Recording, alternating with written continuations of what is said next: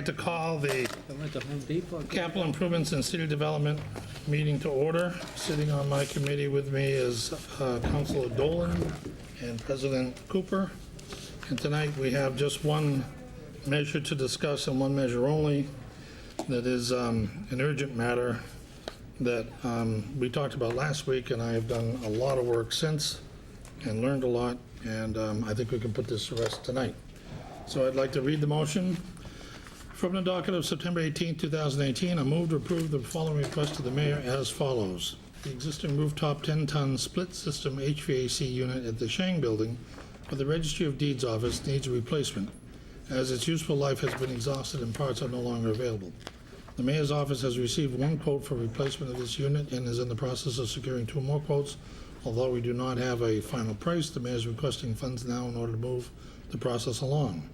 A 15% contingency has been added to this total. Therefore, the mayor requests that the honorable body transfer $37,030 from account 11241-000-578-300 Citywide Reserve Fund for transfer to account 11241-000-584-052 Citywide Air Conditioning Unit. Upon approval, the available balance in the reserve fund for transfer will be $287,366.17. Second. Thank you, Council Cooper. So I went to first talk to Bill McDonald because I thought he was probably one of the more knowledgeable people about air conditioning units, and he's in the building. And it turns out that in his building protective inspection section of the building, he has his own dedicated air handling unit that's mounted underneath the ceiling. It's a 5-ton unit. And the rest of the building, all of the downstairs and the front section where the Registry of Deeds is handled by the 10-ton, which is located on the roof. So I met with Carol Brown. I talked to her on the phone. She had a migraine at the time, but she suffered wonderfully, all my questions. And we had a request for quotes sent out on an HVAC replacement at the Registry of Deeds to replace what is now a York model with a equivalent 10-ton condenser unit. And it involves, the work involves installing new refrigerant piping, pipe insulation, and a pressure test, and there's an electrical disconnect unit. Every air conditioning unit on a roof has what's called a disconnect. It's where an electrician can throw a switch and cut the electricity off to the entire unit so that they can replace the unit and put it back on. And typically when units are replaced, the disconnect is replaced with it. Think of it as a big fuse. And down in the first floor and basement, new programmable thermostats. So Carol Brown works with this organization called the OSD, which is the Operational Services Division for the Massachusetts Department of whatever it is that supplies equipment to municipalities. And the OSD has guidelines on the terms of use and the bidding process. But the nice part is that in OSD, contractors can register who have done work for municipalities, meet all of the requirements beforehand, so that when a request for a bid goes out, all of the contractors have all their work and all the paperwork in line so they can bid quickly and jump on a project. That is exactly what SS Service Corporation did when they bid a replacement of the unit for $32,200 with a 15% contingency would be $37,300. The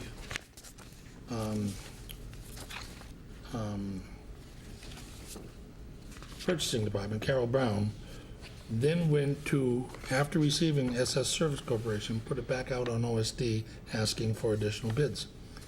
She had 114 qualified suppliers, and 2, Gem Plumbing and Services out of Canton and another company responded that they would like to do a site for because there's a crane involved. They're going to have to bring a very large crane to surround the building somewhere to lift that unit off and place the new unit on after the new unit is delivered. So there are 3 companies that will be bidding on the project: SS Service Corporation, Gem Plumbing and Heating, and a third company that she sent me an email and I misplaced it, that all will be working with the Commonwealth of Massachusetts Department of Labor Standards prevailing wage laws, which govern the project. And they all know what it is, and they all know what to do. So we are in hopes that one of the two companies that are bidding in addition to SS Service Corporation will underbid $32,200 and will be able to buy the unit cheaper than the $37,000 with the 15% contingency. So, given that information, I am in agreement with the mayor that our committee should authorize an expenditure of $37,030 for the replacement of the air conditioning unit, which is not just air conditioning, it's also heat. So as it gets colder, this is going to be a requirement in that building. Already, the registry of deeds, when it was humid in the past few weeks, was leaving at 1 o'clock in the afternoon because it was just insufferable in that room. It's also going to be that way on the cold side very shortly. So I'm comfortable asking my committee to support the mayor in his request for $37,030, and I'll entertain any questions you might have. Yes? So doing this now, how does that move the process forward if we still don't It have a moves the bid? process forward because it puts the request through the committee and through the council tonight, so that the mayor knows he has $37,030 to do the job, of which one contractor already has been able to quote him that they can do the job. He's in hopes of getting a less expensive bid from one of the other two additional bidders on the job. Any other questions? Yes. Yes, I mean, there's a reason why we're supposed to get 3 bids, because you're not disclosing how much one person's already saying, so The 3-bid process that you're thinking of is at a $50,000 limit. okay, So in the Commonwealth of Massachusetts, there's a mandate that all municipalities who are purchasing something more than $50,000 must have 3 bids. That's not true below $50,000. And in the city of Attleboro, our charter has a ruling that says the mayor can't spend more than $10,000 without our approval.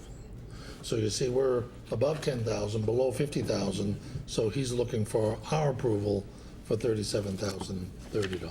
okay, that sounds good, thank you. I know, it's Well, complicated. because I looked under the Mass General Law under 30B, the bidding procurement, and I don't remember seeing the 50,000. I remember seeing. It was the changed 10. with the 2016 Municipal Modernization Act that removed a lot of restrictions on municipalities, and that's when it was raised to $50,000. So you won't see it in the Massachusetts General Law, because it was superseded by the Municipal Modernization Act of 2016. More complicated. Everything in government's complicated.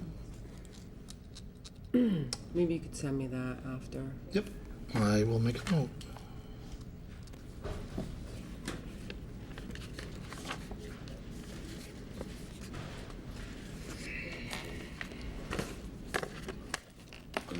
Are there any other?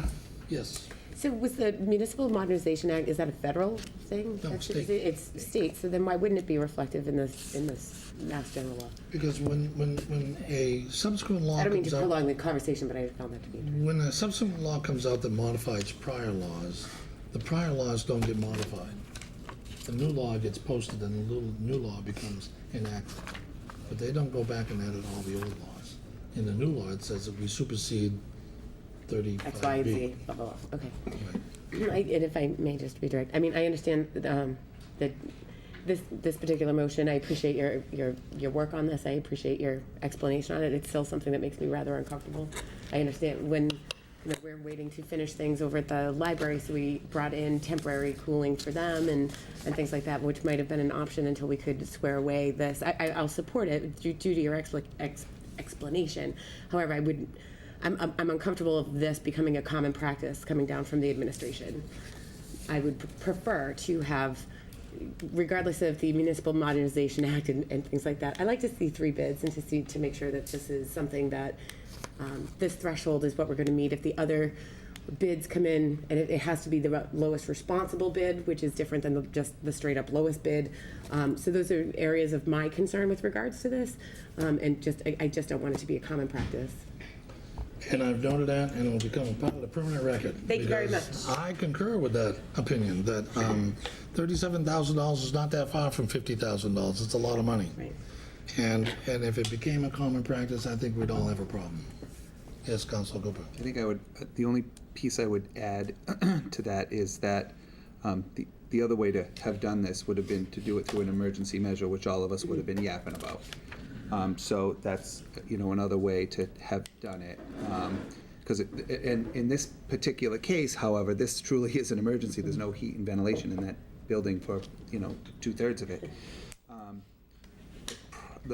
My problem with doing it this way is now these other companies know how much is in the till and, how much we're willing to pay with the contingency. So it seems to me to be putting the cart before the horse, but I'll support it because we got to get it done.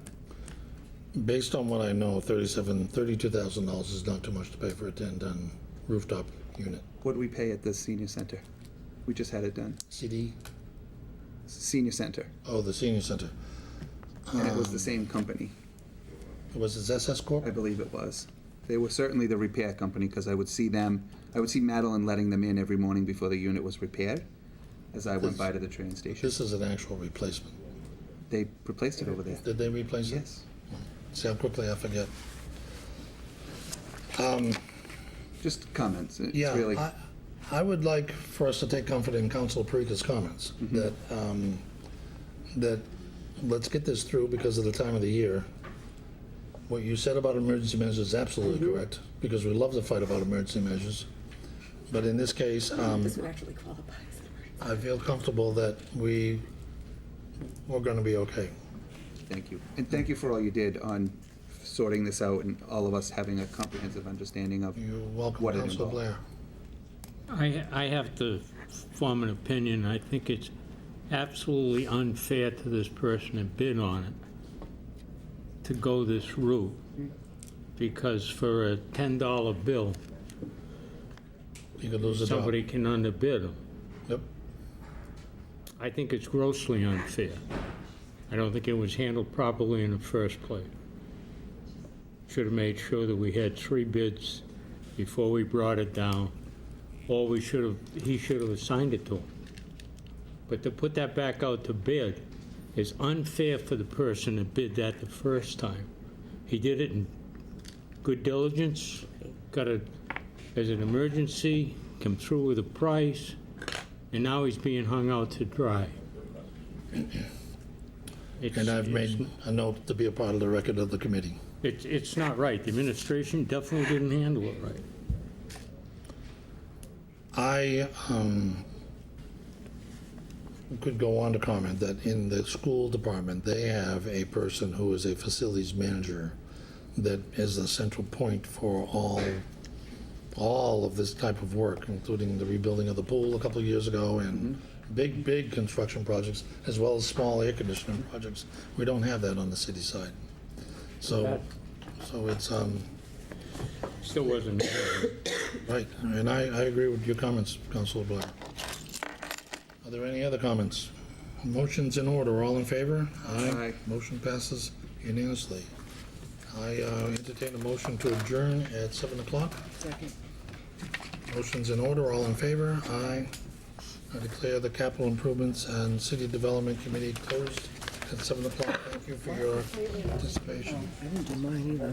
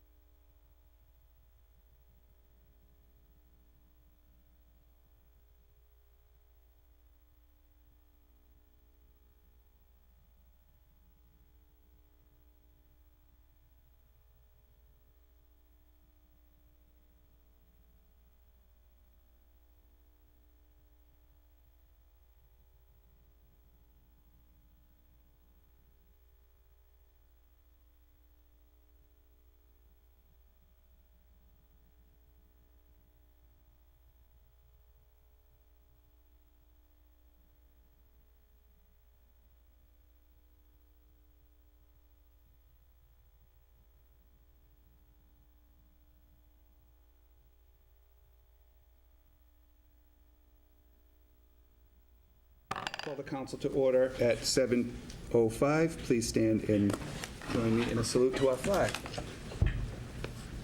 I pledge Allegiance to the flag of the United States of America and to the republic for which it stands, one nation, under God, indivisible, with liberty and justice for all. Thank you.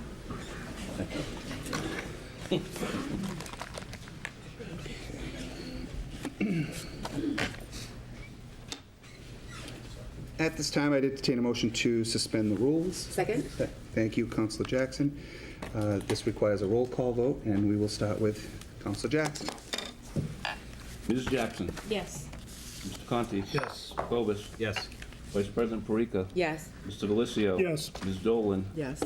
Ms. Holmes. Yes. Mr. Blair. Yes. President Cooper. Yes. 9 yeas, 0 nays. Thank you. Motion passes. We are now operating under suspended rules, and at this time, I would ask Austin Ricketts to come forward, and I believe Austin was doing the presentation, but I'm thinking maybe not, about the Healthy Lifestyle Alliance. So come on up. Good evening. My name is Robin McDonald. I'm the CEO of the Attleboro YMCA, and I'm also a member of the Healthy Lifestyle Alliance. And we are here tonight just to give you a quick update on the work that's being done in Attleboro and Norton. The Healthy Lifestyle Alliance works to foster community wellness. That's our general reason for being. And I want to tell you a little bit about how we work. We have a collective impact approach, which essentially means we have a group of folks that work together to try to solve a community issue. The folks that are part of this group are local leaders as well as subject matter experts in the subject of health and wellness. With us tonight are some of the members. Ted Dion, who's a local business person, E.A. Dion, Jim Hawkins, who's representative, who's been supporting our work, Carrie Ballou, who's our current chair of the Healthy Lifestyle Alliance, and I think David Sawyer is here somewhere. Hey, David, superintendent of the schools. Along with local leaders like these folks, we also have subject matter experts on a state level. We have David Martins, who's the president of the Mass Health Council. We have a person from the Department of Public Health. So we have folks who are subject matter experts that help guide our work and make sure that we're on the right track. The group Healthy Lifestyle Alliance was formed in 2016. The Attleboro Y was doing a strategic planning process, and we were focusing on healthy living. We brought a bunch of folks together and we said, here are some of the national issues in health and wellness. Issues like the mental health issues and depression growing, substance abuse and opioid addiction. These were national issues that we asked local folks, how are these issues showing themselves in Attleboro? Are these things happening here, and do they need to be addressed? Along with the mental health and the substance abuse issue came the issue of overweight and obesity and the prevalence of chronic diseases that stem from overweight and obesity as an issue. Our group spent several months working to select which of these health issues that surfaced in 2015 we thought if we worked together we might be able to impact. So we deliberated for months. Should it be mental health and depression? Should it be substance abuse and opioids? Are others working on these issues and more capable than our group in making an impact? We decided that our group was best suited to start with working on the obesity and the overweight issue. Then we spent several more months trying to figure out what might we do that would have an impact on this issue. We selected CHOOSE. And you see two logos here. You see our Healthy Lifestyle Alliance logo, fostering community wellness, and you also see CHOOSE H2O. That was what we selected as the what. What might we do? We might have an impact in reducing overweight and obesity as an issue in Attleboro and Norton if we focus on getting people to choose water as the drink of choice. Why water as a drink of choice versus other things? There's lots of data, statewide and local data, that would suggest that sugar-sweetened beverage contribute a lot to the obesity and overweight issue. And so that if we can ask folks to choose water, we might be able to reduce the occurrence of overweight and obesity. So that's who we are, that's how we were formed, and our current work is a Choose pilot. And I'm going to ask Carrie Ballou, who is the president, chair of our Lifestyle Alliance, to share the work of the project. Great, thank you, Robin. Good evening. So as Robin had mentioned, we decided to move forward with the Choose H2O initiative. As you can notice here, the data does reflect that 32% of the middle school youth in Attleboro are considered overweight or obese.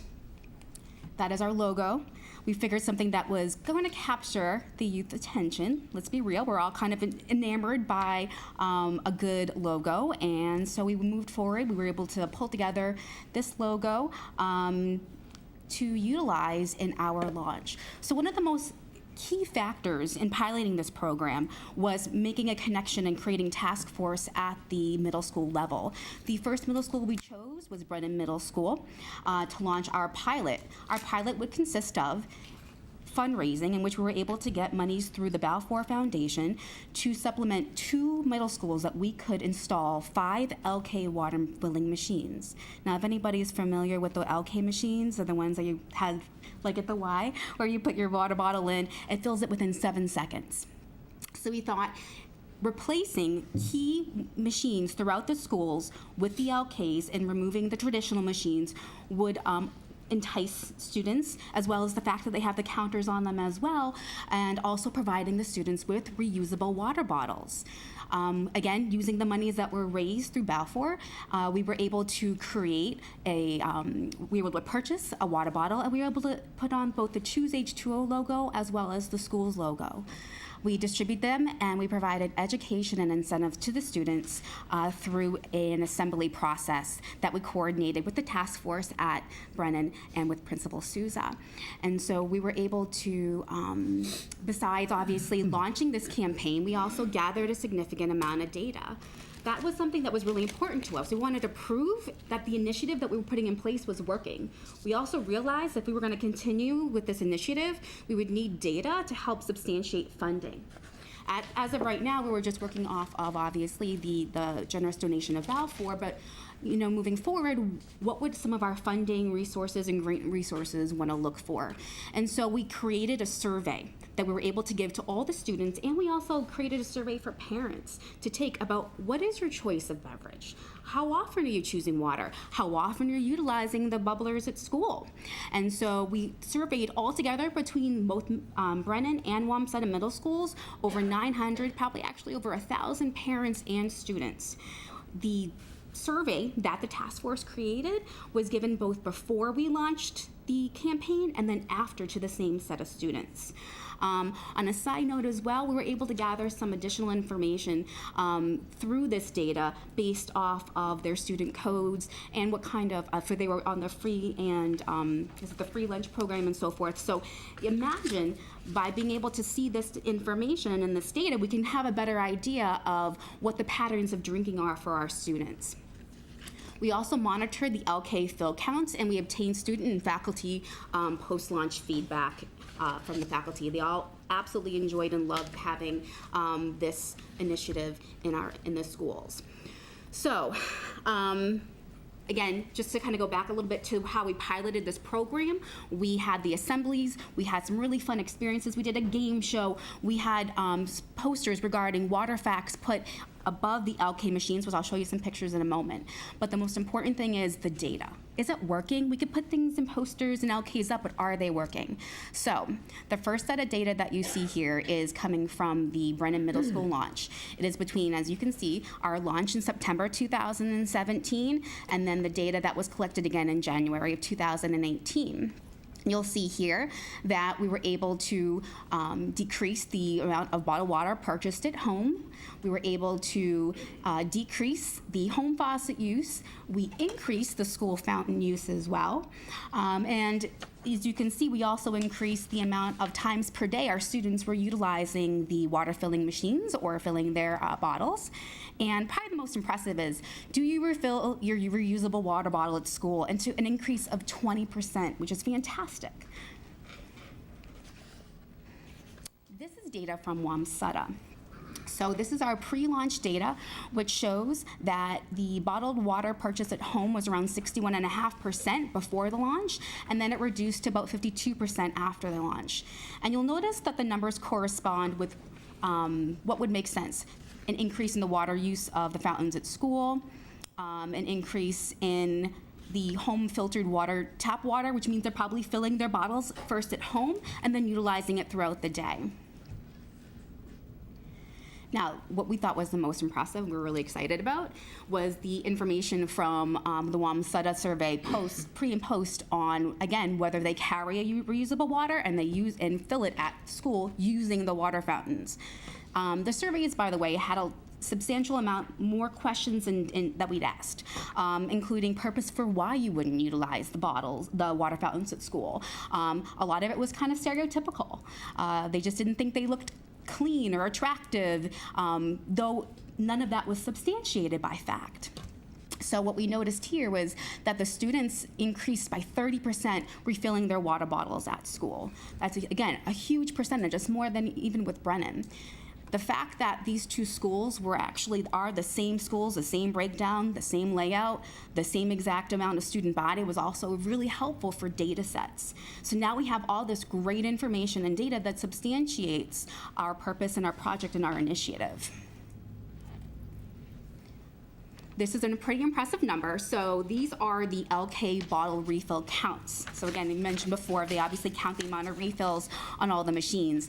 And I have to say that the principals were fantastic about gathering data for us and sending them our way. So between Brennan's rollout in September to June, and then WAMSUTA from April to June, there was a total of almost 20,000 refills of water using the LK machines.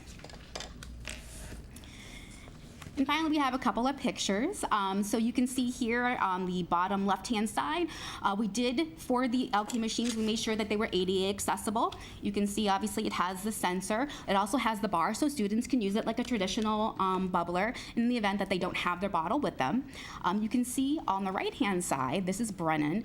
The teachers got pretty creative with how to store water bottles. We also have some pictures. Unfortunately, I couldn't find them, but we did have pictures of the students with all the bottles at their desks, which is a great sight to see. They're sitting there, they're doing their homework, or they're doing their schoolwork, and they all are drinking water. Now, I've mentioned before we did some incentives in education. How do you get middle schoolers excited about drinking water and wanting to choose to fill their water bottle instead of going to the cafeteria or the vending machine to get something else or bring it from home? So when we did our assembly, we did a 20-minute assembly per grade. We had a quiz show, which was very interactive, and that was done through the task force. And then we also had guest speakers, and we gave out the bottles that day as well as an incentive. So we were able to give them something when they went back to the classroom. I don't have an example, but they are really, really nice. Is it the Nalgene bottles, Robin? No? Thermos bottles, sorry. The thermos bottles, it has the pop cap. It does not have a straw. If you guys ever use those, they pop on the top. There's no straw. There's an opening. Easy to wash. Really great quality. And again, on each of the bottles for each of the schools is the Choose H2O logo, as well as their school mascot. And in the case of Brennan, it has the hashtag Do the Right Thing. Oops, sorry, that went backwards.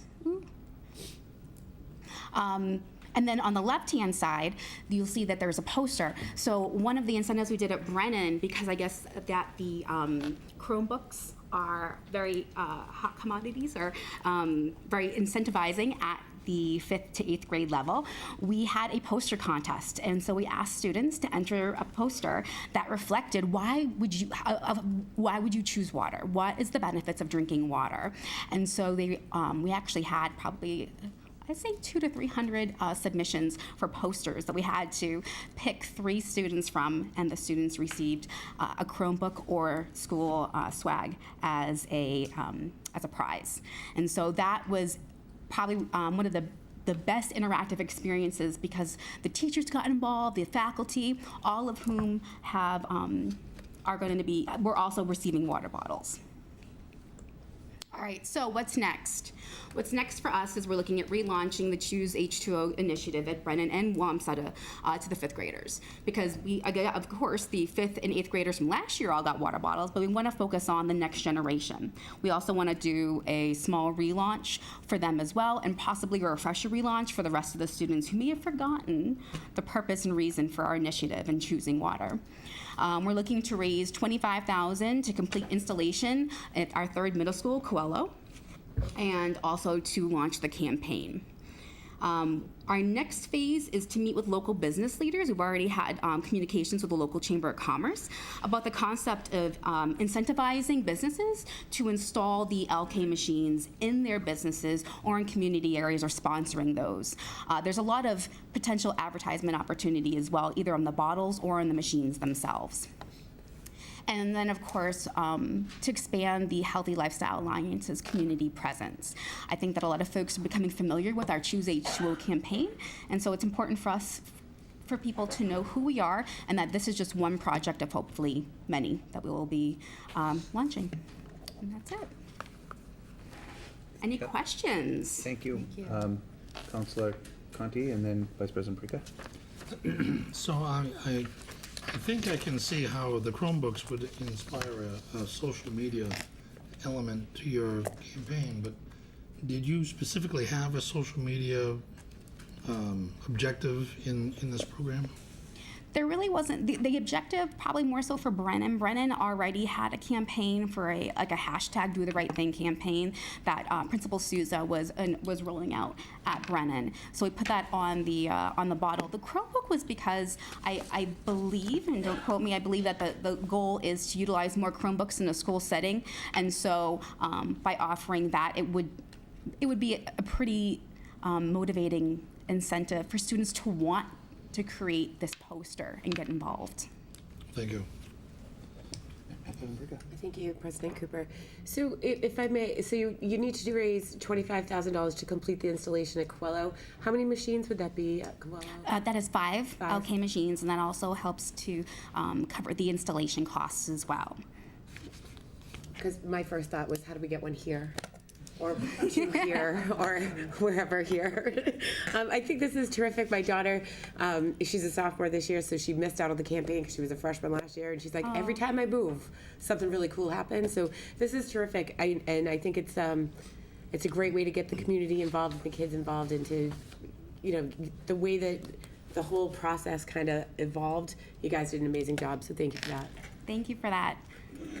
Thank you. Councillor Delicio. Just a comment, I want to thank you, this is great. As a father of a 7th grader at Coelho, and as a member of the Y for over a decade now, this is great to see the community and the schools come together.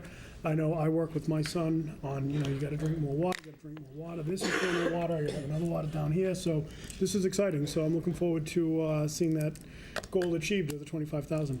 Great, thank Keep you. up the good work, thank you. Thank you very much. Yeah, we're actually looking forward to the fact, too, that I think that some of this campaign substantiated having the machines put into the new high school that's going to be coming up as well, which will be great. So we'll definitely keep you posted on the results.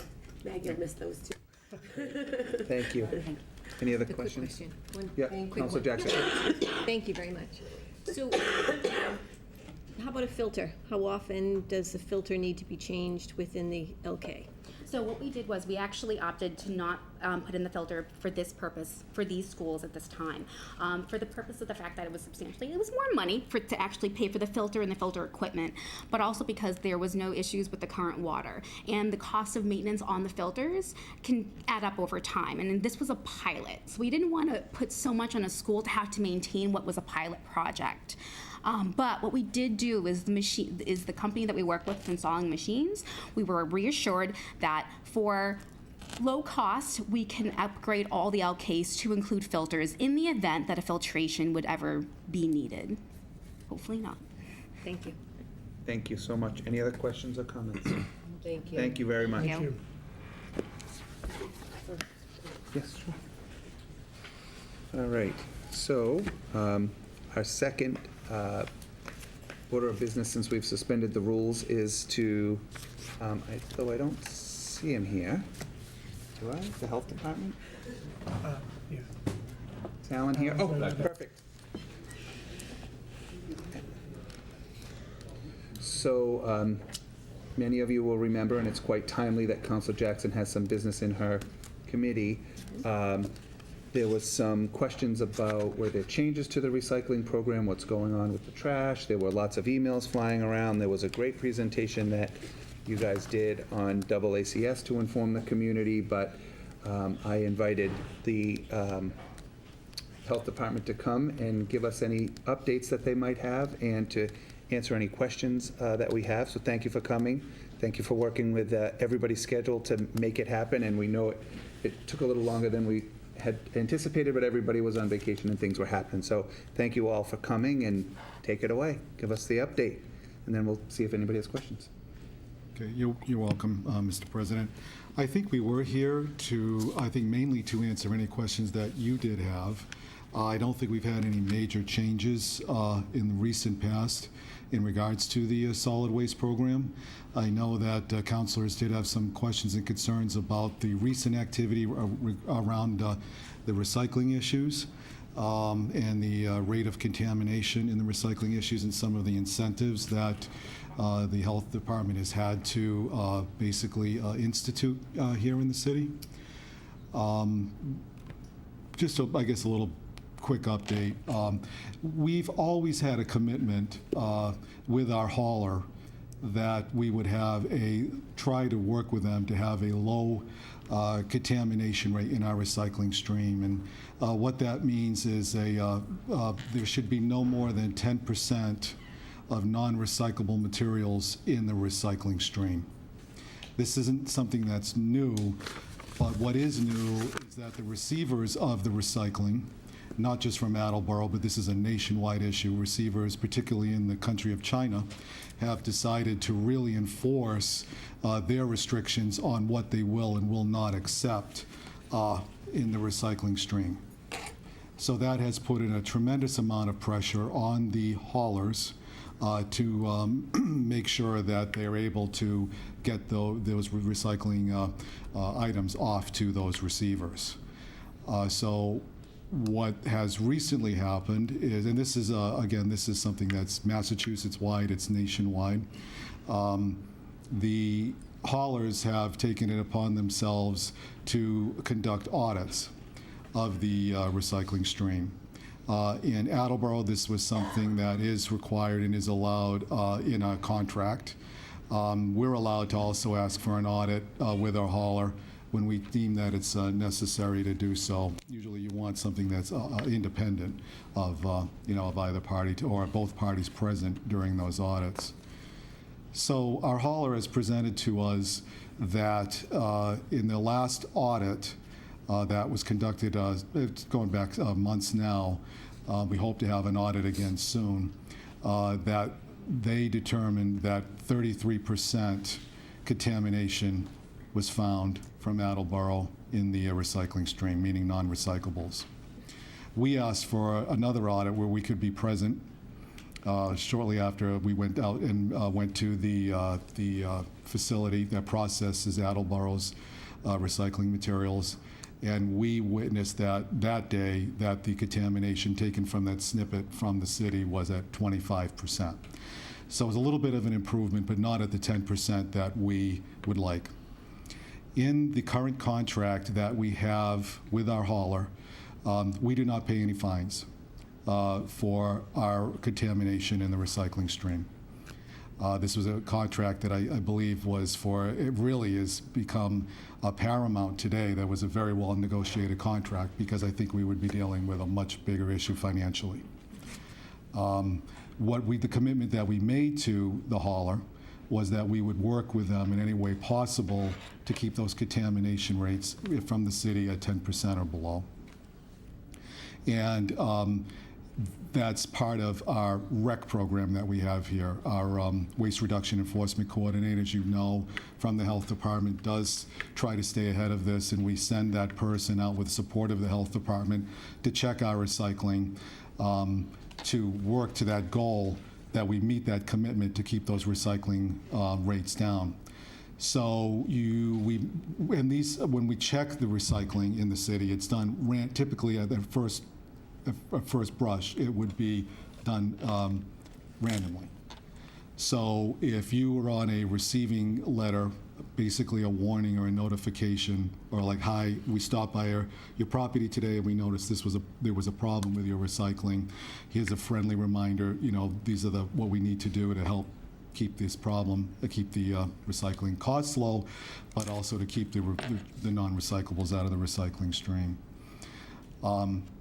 We took it, this program that we have is fully funded from grants from the state, so it is no cost at the levy, or it's not a cost to the user rate. We're proud that we have this program in place because when we saw this contract negotiation and we saw that there was a potential that they wanted to fine us through our contract, we took the opportunity to get this grant money to show that we were actually, and proving that we were working with the hauler to, work to keep these contaminations low. So you may have constituents who have been on the receiving end of a warning. Once we go to a property and they have been cited, even though the city ordinances allow a fine for the first offense, we do not do that. We wanted to put this program in place as more of an educational tool. But once you have come into the city system as violating the recycling or trash program, you are visited again. And if you deem that you're still not following the rules of the city ordinances, you are fined, and you would be fined again until we feel that the problem has abated. So these are the tools that we put in place to try to work with this issue. This is something that we saw coming. A little bit about where we stand right now. We are in a situation right now where we still have our program, and we still have a pretty good program. There are other communities in the area who have totally lost their recycling programs. Either their hauler has completely dropped the program because they say they cannot meet the costs. There are communities that are in litigation with those haulers, or there are other communities that are paying an enormous amount of money to handle their recycling stream. As of right now, we're not there here in the city of Attleboro, but we are adamant about this program to do everything we can so that we are not in that situation as other communities are in. We pay a very, very low rate right now to remove our recyclables from the city. We're paying $15 per ton. That's in our existing contract. The contract is good until June of 2020, although that doesn't mean that we wouldn't be in a situation where our hauler could come before the city to try to renegotiate that at any time. I don't think we would hold on to those low rates forever. It's probably almost given that we will not, given the circumstances in the state of recycling here, again, nationwide. So that's sort of a little bit of where we are right now, and I'd be glad to. I hope. I don't know if folks want to add anything else, but it sort of gives you a little bit of an outline of where we are with the program right now. What are other municipalities paying for similar service that Attleboro receives? It varies. There are some local communities that we know that are at least paying in the high 50s. There are some Cape Cod communities that are paying over 100. And we know of a city locally that I believe is paying $150 a ton. So that's recycling tonnage. That's recycling tonnage, yes. Thank you. Councilor Dolan, then Councilor Conti. When you cite somebody after you look at their recycling, do you tell them what was wrong, like what they put in there that was not? Sticker, So you tell them so they know what they did wrong? Yes, we do. We leave a door hanger usually. And it's kind of a brochure, and I don't know if we do. I'm sorry, we don't have an example of one here tonight. But there's a door hanger, and it kind of says, says "Oops" on it. That says Attleboro Health Department. Your recycling was not either picked up, or we found a problem, and this was the reason why. Either plastics or something like a plastic bag, or trash, or something along those lines that should not have been in the recycling tower. And when you say contamination, you say that's items that aren't recyclable. Do you also, does dirty recyclables fall under that as well? So if I know the whole pizza box situation where one half is clean, the other half is full of grease and cheese and...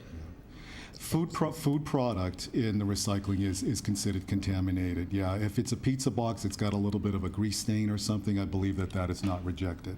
Right, but if it's, But if there's actually half of a pizza in there or pizza slices, that's considered waste, yeah, and that would be a rejection. and I agree, and I think we have an excellent program, and I have been paying attention nationwide that it's a huge issue everywhere, and with China changing their rules and everything, I know a lot of people complain about I'm happy, because I know other adults in other communities that pay way more than we do, and they have to have the city bags for every stitch of trash, and so I agree. I think we have an excellent program. Thank you. Thank you for saying that. Council Conti? I have a series of questions. Alan, is the percentage by weight or by volume? It's by weight. By weight. And is the number one contaminant food?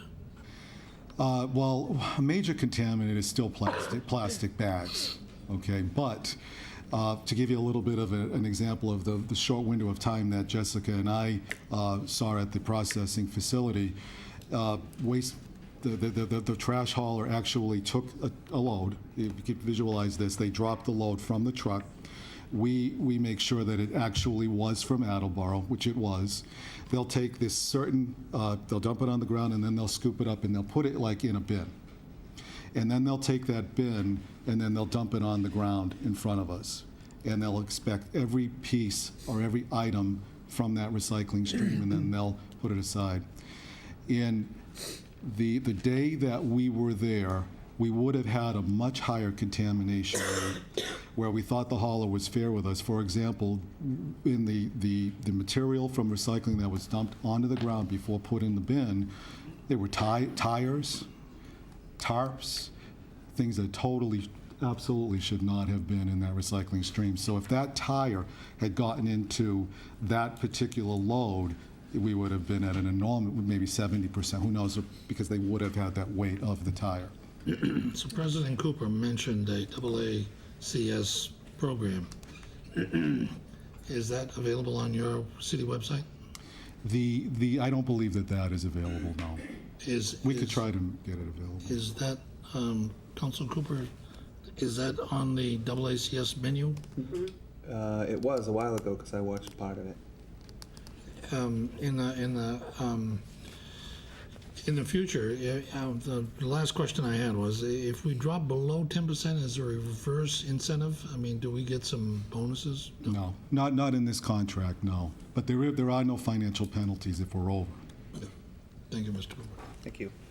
Just to that sort of what's in there, Alan, I remember, actually, it was either right around when you came or right before you came, we met with the mayor, myself, Barry, there were several other people. We met down at the old Waste Management, and they were showing us the new trucks, and the things had barcodes, and they picked it up and it took a picture as it dumped it into do they have that technology here so we can identify who's throwing tires into the They do have that technology. If it's very obvious, like the example of the tire, it was not obvious. It was in the middle of it was like kind of wrapped in other things. You didn't really expose that until you actually got it out of the truck. Mm-hmm. But to your point, I mean, they do have that available, I believe, and they are working on that. They have GPS, so they can at least narrow down to a particular neighborhood.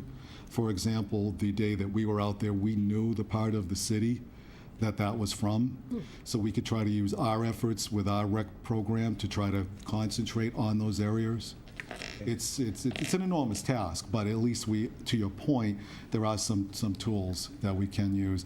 I don't know if they take a photograph. I don't want to mislead you of every single load that they pull but I out. remember them showing us they could grab the thing, it snapped a picture of it as it was coming in, so it had the number that was assigned to the address, so it knew the number of the bin, it knew what came out of the bin. If he was sitting there driving, he could mark the picture as it went by so that it could be reviewed. That particular dump could be reviewed. It's already you can't get it till you get there, right? Because it's already in the truck. Right. And that's a question that we can take back to the hauler. Maybe some of the trucks I remember going there Okay. and seeing something like that. Some of them may have it, maybe some of them don't, maybe some of the newer trucks do, because it has been explained to us that our hauler was looking for our help because the driver of that recycling truck would have to catch it by sight. Yeah. So it might depend on the truck. Great, thank you. Counselor Blair, then Holmes, and then I think Jackson. Hey, Alan. Hello. Thanks for coming tonight. Oh, you're welcome. One question I'm interested in. How are we getting to the general public of what should be disallowed in our recycling bin? Is it possible we send out a refresher with their water bill, for instance, tax bill or something that, These are what are handed out in the tax bills. That's what goes. are they coming out Those go now? in the utility bill, yes. Yes. Already I think been sent? I think that every person has received it. I know that the last batch just went out in the last tax bill. I don't pay the bills at my house, so I wouldn't tell. Yeah, so That's apparent. You take the trash out. I have an on-site secretary. but- So to answer, yes. So Councilor, to answer your question, yes, this goes at least once a year. It's refreshed every year. It is a snippet in time. So sometimes with the way this recycling is sort of progressing, that might not be 100% accurate. So what we have done, if you ever have a chance to go to the city's website, this is something that's a little new, we actually have a link. And I forget what the, it's Recycle Smart. we have a Recycle Smart, not an icon, but you'll see a little identifier there. Right below that, it'll says, "Can I recycle?" If you click on that, you can put in almost any product, and it will tell you whether you can recycle that item or not, whether it has to go in your recycling stream or whether it should go in with your regular trash. It's something that's fairly new, but give it a shot. We think it's actually pretty great. But it's the front page. But it's the front page of the rubbish and recycling website page. Great, thank you. Counselor Blair, did you have a follow-up? Yeah. I think this is a great way to get out to the public. Being computer illiterate, my age, most of it.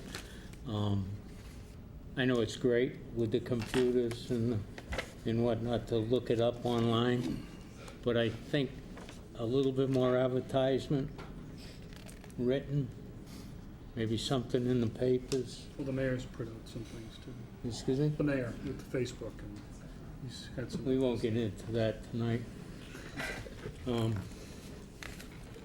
But I think that would be a great help, especially to the older people that aren't computer savvy or sit in their home and play with that thing on a constant basis. Neither my wife or I do.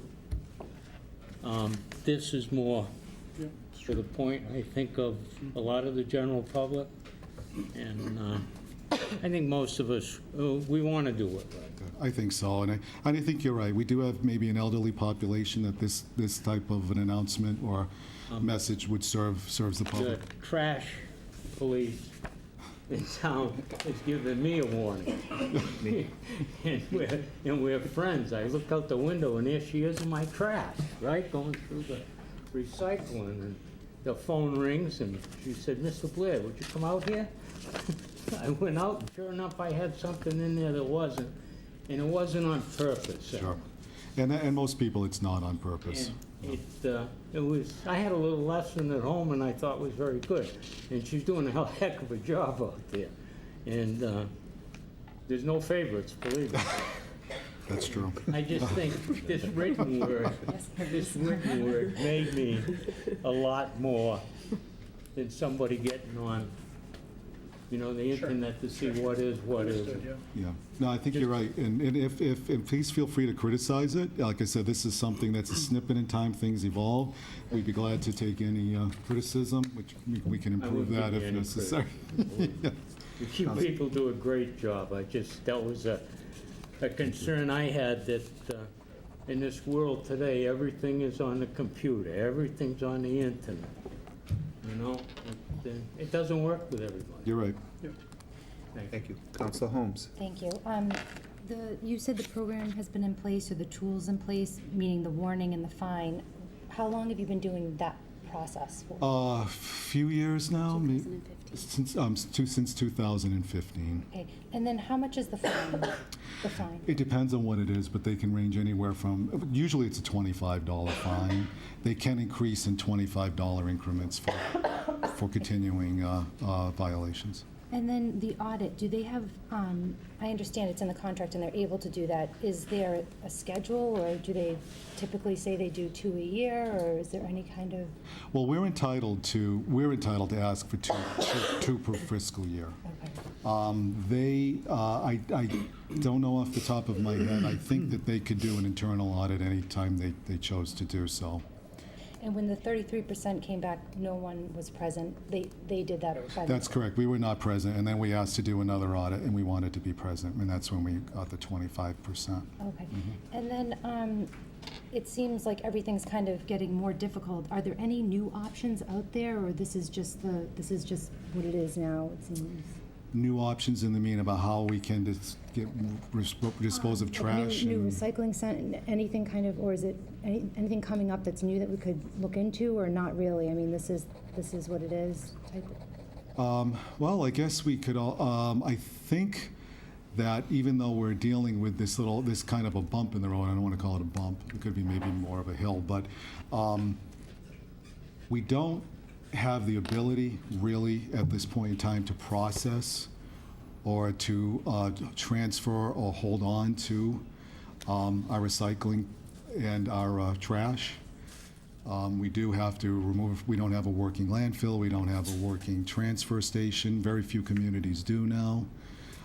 So usually, and if it's not done in-house, usually we would have to be looking at that with a hauler or any hauler at that particular time. So it would be just changing vendors altogether? That's a possibility. I think no matter who the vendor is right now, as in regards to the recycling issue, this is across the board. Okay. It doesn't matter who, in all fairness, I don't think it matters who the vendor is right now. Okay. And then my last question is the one bulky item. I get some calls about that sometime. That's still, people are still allowed to put one bulky item out a week? Yes, yeah, I'm glad you brought that up. We still have a very generous program. You are allowed, if you are on the system, to put out one bulky item per week Okay. All right. Thank you so much. on your trash day. Thank you. Councilor Jackson. Thank you, President Cooper.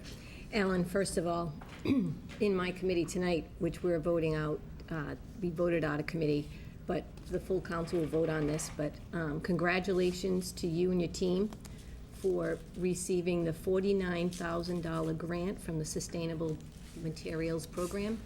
Thank you. That's incredible. And yes, we are very fortunate that, that you're on top of all of the recycling that's going on here in Attleboro. And I love the fact that every time we get one of these every year, it's a different color. Yes. So you just repost it in your home and you have it. And I believe that, I read enough in the newspaper to catch up on what's going on, and then you do a very good job with double access as well. I think things have been going very, very well for you, obviously, because you just got a $49,000 grant. Congratulations. What are you going to do with that money? Thank you. I really appreciate it. I think we're going to, one of the things we do plan on doing is to expand our rec program. We would like to hire another coordinator to help us in this endeavor, to again try to work with our hauler to try to stay ahead of the contamination in the recycling stream. So that's one thing we definitely hope to do in the very short term. And thank you for bringing that up. I really appreciate it. I think we received, for the size of the community that we are, I think we received a high amount of money. Yeah, you did. Yeah. Very good. Thank you. Thank you. Councilor Delicio. Thank you. Nice to see all three of you. Thanks for coming down. Some really good information. Before my question, I just want to go back to what Councilor Blair was saying. Is it possible, and if maybe you already do this, to drop a good amount of these at the senior center? I think that could be a way to reach out to that population Peter was speaking about. Do that? You really got my attention when you say, we're not getting charged fines, but they are dropping other communities from the program. So to me, I think that's something that we should be paying pretty close attention to. The first question is how realistic do you think that is? How close do you think we are, especially between now and when the contract expires in 2020? I'm sorry, the question that we could possibly be dropped? Be dropped from the program. It's a hard question to answer right now.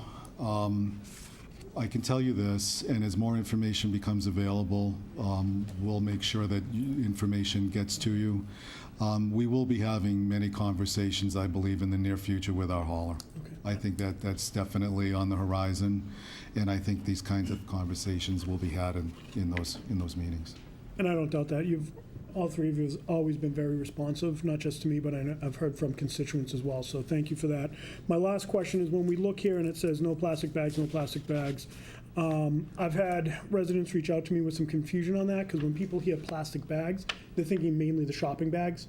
Does that include when people will put, their boxes, their aluminum cans into rubbish bags, trash bags, and then put those in the barrel as well? Unfortunately, I see sometimes the intent, Yep. depending on who the person is, they would put their recyclables into a bag, if you're thinking they're doing the right thing, and then putting it in the recycling toter. Unfortunately, the way it is viewed is that if it's in the bag, it's all contaminated, so those recyclables inside of that plastic bag would be considered and part of the weight if an audit is done. So just a suggestion, you said criticize. Maybe we could be a little more clear It's a great to suggestion. that, just so people are aware. That's all I have. Thank you. Councilor Clovis, you have a question? So Councilor Delicio asked a lot of the questions that I was looking to have answered, and so let me just confirm my understanding in that our contract that expires in 2020 states that we'll stay below the 10% limit. We're now over that at 25% based on the latest audit. So are we at risk? Can Waste Management say we're in violation of our contract and then say, let's renegotiate now as opposed to waiting until June of 2020? That's a really good question, and that could be a possibility. And I'm paraphrasing, but the contract says that the city has to work with the hauler to keep it below 10%, which we feel by getting these grants, hiring a rec person, soon to hopefully have a second, we're doing as much as we can within our power to meet the commitment in the contract. The contract does not specify more than that. It doesn't say that it has to be below 10%.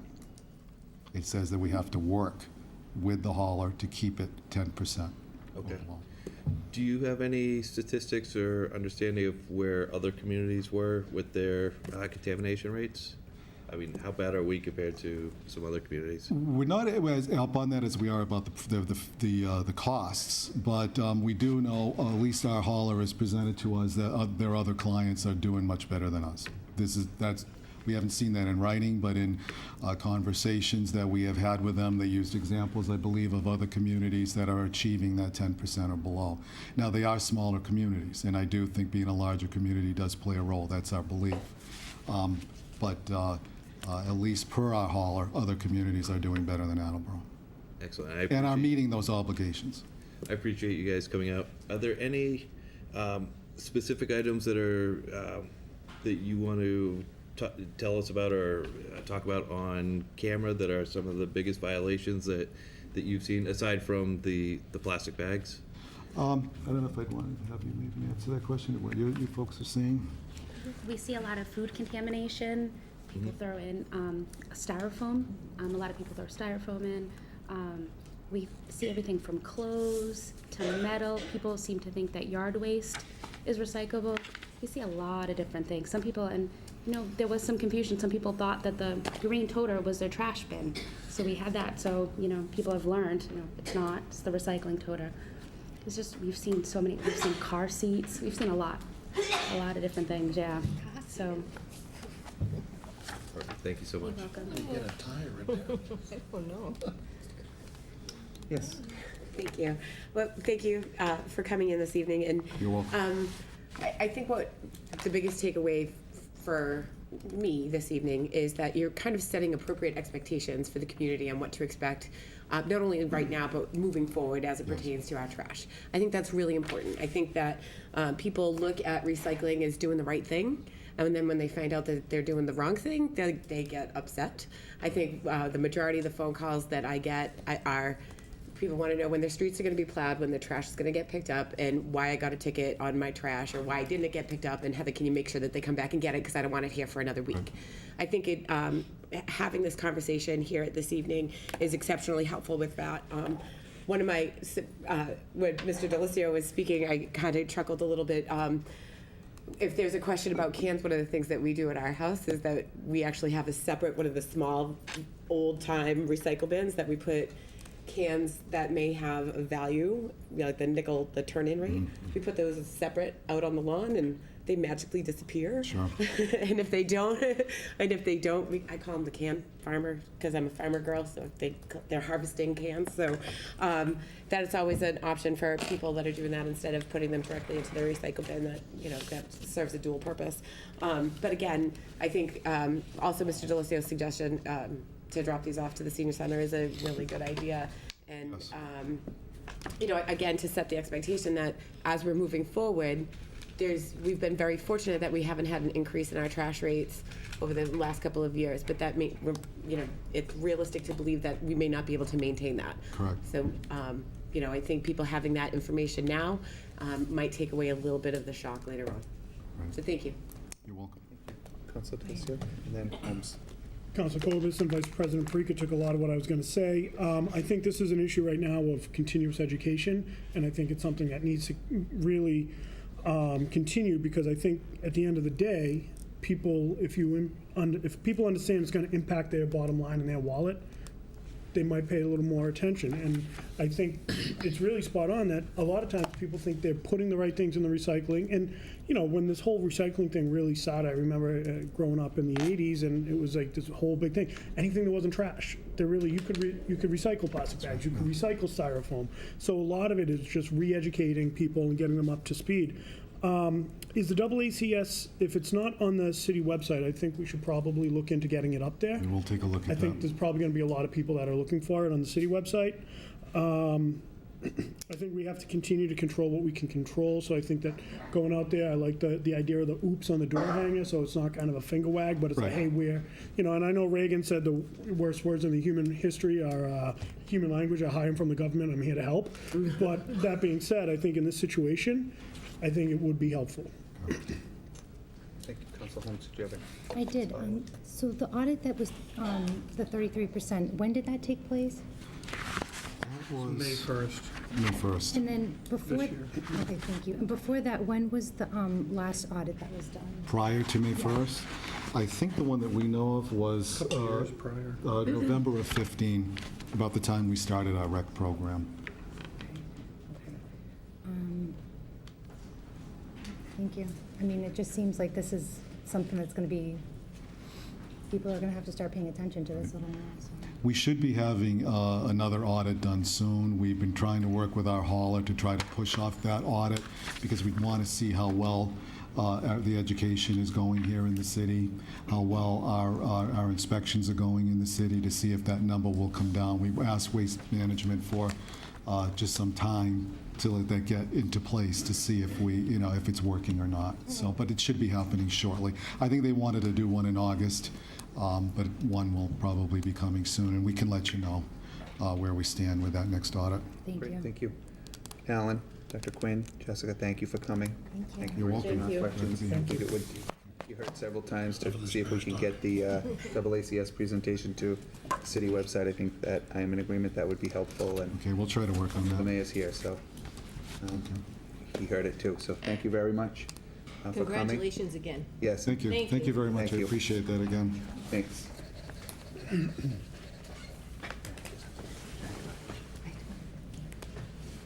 So, can't say heat.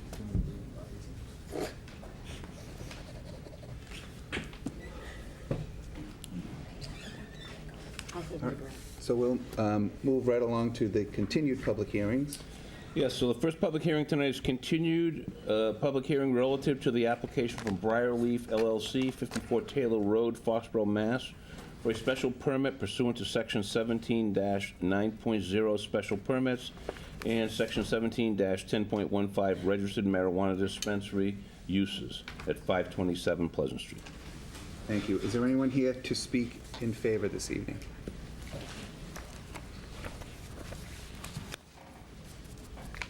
Mr. President, members of the council, my name is Edward Casey, and I represent the applicant Briarleaf in this application for a registered marijuana dispensary. And as you recall, we were here in June when the public hearing opened, and then the public hearing was continued at our request in order to allow us to address some of the concerns that have been raised by the attorney representing some of the members of the Attleboro Corporate Campus Association, the ACCA. And John Brooks, the principal of Briarleaf, will in a few moments get up and speak about what has transpired since early June until this point. And while there has been significant progress that has been achieved, there are still some issues that remain that we hope to be able to resolve fully. But if, and so I expect that we'll be asking that the public hearing be continued for 2 weeks in order for us to continue the dialogue, the discussion. But it may well be that in 2 weeks' time I come back here and I say, despite best efforts, there still is a difference in opinion between some, not a great number, but some of the people that are within the campus and Briarleaf. But I would like to make part of the record two documents. The first is a letter that is undated from Mark Cuddy of FB Insure addressing an issue about the availability of insurance. Because one of the concerns that had been expressed to me previously and that is contained in the letter of Mary Feeney, attorney Mary Feeney, who is in the audience, was concerns about the possibility for liability insurance to be procured by the ACCA if there were a business within the campus conducting registered marijuana dispensary. So the opinion of Mark Cuddy, someone who's well known to many of us, is that certainly there is availability of insurance in that respect. The second item, the second document that I would ask be entered into the record is a signed letter from Desmond Cornetta, who is a resident of the city of Attleboro and who has personal experience associated with the significance of medical marijuana to address his very life-threatening illness. So, Mr. President, if I may approach? Sure. So I'll actually give those to Steve, and he can stamp them and distribute them. So, Mr. President, if I may, I'd ask that John Brooks come up, and then there would be a few other witnesses, and then if you would allow me a brief rebuttal at the conclusion of any criticisms or objections voiced by any opponents. So I think any rebuttal to that you could submit to us in writing. We're not, we generally don't debate at public hearings, as you know, so anything that comes out of the testimony from others, the public hearing, you're saying will remain open, you could certainly send to us in writing. So after the other witnesses speak, I'll come up again then, and then offer a summary before you invite others, because it will be, again, the best way by which I can do the job of presenting to you the reasons why I believe that Briarleaf is entitled to the special permit. So again, to just offer that recap after you've listened to this testimony. Sure. Thank you.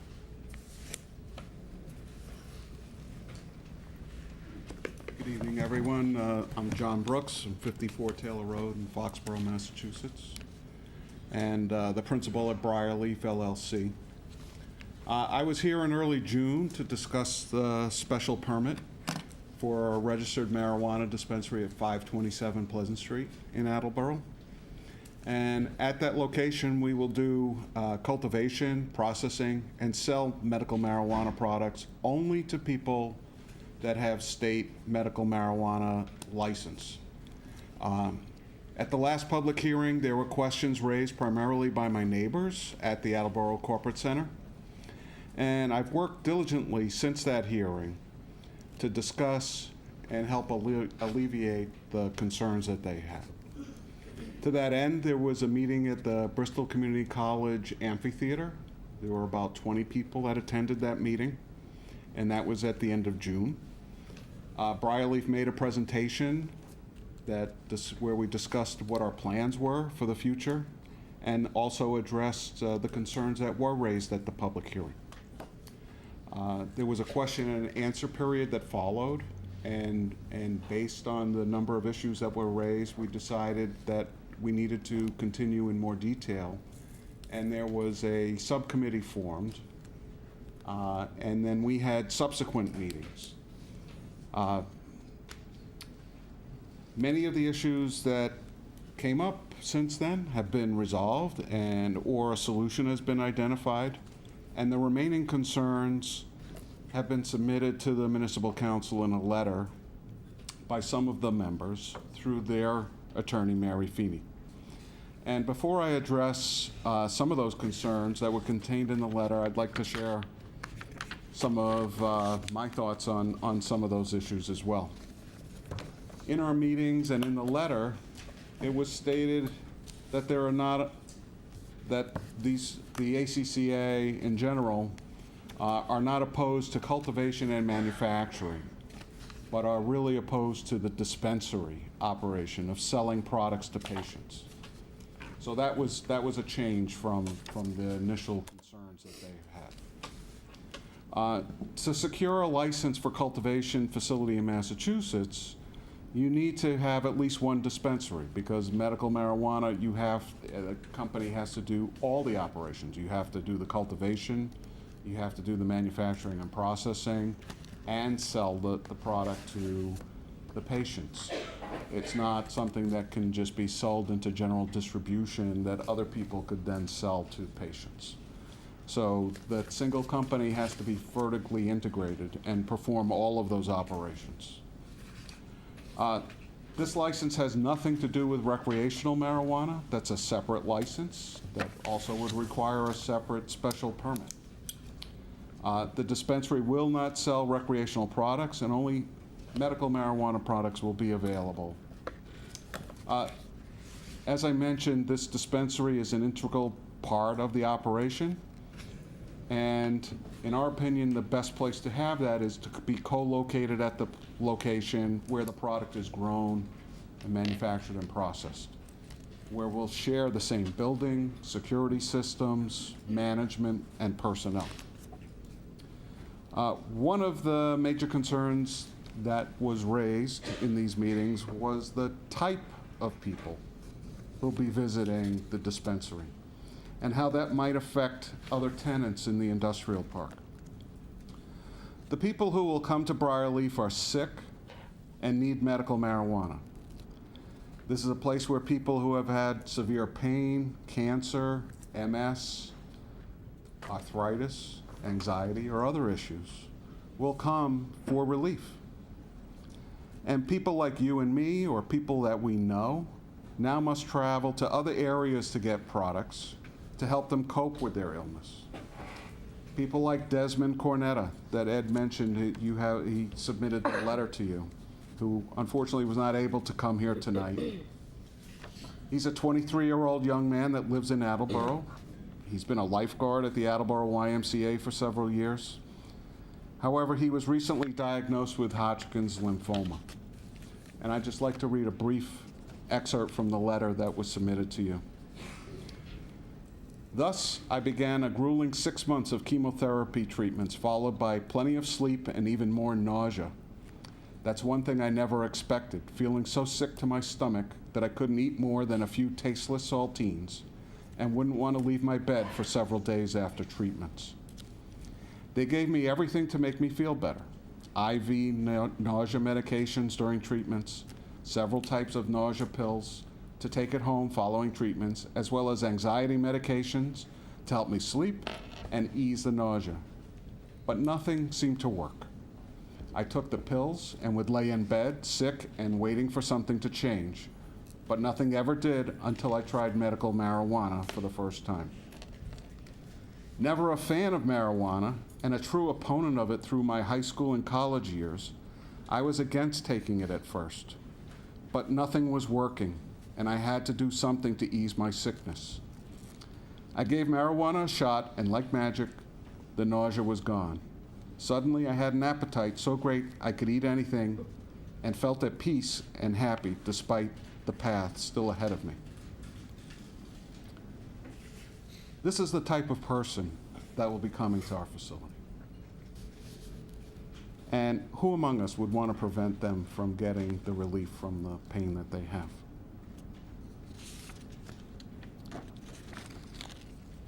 So I'd like to address some of the other issues that were raised in the letter from Attorney Mary Feeney to the council.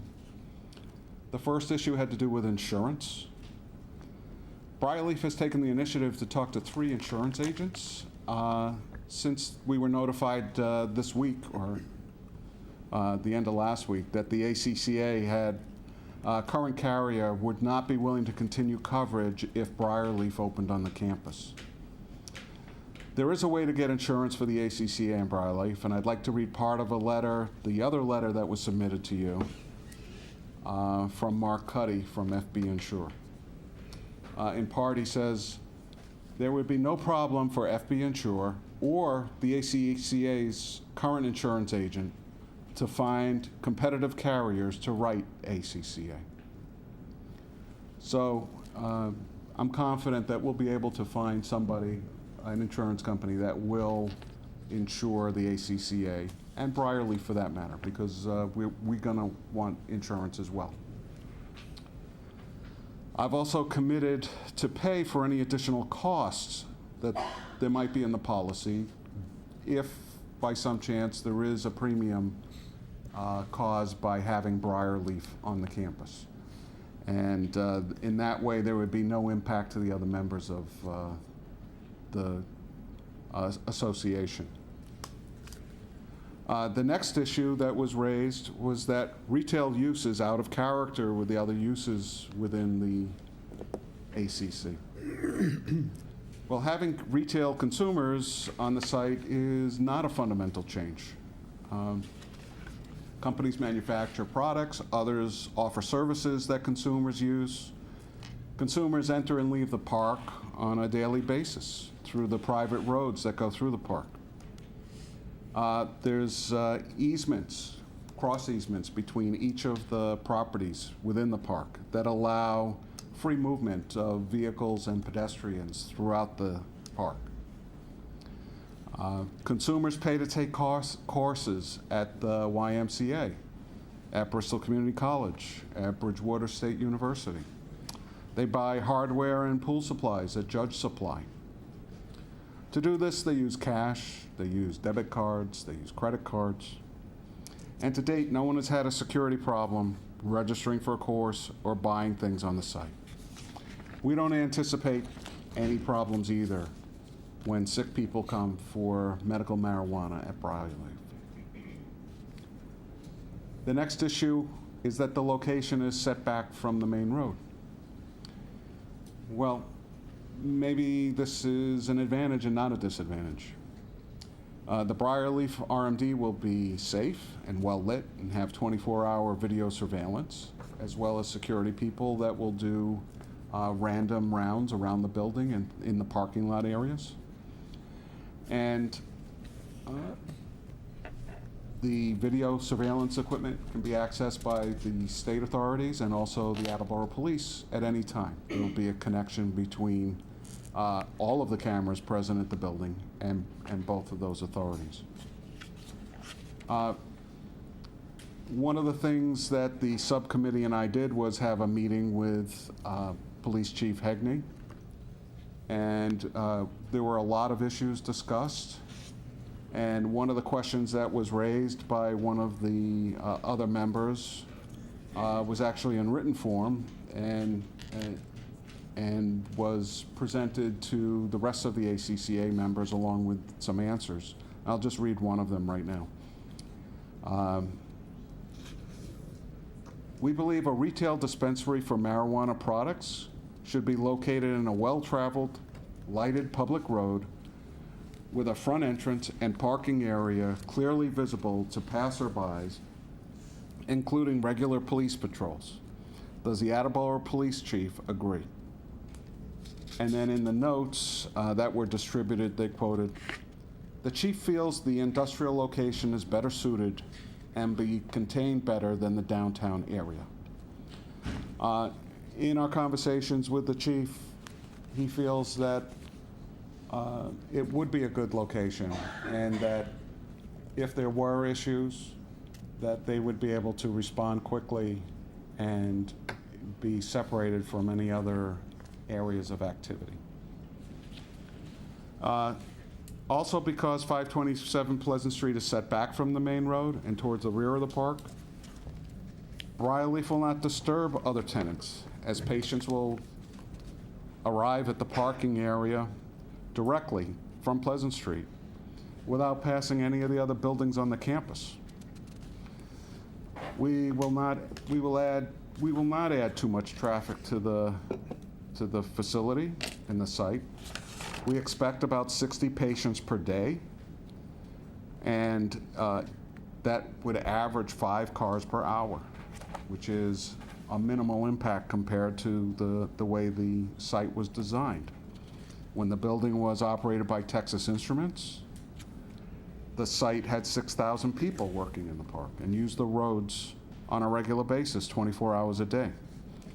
This use will have way less wear and tear on the park than the usage in the past or that of the current usage. Only people with medical marijuana cards will be allowed into the facility. Even a person's caregiver must have a caregiver card. The parking lot will have 24-hour surveillance, and this will be considered a destination. So only people who need medical marijuana will come there. No one else will be allowed into the building, so there'll be no reason for them to come there. The next issue that was mentioned was police patrol of the roads.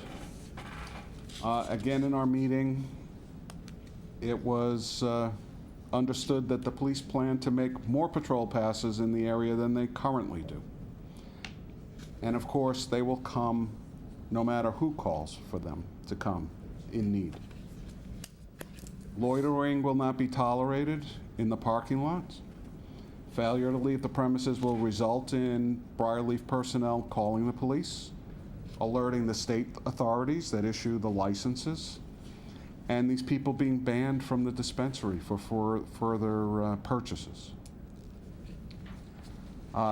Another issue was the question of federal law. On November 6, 2012, 63% of the Massachusetts voters approved Question 3, the Massachusetts Medical Marijuana Initiative. As of August 31st of this year, there were 38 registered marijuana dispensaries approved for sales in the state, and there are over 54,000 patients that are active and have cards. Each state has the right to pass its own marijuana laws, and then each city or town can pass its own bylaws. Federal regulation has nothing to do with Briarleaf being granted an RMD license in Massachusetts. This is really up to Massachusetts and to Attleboro. In conclusion, I have and will do everything in my power to make use and comply with the state and local regulations. I hope the municipal council has the information it needs to improve the special permit, and I want to ensure you and my neighbors that I will run the RMD that Attleboro will be proud of, and that patients will come to us because we care. I want to thank the municipal council for all the time and care it put into developing and updating the ordinance, and I believe that we've met all the requirements of the ordinance and look forward to a favorable vote on the special permit. Questions or comments? No? Thank you. Thank you. Now I'd like to introduce Elizabeth Dose. She's a patient advocate and will give some insight on from a patient's perspective. I do have one quick question, if I may. Sure. You had said something about 60 patients per day. Where did you come up with that number for when you were talking about the traffic coming in and out? So that's based on looking at the population of the area and the percentages of people that, from the state information, would be patients. It also is borne out by looking at the data that the state puts on their website on the number of dispensaries and the number of patient visits each month. They update that on a monthly basis. And the average for all of the dispensaries has gone from like a high of 90 and has been hovering around 40. Now, that's not to say every dispensary is 40, but you know, that's what the average has been. So it's an optimistic estimate based on the state averages for the existing RMDs? And the local population and the percentage of need. Thank you. Thank you. Thanks, John.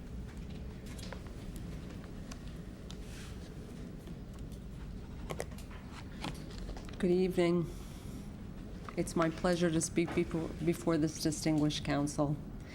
And I want to applaud Jonathan Brooks and Briarleaf for having the courage to stand up for patients who suffer. My name is Elizabeth Dost. I'm a registered nurse, and I'm the first nurse to stand publicly for the medical use of marijuana to treat disease entities. I am the daughter of a Connecticut State policeman, and I am the cousin of a DEA agent who died in the line of duty. I never used marijuana in my life, and but I worked for hospice, and I saw more suffering in my lifetime than I would care to comment on.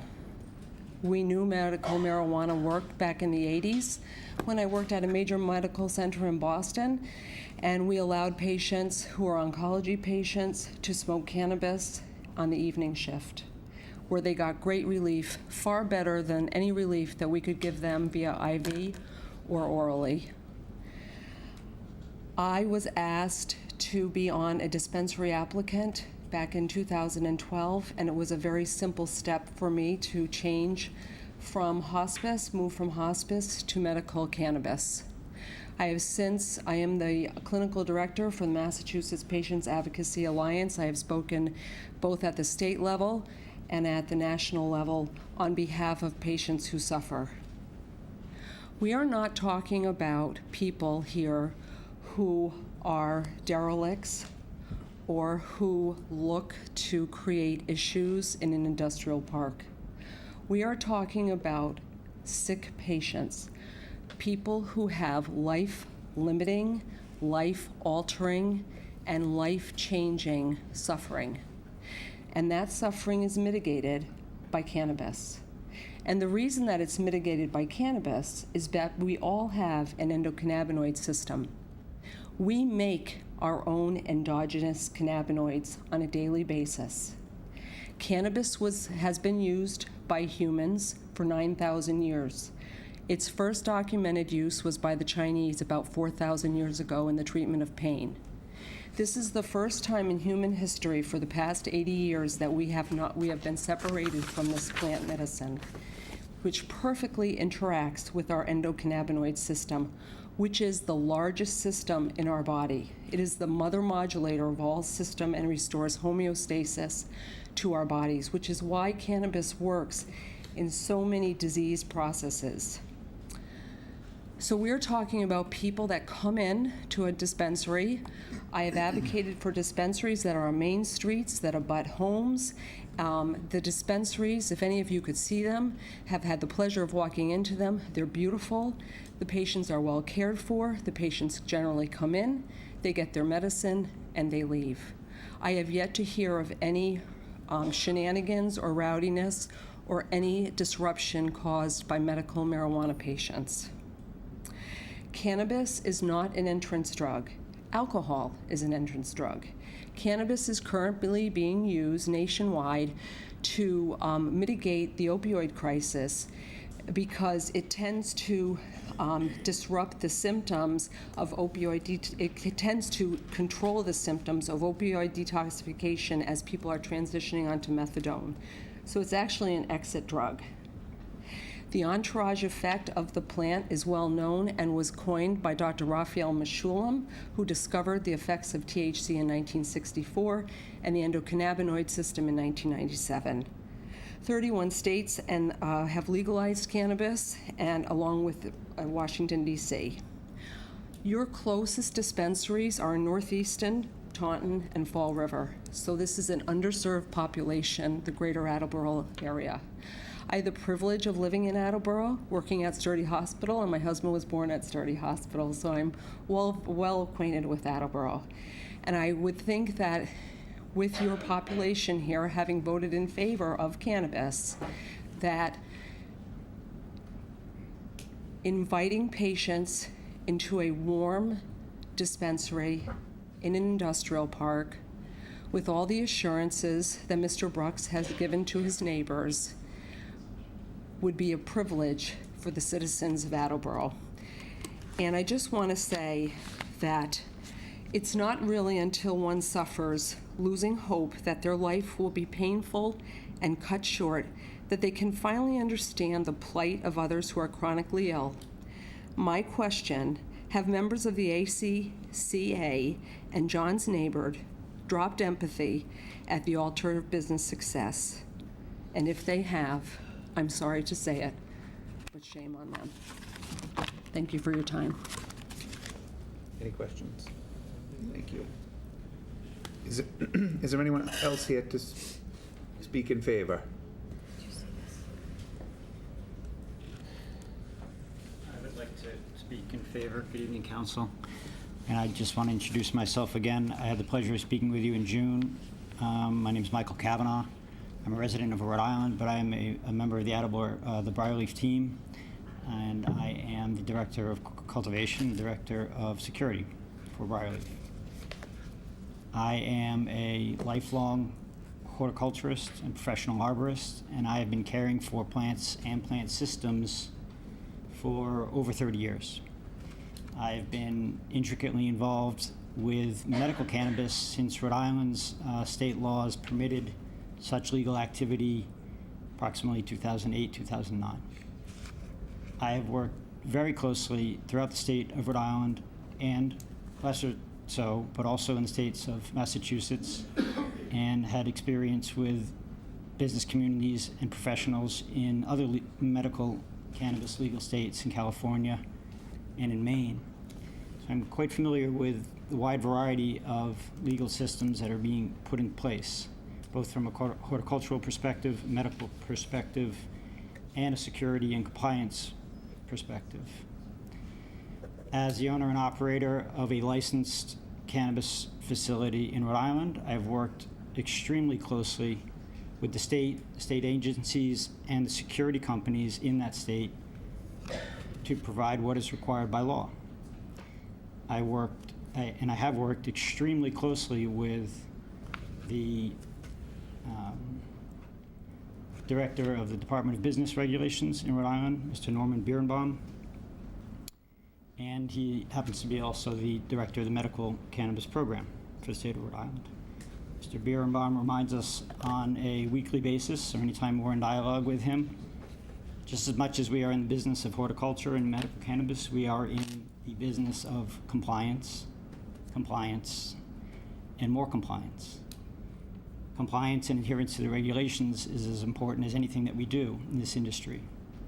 And while we are fully aware of the concerns of business neighbors and community members and community leaders, we take our responsibilities with extreme seriousness, and we are under an extraordinary amount of regulations, as is appropriate for a new industry. So instead of speaking further to some of the security details and insurance details that Mr. Brooks mentioned, I just wanted to reintroduce myself and offer you the opportunity to ask any questions of me about horticulture and security. Any questions? Thank you. Thank you very much.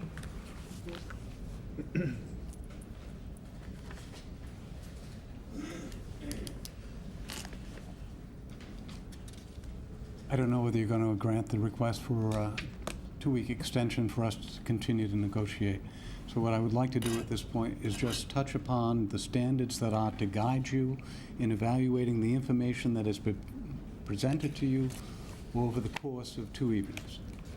We have Section 1710-15, which is the new ordinance that was adopted by the council relating to special permits for registered marijuana dispensaries and was recently updated for adult as well as medicinal.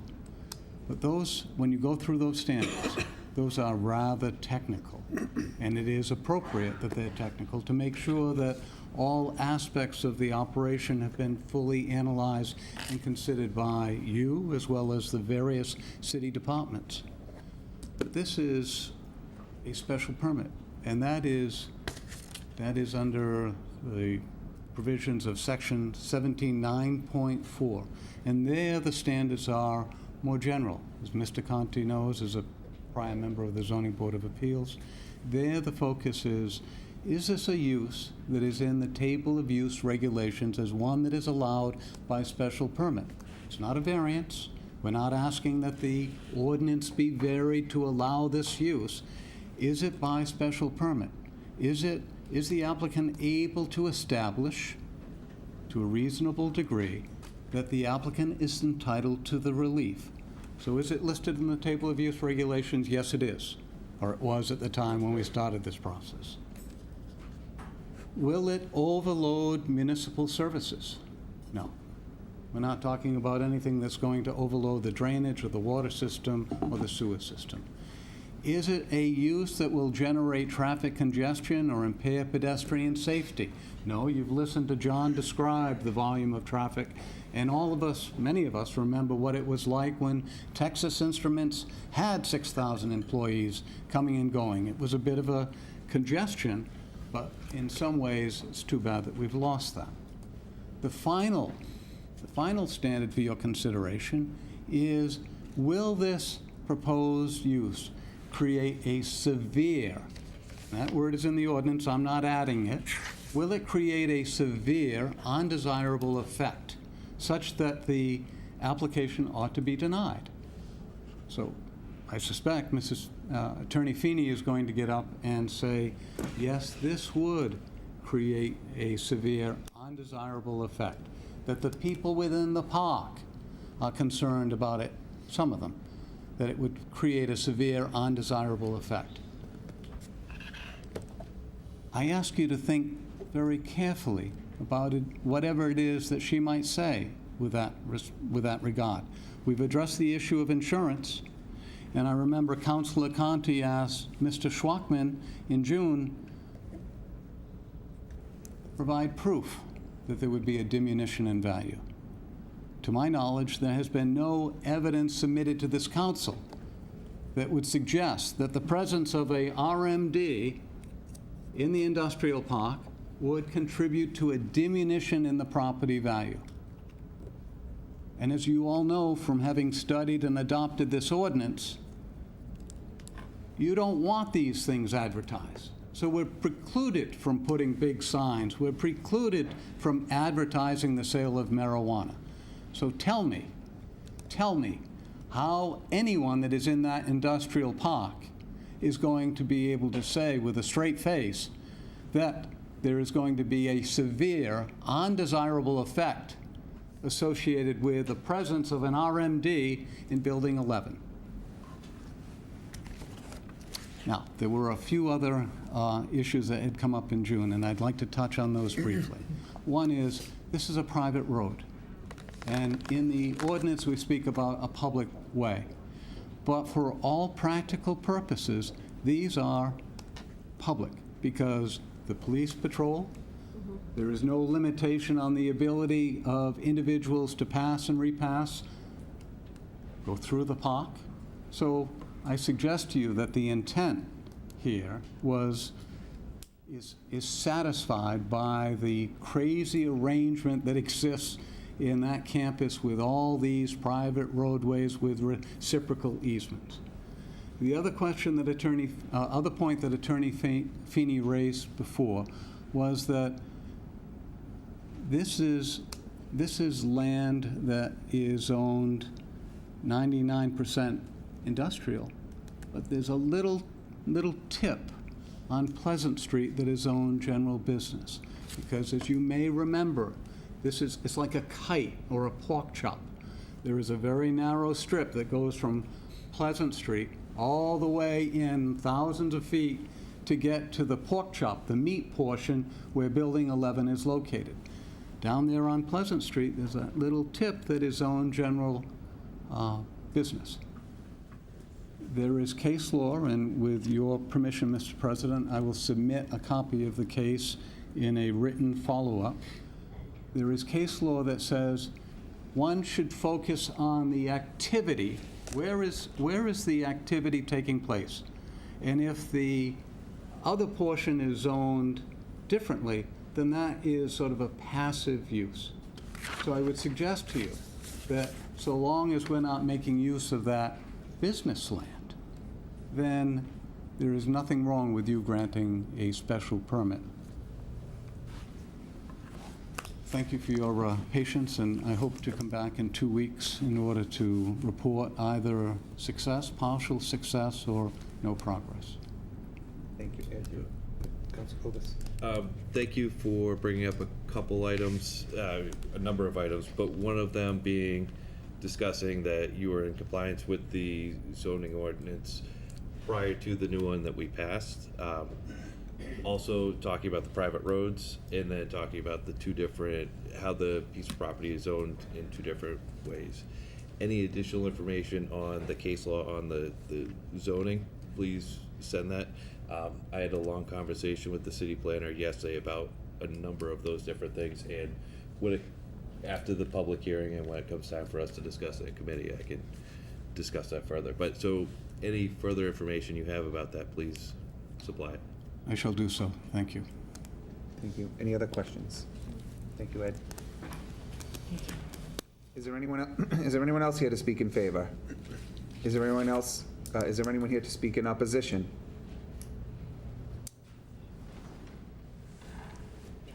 Francis, come on.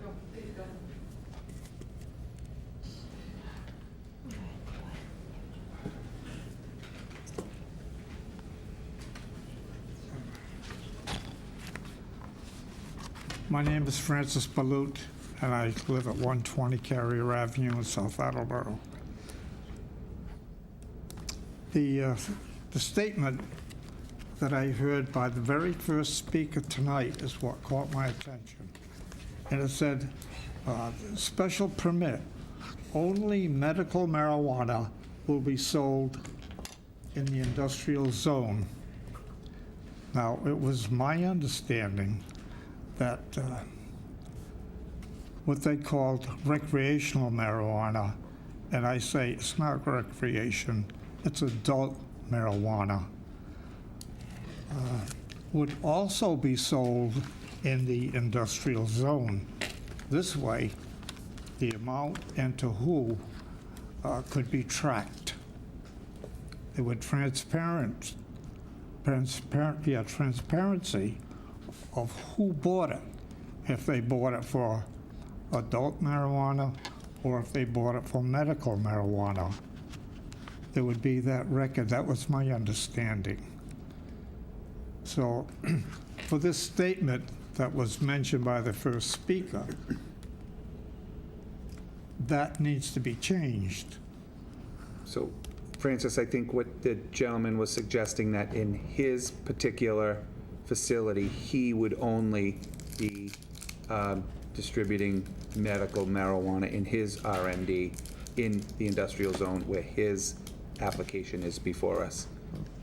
But that's what I was asking. It was my understanding from previous conversations that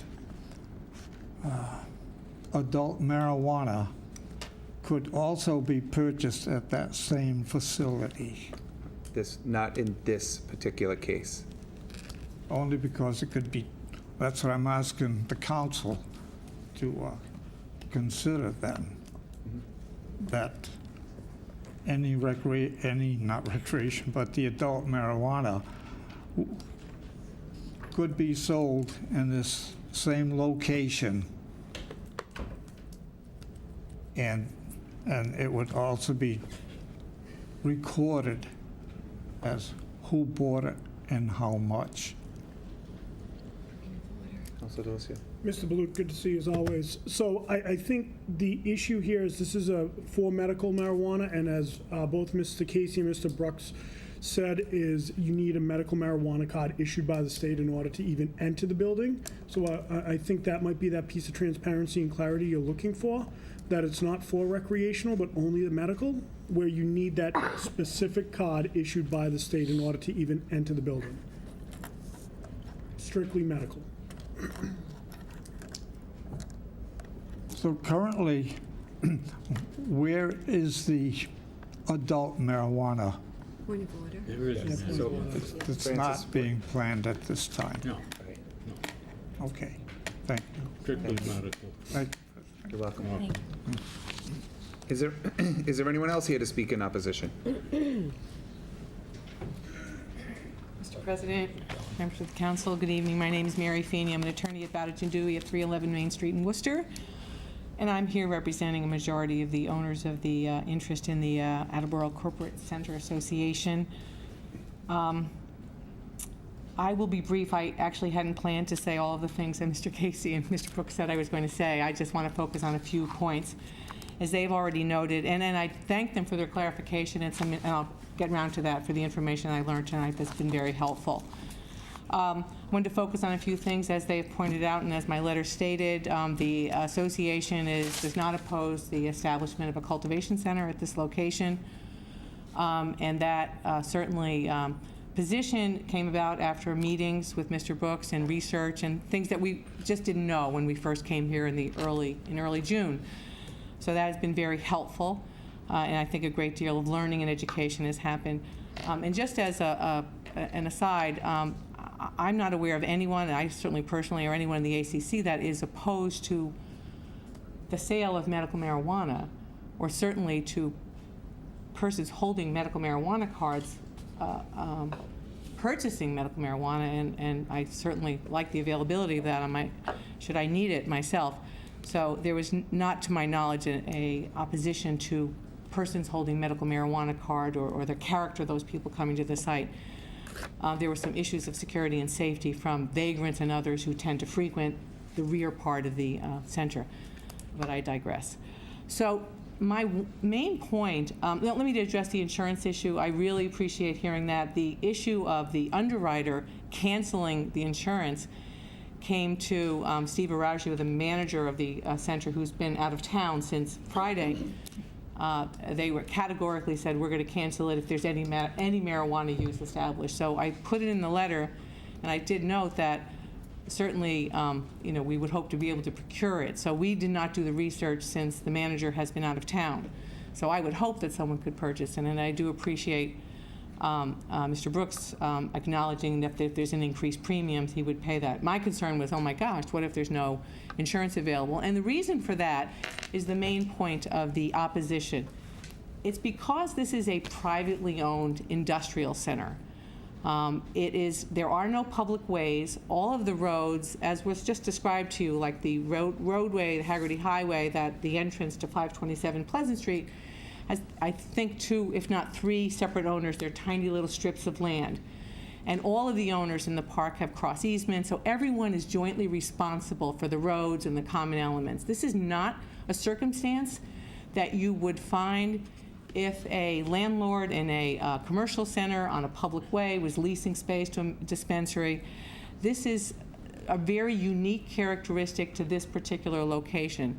The ACCA opposes the location of the dispensary only at this location because it is at the rear of the privately owned park. It is on private ways.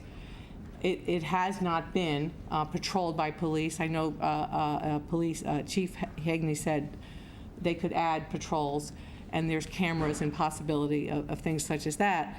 But the owners jointly have liability for everything that goes on in all of this jointly owned land. So that's why insurance is required. So there are concerns with this use that you would never have if it was in a, next to Cumberland Farm, a location like that, where it's public ways, there's patrols, there's other cars, there's people going in and out. So that's the concern with the liability on the ways, but the safety of the people, of the patients coming to a location to the rear of the park. The insurance we've covered, that was a big concern, that there'd be no insurance. The underwriter was very, very categorical about that. And that to point out that this is a very unique, the concerns and problems are unique to this location and wouldn't apply to any other RMDs that are being proposed to be established in Attleboro or elsewhere. And they're very particular special circumstances, which Ed will know is a variance standard that I'm not trying to put into place here, but I wanted to point that out.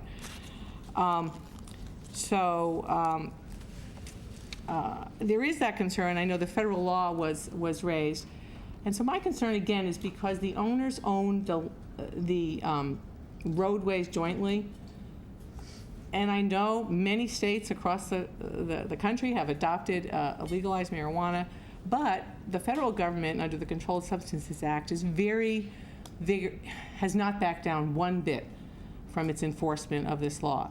And so again, if this was in a leased property, I think the concern would be less. But because the roadways and the transport and the access is all on private ways, that's my concern. Now, I do a lot of college and university law, but I have no representation of community college.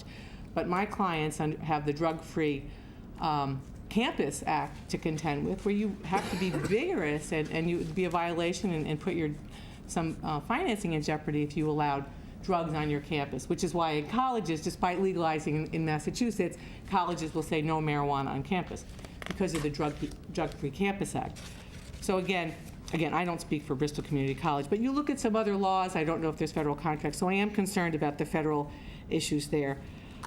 I hope that I certainly think that the ACCA would be happy to continue to speak over the next couple of weeks with Mr. Brooks and Mr. Casey to see what issues, but I know, and of course I do acknowledge that any dispensary, in order to have an R&B in Massachusetts, you do have to both have a retail component and a cultivation component, but as is noted in the guidance from on the regulations, but in the Department of Public Health, Massachusetts, they specifically note that although some RMDs elect to do cultivation, processing, and retail all in one location, which is referred to as co-location, an RMD may also choose to have a retail dispensary in one location and grow marijuana at a remote cultivation location. And in fact, they can have up to 3 dispensaries, any one entity. So that is what we have been asking Mr. Brooks to consider, to see what the opportunities are and the possibilities of putting the dispensary in a different location. And therefore, it certainly opens up that building for a larger cultivation facility, which I think he would like to do, as he mentioned in one of our earlier meetings. Those are my comments, and I hope you will take that into consideration, and I expect we'll, and I hope you grant the continuance for the 2 weeks as Mr. Casey requested. Thank you, Councilor. Any questions? Thank you. And Dawn. So Mary, I find your opposition to not be credible. The logic that you presented doesn't seem to be valid because you haven't really brought it to a point. All the discussion about insurance, we have a letter from an insurance company saying there's competitive bids on the insurance carriers. Yes, as I willing know to take the that. job. So Yes. We didn't know that insurance is when off the the letter table. was It's not an issue. And we heard from Counselor from Council Casey that there are no limitations to a public way. So perhaps you could bring some clarity. I'm sorry, I missed what there's no limitations to There are no limitations to a public way. So perhaps you could bring some clarity to I can address that. the fears that ACCA has on the liabilities of the public way where it Point of appears. order, do you mean private way? Private way, yeah. No, public way. He said that this is Ed Casey acknowledged that this is a private way for all practical purposes. This is a public way, but it is not a public way. It's a private way. If it were a public way, I think the issue wouldn't be present. So If this Mary, were there's- owners, There's where I'm asking you to help me Yeah. out, to help us out, because we obviously need clarification on this issue of that roadway being public or private, and what the liabilities that places on the ownership of the land, given that they're capable of getting competitive insurance bids. And the discussion about the college is completely irrelevant. It is, sorry I brought that up. The roads are private roads. The entire campus is multiple parcels of private land. Some of those parcels include land that is also included in roadways. So for example, the parcel with the condominium with Building 11 has I could be wrong, about an 8-foot strip that goes all the way down to Pleasant Street. Well, Haggerty Highway is certainly wider than 8 feet. So that road is comprised of parcels of land owned by other owners. So their land, and so for zoning purposes, for example, you would look to see where is your frontage. Well, your frontage may be all the way down on Pleasant Street, but your parcel is way in the back. So they're separate parcels of privately owned land. The roads are not separate parcels. They're all included in someone's building parcel. That's how the roads are made up. And they have put in roadways and then granted cross easements to each other that are in the association so they can travel on the roads to get to their business. So Mary, can I coagulate my question into what is the issue of liability on the public or private way whereby they are able to get competitive bids on insurance? As owners of the private ways, just as if they were one large parcel with multiple buildings that were owned by a single owner and they had driveways, you have to insure your property. If an act against third party, an injury, bodily injury or property damage to a third party, or anyone else caused by you or anyone else coming on the property. So that is not something, if you're an owner of a commercial strip on Pleasant Street or on another road, you don't have any liability as to what happens in that roadway. It's owned by the city, it's under the control of the city of Attleboro. Here, it's not only private roadways, but they're owned by multiple owners. So in order to protect yourself against claims by someone, there may be a car accident or whatever, you have insurance, just as anyone else would on their property. And so I'm not saying the insurance is an issue, but the liability is an issue, and it's good to hear, and I am sure that Mr. Araujo, the manager of the ACCA, would have also gotten competitive bids if he hadn't go out of town on Friday, the day after he heard about the proposed cancellation. So I'm not concerned about getting insurance. I'm concerned with the liability. I pointed that out, so that's why this is an unusual use at that location. You wouldn't have this potential for liability if you were on a public way. And that, to me, is really one of the key issues, why this use is not an appropriate use at this location. In addition, it's not visible from a public way, it's set way to the rear, and I don't discount that there's going to be lighting and security. How much, I don't know. That's how they've been in conversations with the subcommittee about those issues. I think they've had a number of meetings about security and odors and all that stuff. It's really the location of the dispensary that's the issue at this location. Councilor Dolan, and then Councilor Black. So what is your concern about additional liability? Because you said car accidents and stuff. I mean, anybody that goes in there for any reason can get into an accident on, and you said it's multiple owners. So 10 feet here, 20 feet there, you have different owners. Anybody can get into a car accident at any point, no matter why they're there. That's true. Right. When we first came, and I don't think that this issue has gone away, the Owners Association noted that there has been a history of sort of crimes and vagrants emanating from the area right immediately to it is the rear of the park, and then there's land behind there that's also owned by one of the owners, and that goes up to the pond. That's there now? Is that what you're saying? There's this is because of there now? Yeah, the railroad right of way. There's access there's been encampments and others. So the concern would be that this use might attract crime that would be a danger to those coming to that location, since it's, and again, not visible from a public way. It's in the rear, and it's immediately adjacent to an area that had been known, despite policing by the association, to attract vagrants and others. and there have been thefts and other types of crimes at those locations. So that So was that's that was a already, so concern. the crimes and the vagrants were Yeah, already so this is there. potentially, because it's a cash business, that there might attract. It's actually not a cash business now anymore. There are banks that will allow for credit and debit, so it's no longer, it's not just a cash business. Yeah, I do And know that Century Bank, and I heard it was announced that Gardner Credit Union is going to have take on adult use. Right, so it won't be a cash business anymore. And also, you said about patient safety. What's your concern about the patient's safety going to this location? Well, this is, again, it's not it's an industrial, mixed-use industrial manufacturing, some commercial use center. It's not the type of location that's set up for a retail operation that's open till 8 p.m. at night. I mean, I know that there's businesses that are in operation, round the clock, right, Fred? There's shifts, 24 hours, so it's not as if it's completely desolate. But if you drive in that back road past the Lindy Gas, it's very dark and desolate. It's not a great location for a dispensary use if you've been back there. It's not visible from a public way, and it's on private roads. Well, I mean, most of it's not visible from the public way, and there's already... None of it is visible from the Right, public way. so... Oh, I know, but they're not dispensary uses, right. Right, and people that will be going will have a license for medical marijuana. Certainly.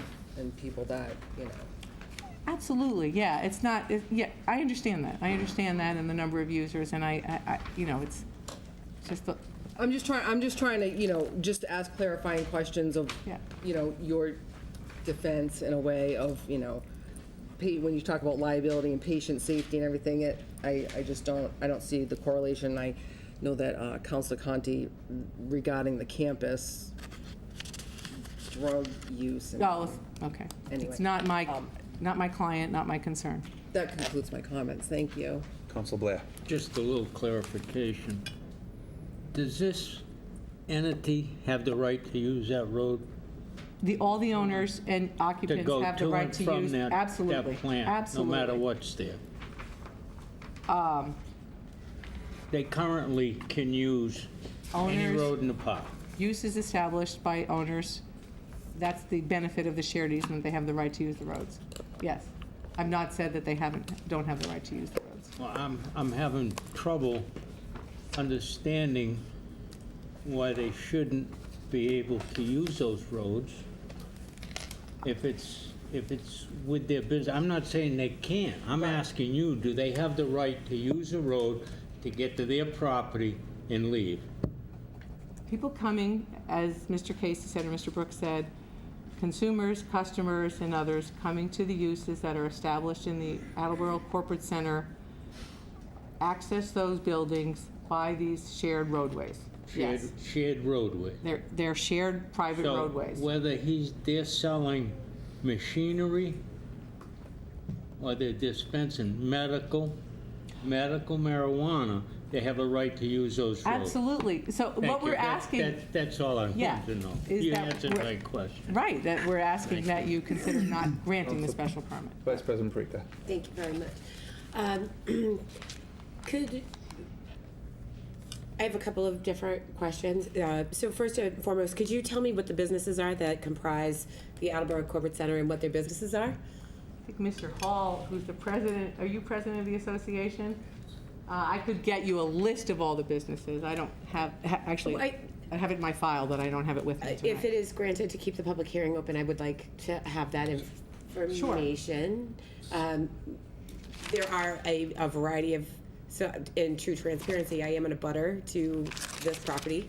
I was also curious, so I know what some of those businesses are, and in comparison, once you see what the list is of the businesses that are operating, which are great businesses and are beneficial to our community, that in comparison to what we're talking about here, it might give you a little bit of a pause. I would also like to know how many businesses are open 24 hours or run multiple shifts, third shifts, all three shifts? Mr. Hall? Several. Several. You can come up if you'd like. I'll get there. If you have questions about the operation, I'd like to, Mr. Fred Hall, who wanted to speak anyway, who's the EMS and is the president of the association. Is that you? So our particular business runs 24/7. There are several others. I'm sorry, just what is your particular business? Metals. Okay. We're in buildings 3, 4, and 6. There are Sensata, the other very large business on the site, also runs multiple shifts. Not around the clock, but multiple shifts. Lindy Gas. Who else? Vertex. They're a distribution. They run, I believe they run multiple shifts as well. Thank you. Just a follow-up. Do you also have a security team that operates on your campus on a regular basis?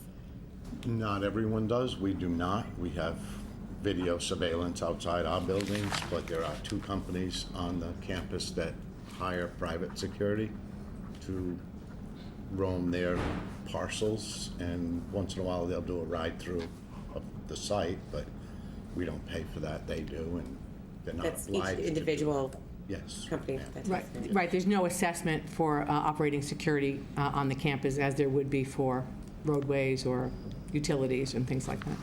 Thank you very much.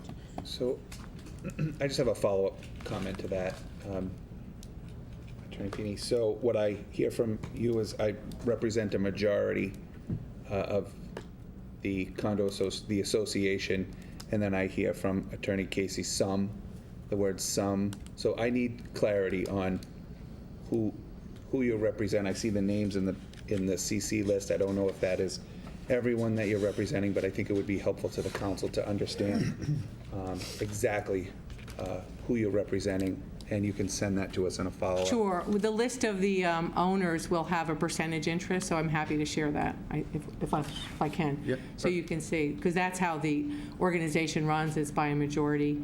And that's the meeting that was held on June 29th, I believe it was, that Mr. Brooks presented out. I don't have the count, someone has the minutes of who was there, and they did take a vote, and the vote carried by Great, thank you. the people there in opposition. Councilor Kovas. Are we all done? Thank you. Hi, thank you for coming in. I just had a quick question about the private roadways, and there was talk about the chief of police saying that this was okay, and saying that the police do come through periodically. Are you aware of, or do you know if the police can enforce or pull people over for moving violations on those private roadways? Mr. Hall was at that meeting, so he can. I was at the meeting with the police chief, and I'm also facility director for my company. So I'm very involved with the roadways and passageways and everything else on the site. And although once in a while, great while, you'll see a police patrol drive down Field Road, you don't really patrol the site. We've asked on several occasions when we've had theft problems, and again, it may be one patrol car one time. And again, I was at the meeting, and I didn't hear what Mr. Brooks heard about added police presence on the site. What he did say was, if it was available above and beyond what they need to patrol in the city limits on public ways, he would try.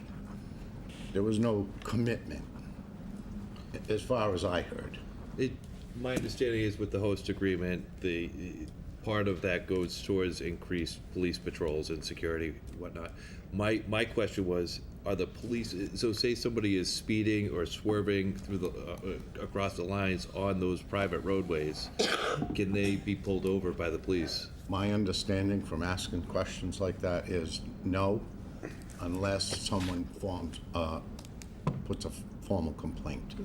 And they happen to be there. I think we should address that to the police chief. I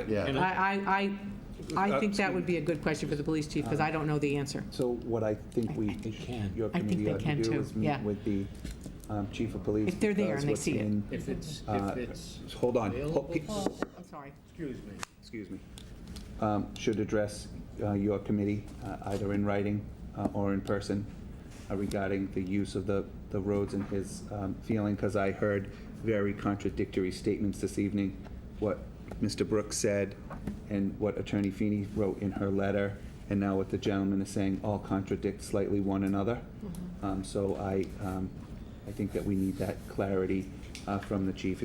What she says here is that The police department cannot enforce traffic laws on the property unless there is a suspicion of impairment and expects only to have a patrolman do a drive-by. You know, she goes on to explain that, but I will follow up with that and thank you. distribute the information. Sorry, to the President, what comment was that you were just reading? Is that It's from a in your report? letter, ma'am, page 2. That the police cannot enforce? That's what you wrote. I wrote that. You wrote it. Okay. I'll read it to you. It's I all believe right. it's I signed have by it. you, dated September 14th. I have it. Page 2, about halfway down, bullet 1, 2, 3, says, since the building is not on a main road and is accessed only by private roads, Attleboro police patrolmen do not regularly patrol the private roads. True. Chief Hegney confirmed that the police department cannot enforce traffic laws on the property unless there is a suspicion of impairment and expects only to have a, et cetera. Okay, I'm sorry. Yeah, I took that out of the meeting notes from the meeting. And so we should double check that then. That's it, from Mr. Arajo's meeting notes, so. Thank you. Okay. Any other questions for, at this time? Councilor Delicio. Thank you. So I think it's important to note that we have a very limited corridor in which we can operate. What we can do in terms of approving and not approving is very prescribed. And the biggest thing that I'm waiting to hear, and I wanted to hear, was how will this business produce a severe undesirable effect? And I think that's something that we have to look at, and that's something that I was hoping that I would hear from you at this aspect, and I still really have, this point rather, I still haven't heard that. Okay. I think I would like to defer that, and if there is such a reason, I will send it in writing along with the other materials. Sure. Great. It's a very thoughtful question, and I want to have a thoughtful answer. I appreciate that. Any other questions or comments? Thank you.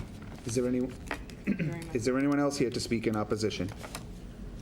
My name is Fred Hall, 159 Poplar Drive, Cranston, Rhode Island. I am the Facilities Director for Engineered Material Solutions, one of the largest employers on the site, and also the president of the association that governs the site. So I won't take up much of your time. I had written some stuff down. Some of it will be gone over already, but I just want to read through it so you can, I'm going to convey the thoughts of what I consider the majority of the site and read them to you. So I'm here tonight representing management of EMS, and I'm the president of the association, speaking on behalf of the majority of the business and property owners on the campus. I'm here again to voice opposition to the majority to the issuance of a special permit to allow an RMD to be located within the boundaries of our site. We have met with Mr. Brooks on more than one occasion since the last council meeting to try to work something out. After speaking with other business owners as well as senior management at EMS and the other largest company on the site, we agreed that our biggest opposition to the RMD is the retail portion of, which would bring vehicle and foot traffic that'll generate to the site. We asked Mr. Brooks to consider moving the retail portion to a remote location outside of the campus, and that we were less inclined to oppose cultivation and manufacturing portions within the walls of his facility. On more than one occasion, Mr. Brooks stated that there were stipulations and other permitting required to accomplish this, so Mr. Brooks basically declined our offer. If there's anything that the council could do to make this more feasible, Mr. Brooks, to have a remote location, retail location on a public way, I would ask that you please consider that option before issuing the permit.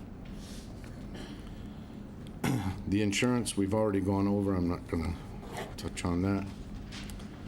There are other concerns by the owners about, obviously, security, crime, which we've spoken about briefly, odors that are emitted from the cultivation, but we haven't seen any concrete plans for how they're going to mitigate all these things, so it's just, at this point, just a concern of ours.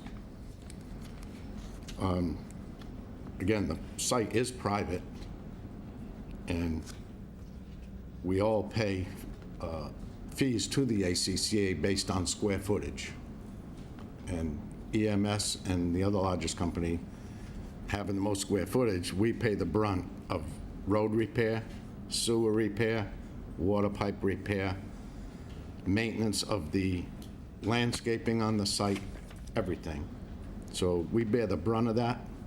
Smaller guys pay a very small percentage of that.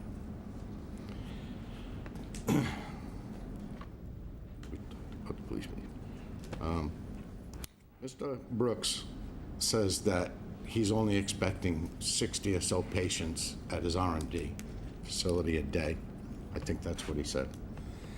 Yet he says there's 52 registered dispensaries now in Massachusetts and 64,000 patients. That kind of comes out to 1,400 in my math. So is it 400 people a week or 1,400 people a week? Maybe it doesn't make a difference, but that's what I took out of that.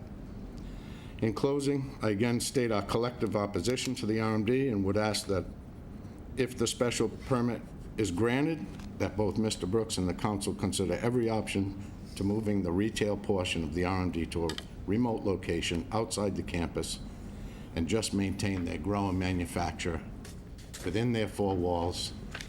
All that goes in and out of the site is trucks like every other business, and we would be okay with that.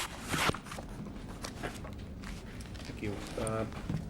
I think Councilor Dolan, Holmes, and then Blair.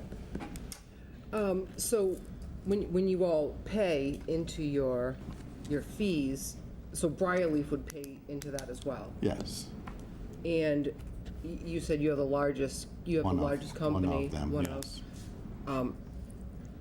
So, but do you all have the same voice, no matter how small or big your business is? No, we have, obviously, we also vote by square footage, so, So the larger companies get to make the rules? yes. Okay, thank you. Councilor Holmes. Since you've been president, has any other business had to go through this much in order to have a business there? I'm sorry. This process, is this unusual for Process of, somebody that owns a building to try to start their business in there? Since you've been president, has anybody else gone through the city council and had to go through No, special no, permitting or no, anything like that? never, So this no. is very new? this is unusual, yes. Okay, okay. It's new to all of us. Councilor Blair. Just to try to straighten your math out, I'm so good at math. Those people don't go every single day. They get a prescription that's good for a month, I get it. right? Yep. So your math doesn't work that way. 60 people a day times 7 days is 420 people. It's 420. Right. They don't come back again for 30 days. You're saying it's 1,400 people a day? I didn't say a day. A week.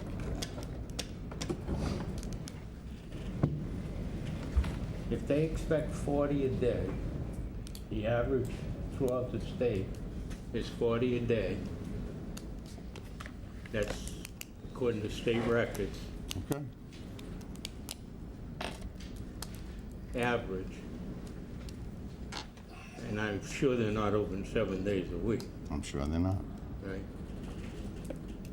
How do you manipulate, how do you come up with 1,400 a week Well, there's when the average is 40 a day throughout the state?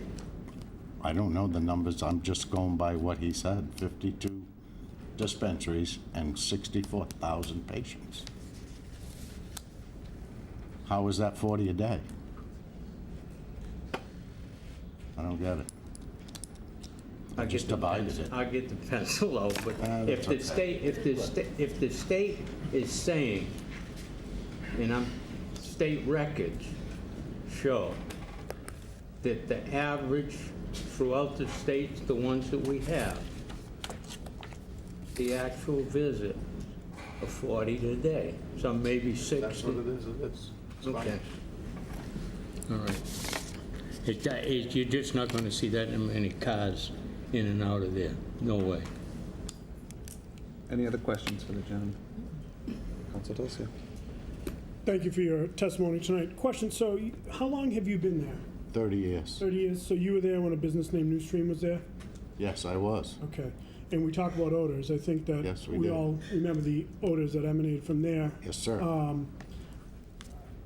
You feel as though that the odors from RMD would come close to what New Stream was? That it would If it impact wasn't the handled business? properly, I think it could, yes. If it was handled properly. Okay, that's a fair point. Another one? So you said the bigger businesses make the rules, so to speak? They come up with the regulations? We vote and we, your percentage is by your square footage, yes. Okay. Two questions about that. So should this go through, is what sort of, would Mr. Brooks worry about different rules coming in that might make it harder for him to conduct his business there? I wouldn't think so. I mean, he's going to be there, he's going to vote. Okay. And And just the last question I have, is this opposition about the type of business that it is? Because I know you mentioned the retail piece of it. Right. The retail piece, I think, would be a little less dangerous than probably the cultivation because you have more of what, the quote-unquote black market or what some of these other people may want. So I'm a little concerned, not confused, I guess, by that. And secondly, is this more about the business or the business owner? Because, and the only reason I ask, I'm not trying to be adversarial, is because it does appear that Mr. Brooks took the time and conformed to a lot of the requests that were asked of him since we met here in June. So I'm just kind of curious. If I'm going to make an informed it's decision. not personal. Okay. No, it's not. Known John a long time. Okay. It's not personal. I'm That just just helps us conveying the feelings of the business owners, that's all. It's not my personal feelings. Okay. Thank you. Give that up to Council Preca. Just very quickly, just to reiterate, I would very much like, again, if it's, the extension is granted, I would like the information on what businesses are in the park, who's in support of what you're here supporting. And I would also, if it's possible, I guess, the manner in which everybody votes, the small businesses, their voice is heard slightly less than perhaps the larger businesses. I think that's an interesting point that Councilor Dolan brought up, but I think it's very important for us to see what businesses are in support of, who isn't, and what those businesses are. No problem. Thank you. I'm sure we can provide that. Thank you. Thank you. Did you have Thank you. something, Peter? Oh, I'm sorry. Sorry. Is there anyone else to speak in opposition? Is there anyone here to speak neither for nor against? Anyone to speak neither for nor against? Okay, we are going to continue this public hearing for 2 weeks, and I will ask Attorney Casey, I don't see him, but to put the request in writing to the council tomorrow, and we will continue for 2 weeks. Thank you. Mr. Withers, would you kindly read the notice for the next public hearing? Yes, it's a public hearing relative to a Class 2 license application for Landmark Auto Sales, Inc. of 537 Washington Street, Attleboro, to sell secondhand vehicles with 3 customer parking spaces and 15 display spaces. Thank you. Is there anyone here to speak in favor?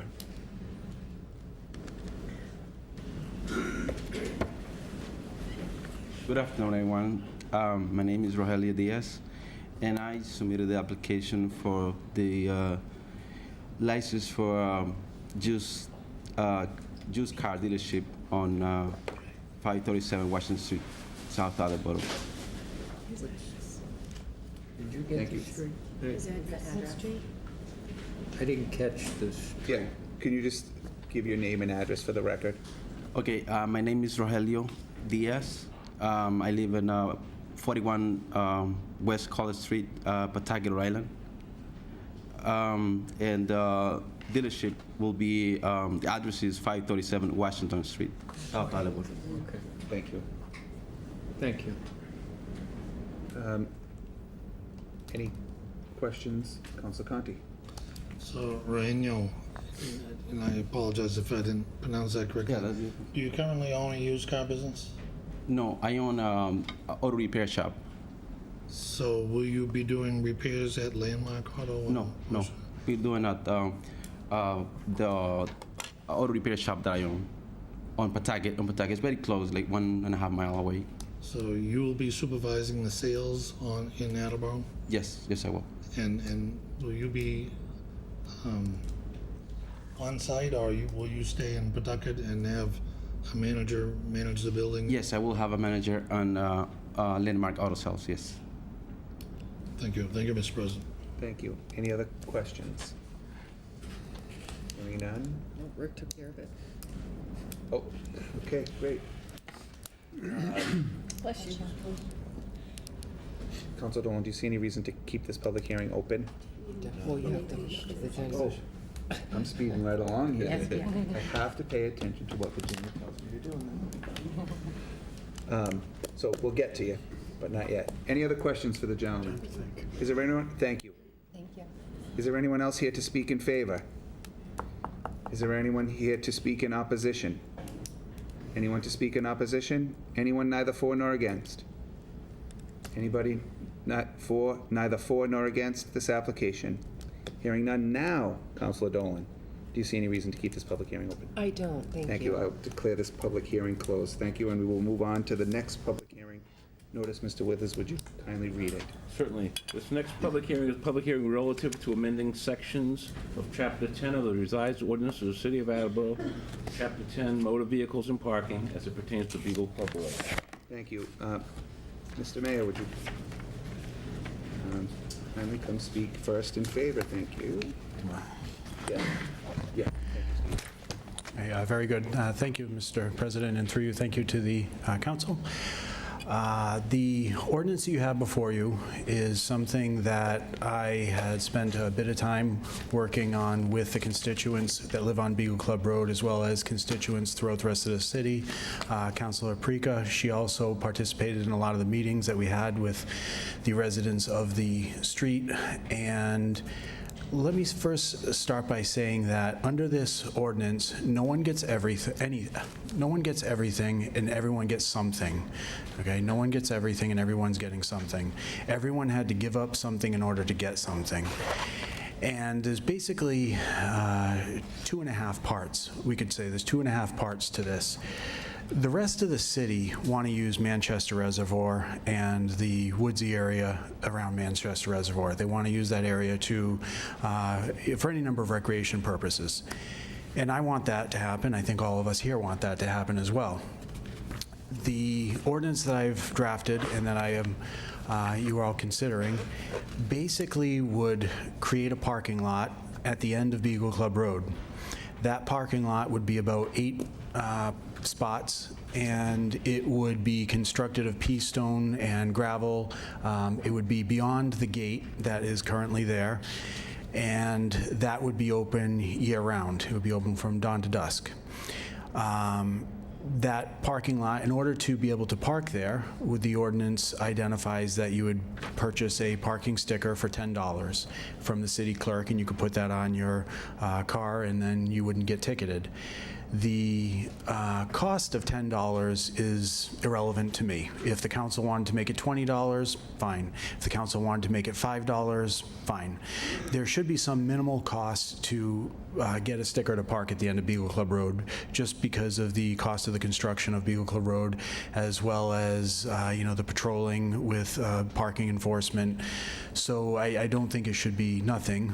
There is a precedent in Attleboro within our municipal government to have paid parking. We have the parking lot at the library. You have to pay to park there. We have the Sanford Street parking lot, which you pay to park there. It's a city one, it's the YMCA parking lot, but the city owns that.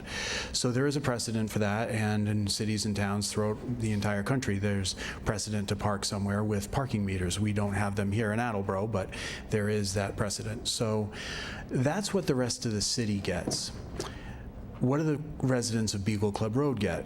They get to park on their street again. Right now, the seasonal ban is lifted. However, Mr. President, you and I dealt with a constituent over the summer who wanted to have a cookout at her house, a party for her graduating daughter from graduating from high school, but it was very complicated because of the restriction of parking on the street during the summer. So the residents of the street, under this ordinance, they would get their street back. They could park on the street. They could, they would actually, let me give you what I have prepared. They would get, each house, I identified one, and just for the audience, they get a visitor parking pass. There's one for all of you as well as the city clerk. So under this second part of the plan, each resident would get, I identified one of these in the ordinance, but it could be 2, it could be 3. It's whatever you guys want it to be. Whatever it is, it should be uniform from house to house. There was one idea that was floated that it would make sense to have one issued per registered car at the house. I don't think that's a good idea, and that's going to get into the next part, but it creates a sort of inequity if it's one per car, and I'll talk about that in a moment. But this is an example that I'm circulating, and what this is something that I obtained from Somerville. It has a laser hologram on it, so that would make it very, very difficult for someone to forge.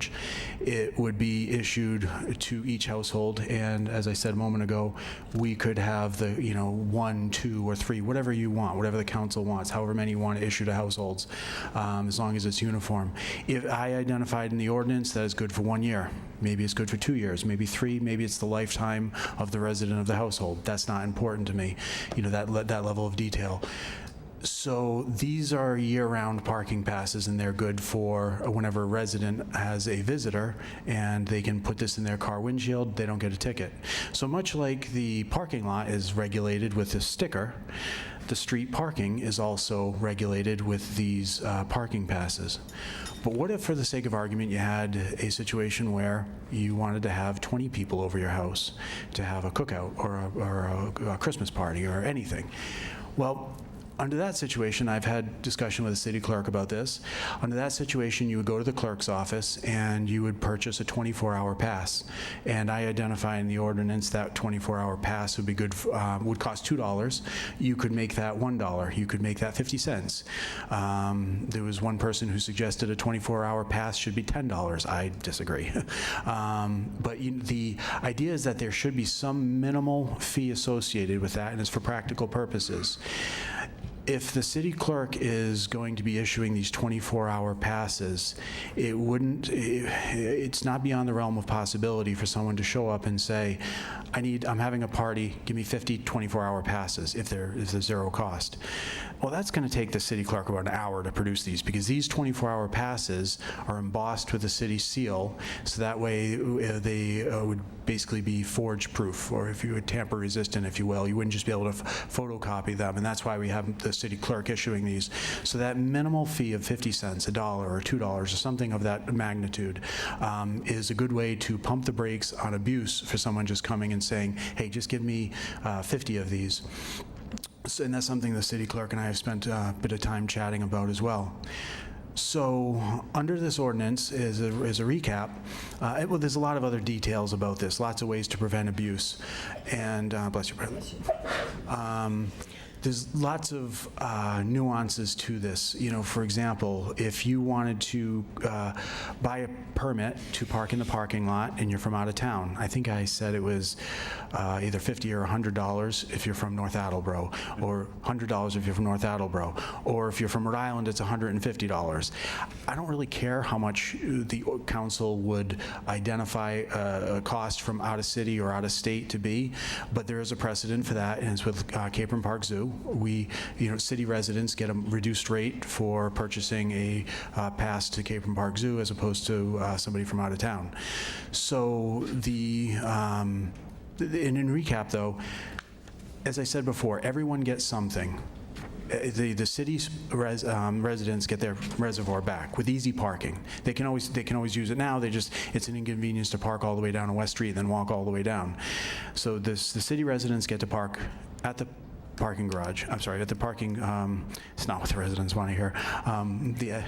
A parking lot, a pea stone gravel parking lot that could be produced very inexpensively. That's what the city residents get. The city. The residents who live on Beagle Club Road, they get to park year-round at their parking on their street again. Only one side of the street. Both sides cannot be open to parking because the fire trucks need to be able to get down with ease. That's why we only have this open to parking on one side. So I could go on and on talking about the many, many details we have with this. It's a fairly lengthy ordinance, but I'm happy to take questions about this.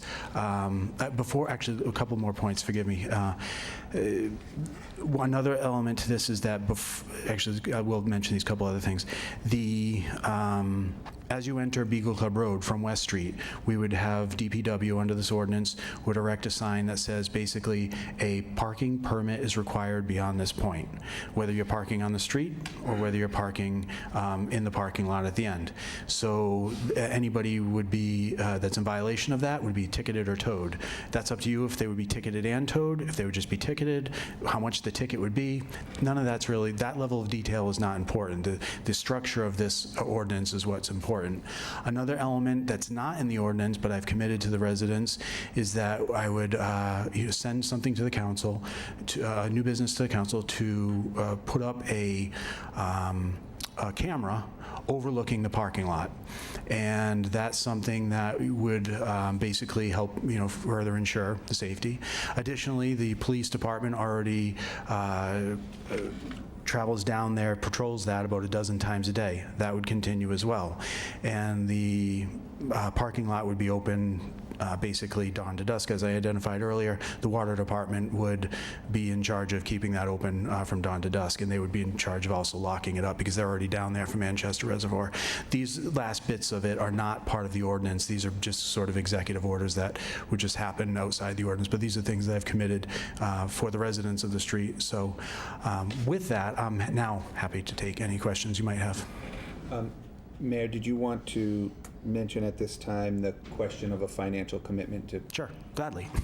So the Phillips family has been a resident of Attleboro since the 1700s, and I had a conversation with Ms. Phillips last week, maybe it was the week before, and I don't remember exactly how it came about, but in the conversation I had with her, her family donated some land that's at the end of Beagle Club Road on the left-hand side, and she was very much in support of this, and she actually even pledged roughly about, I think it was about $50,000 to help with the construction of this parking lot and some of the ancillary things like the camera that would go up. And even when beyond the park, like when we have the original gate right now, we would need to erect another gate on the inside and then another gate to the straight ahead and then another one to the right so that cars couldn't just drive around the Manchester Reservoir area. So she pledged basically $5,000 a year for the next 10 years. And what I told her in exchange is that if she's going to be that generous, her and her family are going to be that generous, we would name it the Phillips family parking lot. We'll name it after them. So yeah, basically that's something that was a little bit of a surprise to me, but it sort of came about in a conversation I was having with her just a couple weeks ago. Any other questions? Gladly take any as many as you want. Any other questions? Any questions for the mayor at this time? Council Holmes. Well, I just want to thank you for putting this together. I think that this is definitely giving us something to work with, and I'm very excited that about the parking lot, and I feel like it is something that we can work with, so I'm hoping. Yeah. This, as I said before, everyone gets something, no one gets everything. Everyone gave up something to get something. The people that live on the street, some of them really don't want to see a parking lot at the end of the street. Some of them really don't want to, but they want their street back, so they're willing to say, okay, I'll yield to a heavily regulated parking lot in order for me to be able to park on my street again throughout the summer. The residents of Attleboro, they want to be able to park there again, but in order to make this happen, they have to accept a regulated parking lot for the citizens of Beagle Club Road not to protest against it. So, as I said before, everyone gets something, no one gets everything. Everyone gave up something to get something. And if, I'm going to make up numbers, but if 80% of the people like 80% of what I've proposed, that's a win. I wouldn't expect anyone, myself included, to like everything that's in this ordinance, but that's not what I'm trying to achieve. I'm trying to get something where the residents of Attleboro can get their Manchester Reservoir back with a parking lot, and the people that live on the street can get their street back. That's the idea. Thank you. Any other additional questions for the mayor? Just as a point of clarification, which you were just kind of touching on this, that when it comes to this ordinance, it is, we have to, the proposal is to accept all of the recommendations with the parking, and of course, there's some fluidity, timelines, how much, how long, how much money we want to charge and things like that, but all of this would have to be accepted as well, before, all of that would have to be accepted and changed before we'd be able to vote on the parking lot, because if we can't do all of this, then we can't get the parking lot. All of this would happen at the same time. Basically, I think I understand your question. The people that live on Beagle Club Road would have access to parking on their street year-round at the same time as the people who want to park at the end in the parking lot. So the arrangement that we had when you and I personally met with a dozen, 2 dozen people on Beagle Club Road is that these two things were going to happen at the same time. Now, the order at which things unfold here in council is not relevant to how things unfold in, in Manchester Reservoir and on Beagle Club Road. So in other words, if you pass something and the ordinance is lifted, the seasonal is lifted, then, we wouldn't start issuing the parking permits for the residents until the parking lot is ready, and vice versa. If the parking lot's ready first, we wouldn't start issuing permits to people who could then park there until the residents get their parking passes. So these two things were supposed to happen at the same time. If you don't mind, just as just a small point of clarification on the procedure by which it would happen here on the floor, we would not repeal the seasonal until, that would be the very last motion that we would take, just because anywhere along the way, if one of these parts, almost similar to the medical marijuana, if one of these things falls apart, then the whole thing falls apart. So I just want to be, to the individuals in our audience and to you, to make you understand that all of it in its entirety has to be accepted by the municipal council, again with the variances, and then at the very end, and provided all that was done, then we would remove the seasonal parking restriction. Yes. Just wanted to make that clear. Yeah. Any other questions from?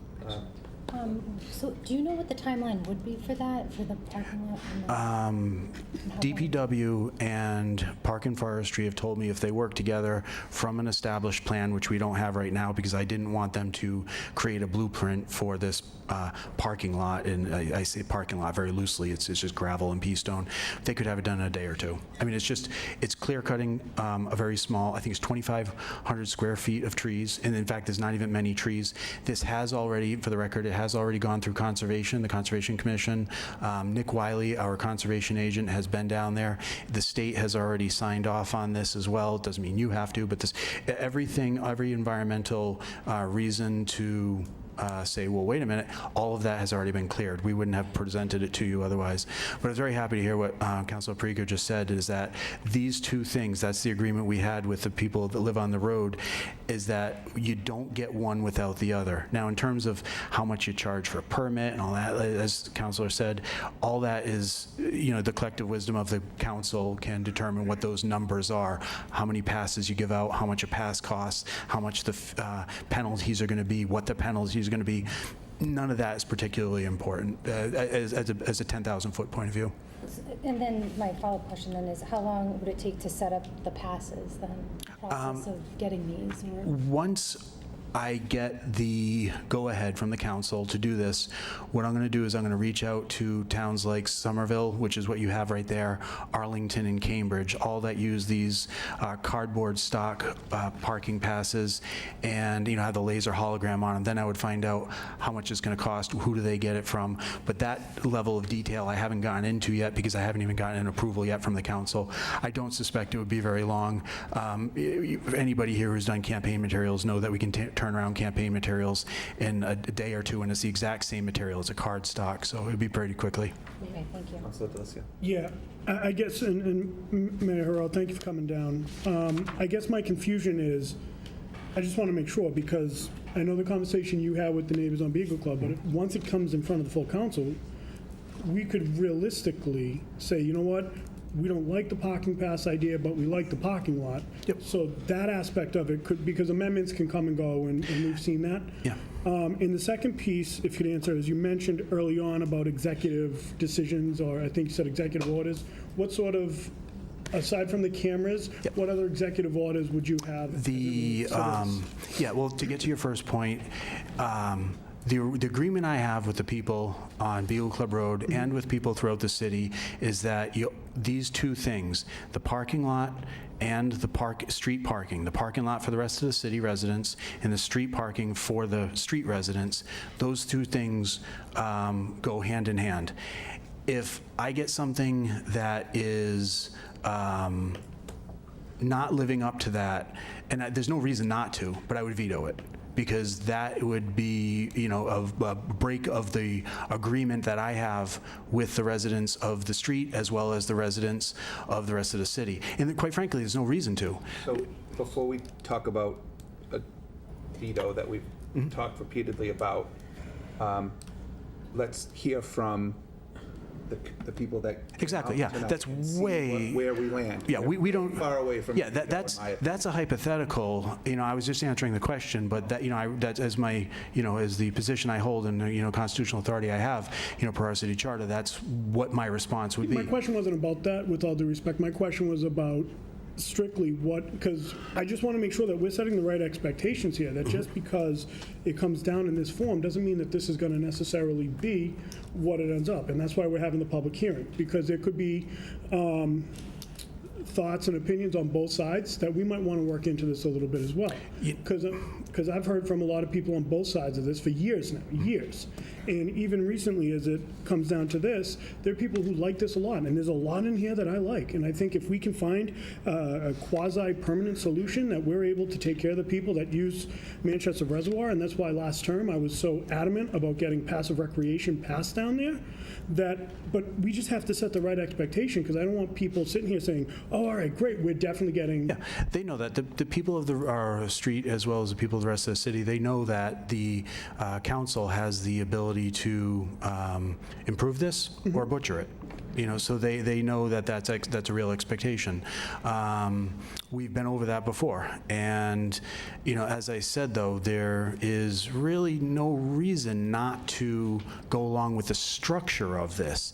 Tinkering on the margins with the number is one thing, but I guess maybe what I should have said a moment ago, rather than tell you what I was thinking, I should have been more of a politician and used Ronald Reagan's line, which is that I never get in trouble for not answering a hypothetical. Because what you were asking was a hypothetical. What if we did this? That's hypothetical. And I was just saying, because if I may, what you said was it's one or nothing, which isn't. It's got to be both, rather, right? So that's not necessarily the citizens. I don't know what's going on. All I'm offering is that the citizens of the city get a parking lot back, and the residents of the street get their street back. And the details surrounding that aren't really important to me. It's just that those two things happen at the same time. Well, the devil's in the details in any ordinance, and that's part of the problem. So I'm not trying to be adversarial, Mayor. What I'm trying to just set the expectation, because you said it has to be pot and pot. They have to both go together. And I'm paraphrasing. So that's not necessarily the case. So I'm not talking about a hypothetical. I was asking a question and trying to set a clear expectation that just because you said that this has to happen in order for this to happen isn't the case. We're having a public hearing so we can get input from both sides, not just Mayor Haro says this is what the ordinance is going to be, so this is what the ordinance is going to be. We have a council to have this discussion, and most of us have been having this discussion for several years. So that being said, I'm quite encouraged by a lot of what I have here, and I think that, to President Cooper's point, before we make a decision one way or another, and the hypothetical about a veto, you brought that up, I didn't bring that up. I was answering your question. You can ask the question you want. I can answer it the way I want. Point of order, please. Concludes my comments. Thank you. Can I just, may I just? Yes. Thank you very much. So just to reference back to Councilor Holmes, again, to set appropriate expectations. This is obviously in my committee. It is. I didn't write it, but it is in my committee. Typically, when we pass just for your information as well, typically when an ordinance changes in my committee, unless it's specifically stated, effective upon passage, there's a 30-day hold on any transportation-related things. However, in this particular ordinance, I think it's important to point out that it says, this ordinance and all permits completed hereunder shall become effective upon completion of the Beagle Club Road Manchester Reservoir parking lot as determined by the mayor. So, for Councilor Holmes, just as, and for those watching at home, that just, it could be, it would be a mandatory 30 days anyway, and then after that, at whatever time frame by which you get all of that work done, that's what the time frame would be. So, well, to answer this, just as a point of clarification. Yep. And to the second part of your question, you asked two questions. What are the executive capacities? The placement of the camera, how many cameras? All of these things still have to go through council for the funding, but the, who is responsible for opening and closing the gate, stuff like that. Just it's the administration of it. Thank you. Just while I still have the floor on that, I think also as we progress through this process, Mayor Hero, I think it would be reasonable and responsible for us as a municipal council to make an appropriate decision. Yes, we want a parking lot. Yes, we want cameras. I think it would be helpful if there's a way for you to, my request to you would be to give us an estimate on something, on what the two gates would cost and the cameras and things like that. As we go through this process, it's not anything I need you to give me tonight. However, I think that would be super helpful. I can talk with our purchasing agent to put out an RFP for that to get some estimates on how much that would Thank cost. you very much. That concludes my comment. Any other questions or comments for the mayor? I just Councilor have Jackson. one. Thank you. Councilor Parika has been working with Beagle Club residents for years now. I mean, years and years and years, long before people even knew who Paul Hero was. So I would think that all the neighbors are a lot closer now, going through these processes of what's going to happen down there, whether we're going to allow parking on the street, whether we're not, try and get rid of all the, they've all gotten to know each other. This seems like a big pain in the neck. And I'm looking at Tom Meyer over there, because I think of the Henry family, and there's so many of them when they have Christmas, I'm sure it's crazy. But this just seems like this would be a pain in the neck, and I can't help but think personally, why you just can't go around to your neighbors and put a letter in the mailbox and say, hey, I'm having a Christmas party on Sunday, da-da-da, on such and such a date. Nope. I'm not done. And you just let your neighbors know what's going on, and you call the police department, and they write it in their little book, and they say, oh, there's a party going on Beagle Club Road, and blah, blah, blah. This is what's happening. It just makes it so much easier. This is a pain in the neck. We can't charge people for, if that's what we, I would never do for something like that. No, well, okay, numerous points. First, the permit you're holding in your hand, you're not charged for. That is in the ordinance that you get that for free. Each house would get 1, 2, or 3 of those at no cost. Secondly, in terms of being an inconvenience, what you're holding in your hand is something that they actually do in Somerville, they do it in Arlington, they do it in Cambridge, they do it in Boston. So it works in other places. There's no reason it wouldn't work here. But more practically, one of the big problems is that there have been visitors from out of town who have been abusing Beagle Club Road for a long time. And this is why the residents of the street benefit from having this parking permit, something that the police could identify that this car is legitimate and should be here. It's basically permitted, registered to be here. Without that, there's no way of identifying whether or not the car is a legitimate guest of somebody who lives on Beagle Club Road, or if it's somebody who, as you'll hear from the residents of Beagle Club Road, have been causing a lot of problems there over the years. It's a multitude of problems. And actually, this isn't a new issue to me either. I mean, I was a state rep for 5 years before I was mayor, and starting in 2013 is when I first heard of this. Virginia, your administrator, she actually mentioned that this has been going on since the 1960s. That's, so this has been going on for almost 60 years. So it's about time that we finally put a solution to this, but the residents stand to benefit by identifying that their cars and their guests' cars are legitimately parked there, as opposed to people from other towns who might not be there for clean recreational purposes. That's what that permit does. Is it inconvenience? Yeah, I think it is. Actually, I've had to use those before. Is it a deal breaker? I don't think so. I don't think the residents think so, because if they had, I wouldn't have put that forward. The stuff that's in this ordinance is stuff that the residents of both the city and the street have all come to accept. as I said before, if 80% of the people, like 80% that's in here, that's a win. That's a good thing. There's no one who's going to like all of this. And there are going to be things that are tweaked, and there are going to be things that are adjusted. That's to be expected. I expect that. The residents expect that. We talked about that before. I hope that answers your questions. It does, but if I can follow through, because I'm still thinking of Tom Meyer sitting right there, because he's never going to just have 6 people and have 3 passes. He's always going to have more than that at your house. Sorry to bring it up, Tom, but I just look at you and think, oh my gosh, all those daughters and all those family members. So this will be good, because we're going to have it in committee and we'll discuss it and we'll figure it all out ourselves. But, yeah. Thank you. I think the other piece is transportation and traffic will also weigh in on this. Any other questions The for the mayor? traffic study. Oh, what did I say? Transportation? Yeah. I will said be. you- I will be weighing in on Traffic study, it. Yes, you are correct. Thank you. Any other questions for the mayor? Council Cobus? Well, not necessarily a question for the mayor, but more, I'd love to hear from the chief of police and potentially Mr. Withers as far as how difficult it will be to enforce or administer this, because it does sound fairly difficult. Yeah, I've had the conversations with Chief of Police and with the clerk, Steve Withers, and both of them are on board with this, but you guys can do your time with them and have those conversations. Any other questions for the mayor? Hearing none, thank you. Very good. Is there anyone else here to speak in favor of this ordinance? Anyone to speak in favor?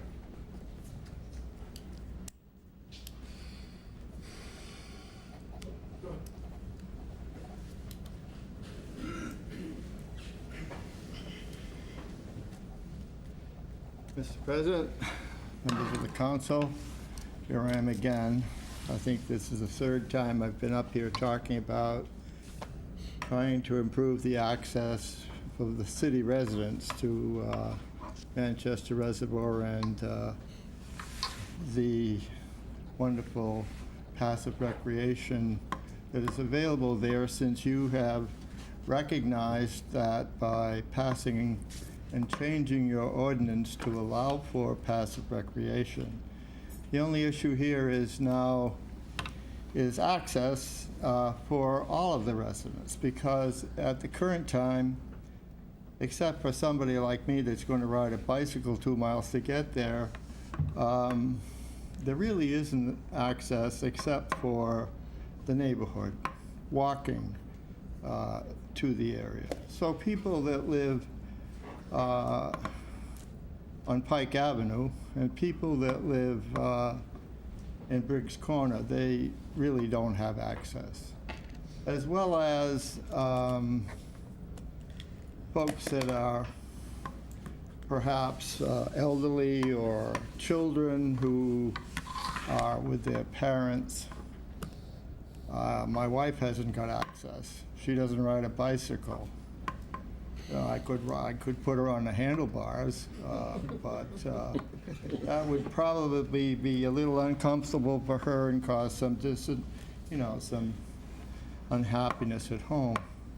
But basically, I think that we're talking about a compromise which will be beneficial to both the residents of the street as well as the access for the folks in the city as a whole. I would just ask that when you consider this, we're talking about access to the whole area so that, and for everyone, so that once you put up the new gates, I would just encourage you to make sure that there is access around those gates for people who are riding a bike or people who are pushing a stroller, because or pulling a cart with kids in it, because that's what happens. I'm down there, 2 or 3 times a week, and the folks, other than those that are walking the dogs, those are the folks that are using those type of implements to get there. It would be a big improvement. There are some people that try to park on West Street Extension and walk down, or even ride a bike down, but they're parking in the poison ivy. because there aren't any parking places.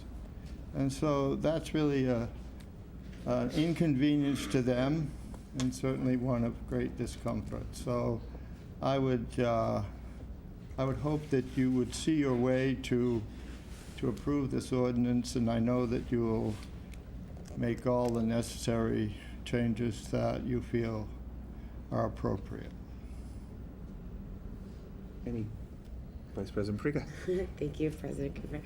Mr. Leffer, thank you so much for coming in. I would like you to know that you can take your wife there right now because there is parking currently as it stands on Beagle Club Road right now. So you can pick her up on your handlebars or in your vehicle or any way you want, because as it stands right now, there are 68 days over the course of the year that there is restricted parking. I'm just making a clarification. Thank you. Thank you very much for reminding me about that.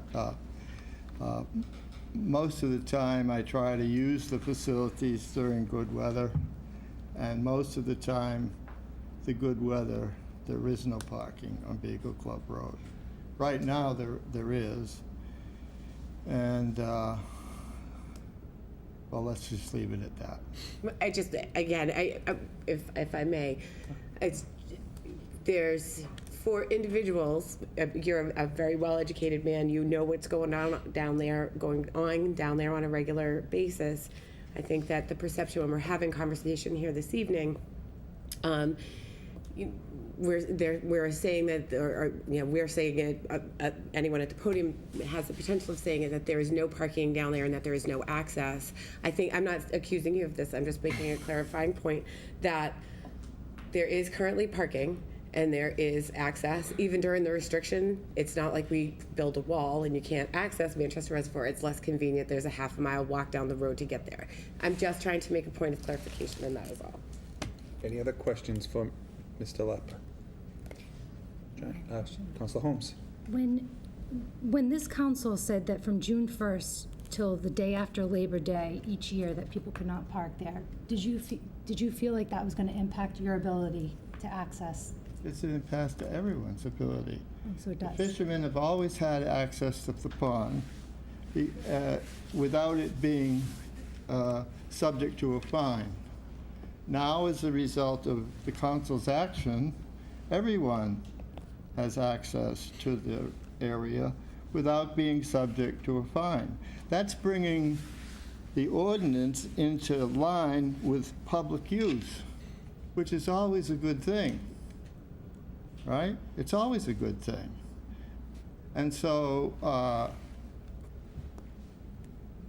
I guess my point in being here is to say that I'm happy that a proposal has been brought forward to increase the access.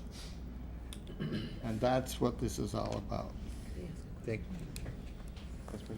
you. So just as a point of clarification, would you classify paying for a parking pass as a fine? No, I don't.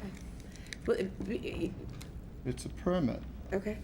We could get into all kinds of discussions about what's a fee and what's a tax. You know, they did that when Obamacare was being debated before the Supreme Court.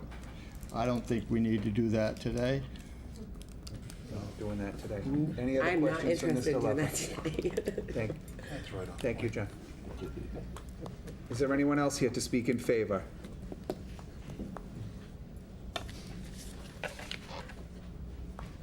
How you doing? My name is Patrick Boyle, Attleboro resident for 10 years, been fishing the reservoir for 30, 35 years. This is the third time I've been here to speak on this issue. I gotta say that's very, very disappointing. This should never have taken this long to get rectified. It really shouldn't have. This is an easy fix. The mayor has finally stepped in to give us an answer. Hopefully, the council is going to look at this and actually take action and rectify this situation, because this ban is foolish beyond words. To stop fishermen and anglers for having reasonable, easy access to that reservoir is a travesty. It really is.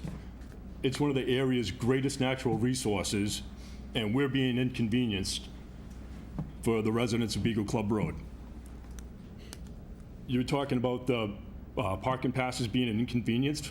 Oh, I'm sorry, I don't feel bad about that. They deserve to be inconvenienced because they're inconveniencing me and all the other anglers that want to use that facility. All the people that walk their dogs down there, they're being inconvenienced. And it's just not fair. I know people are there doing things they shouldn't be doing. There were rules in place to stop this. You used to have to get a permit to fish the watersheds. They stopped giving them out, and when they did give them out, they were never enforced. You enforce the rules, you're gonna stop the problems. It's pretty simple stuff. Now the mayor has given us something that can make us all move forward and get this fixed. And that's really what I wanna see. That's what all the anglers in the town wanna see. All the people that walk their dogs. That's what they wanna see. The people that wanna enjoy it, look at the birds. There's bald eagles down there. It's beautiful to see. People shouldn't have to walk an extra half a mile to walk a mile into the woods to see this kind of nature. It's just not fair, and it's wrong. I don't think a $10 fee for a parking pass is excessive in any way. I'm more than happy to pay it. I know all the anglers locally that are in our fishing group, they're more than happy to pay it. I don't think it's unreasonable for the people of Beagle Club Road to have parking passes to park on the street. They wanted no parking. Well, this is part of the problem. This is what they'll have to do with because this is what they started.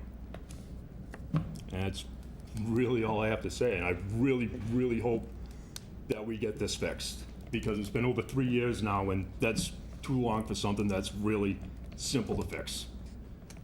Thank you. Any questions from Mr. Boyle? Okay.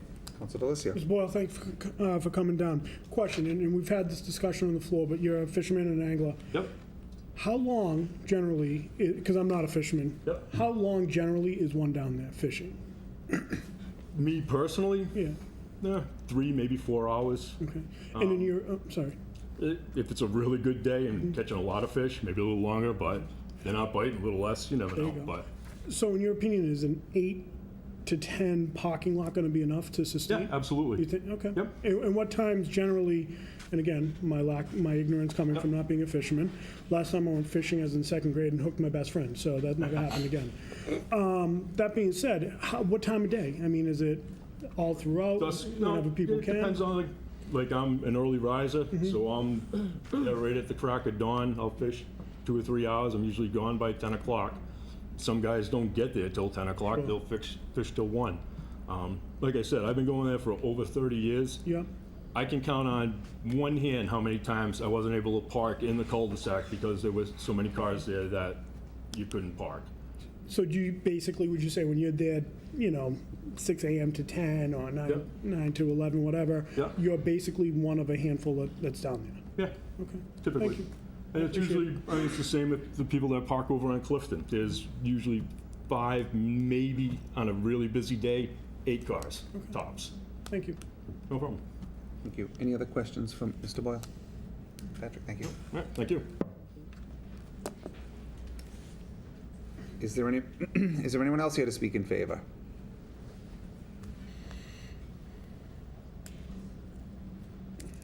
Good evening. Nick Calderon, 57 Beagle Club Road. It's hard for me to stand up here and say that I like the idea of a parking lot. I've lived on Beagle Club Road for 14 years now, almost 14 years. People don't believe me when I tell them what I've seen out my front window. One thing I will say is the seasonal parking ban did work. It worked for me. I fully understand it didn't work for the people who want to walk their dogs and go fishing. That's why I'm up here supporting this, because they have a right to access that place during nice weather as well. I don't deny that. One thing that I really like is the fact that this parking area will be gated. I live there.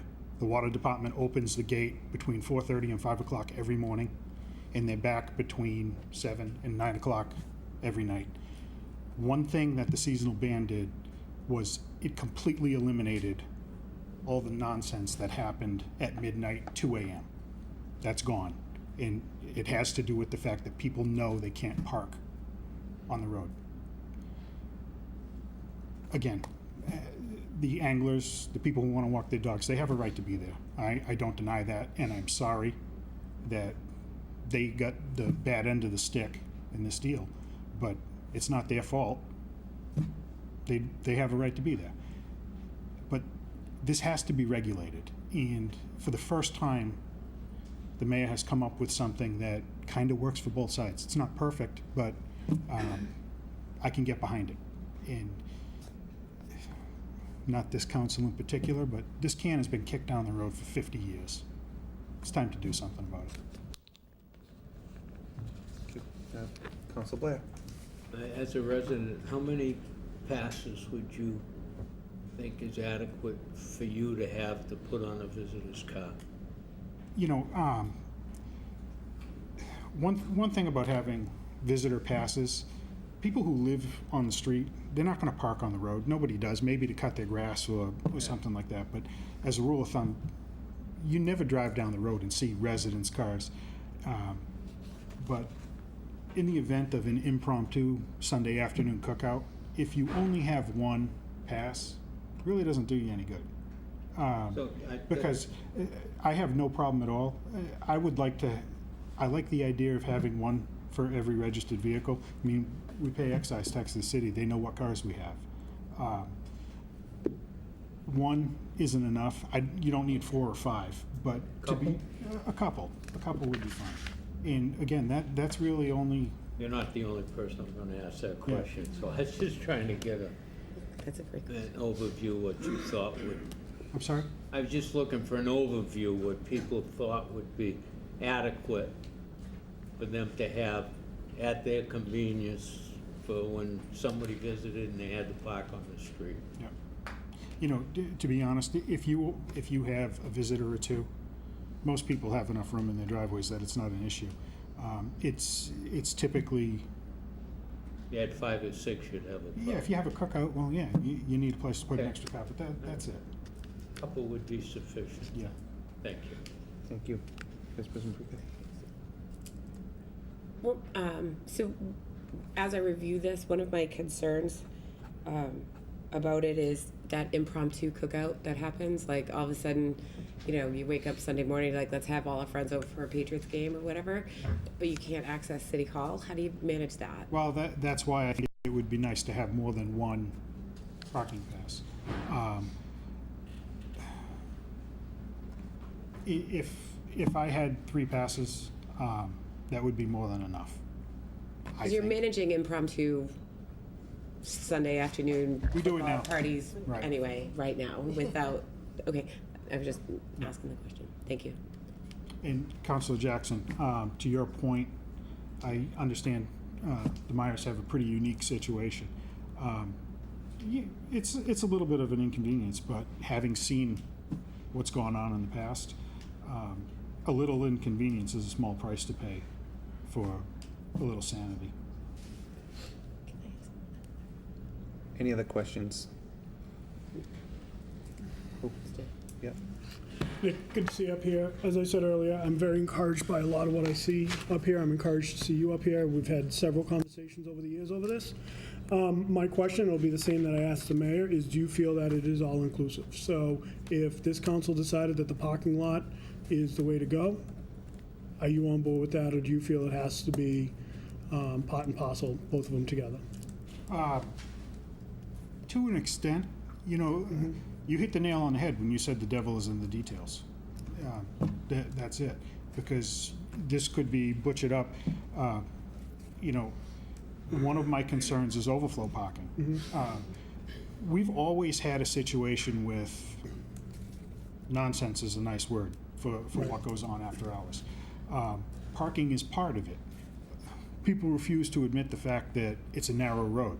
When cars are parked all over the place, it's a hassle. Me personally, I can't get in and out of my driveway. There's not a chance in the world an engine could turn around in the cul-de-sac when cars are parked in it. So if cars are off the road, okay. One of my concerns is overflow parking. I hear repeatedly people say that they've never seen that many cars down there. I have. 8 parking spots can fill up quick. Okay, thank you.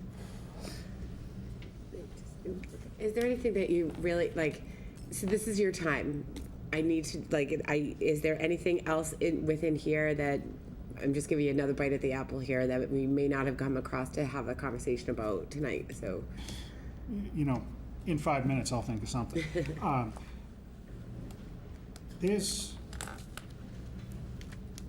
Let me ask you another, let me give you a break on that. Hold on one second. So currently, over the course of time, so we have the seasonal restriction in place right now. We have 12 tours by the police department in that location now. And how would you feel, so we had a large problem with illegal activity and shenanigans, as we like to refer to it too. How has that been managed to this point? It's night and day. So we're trying to figure out a plan to maintain that. That's correct. Is what we're looking at. You know, one of my fears is that by adding a parking lot or a parking area, it will bring some of that element back. One thing that I like about this parking area, as I said before, is it's gated. You know, the council didn't make it up, and the residents of Beagle Club Road didn't make it up, but if you go down to the gate and you read the blue sign, it says dusk till dawn. And if that's when the gate's open, that's okay.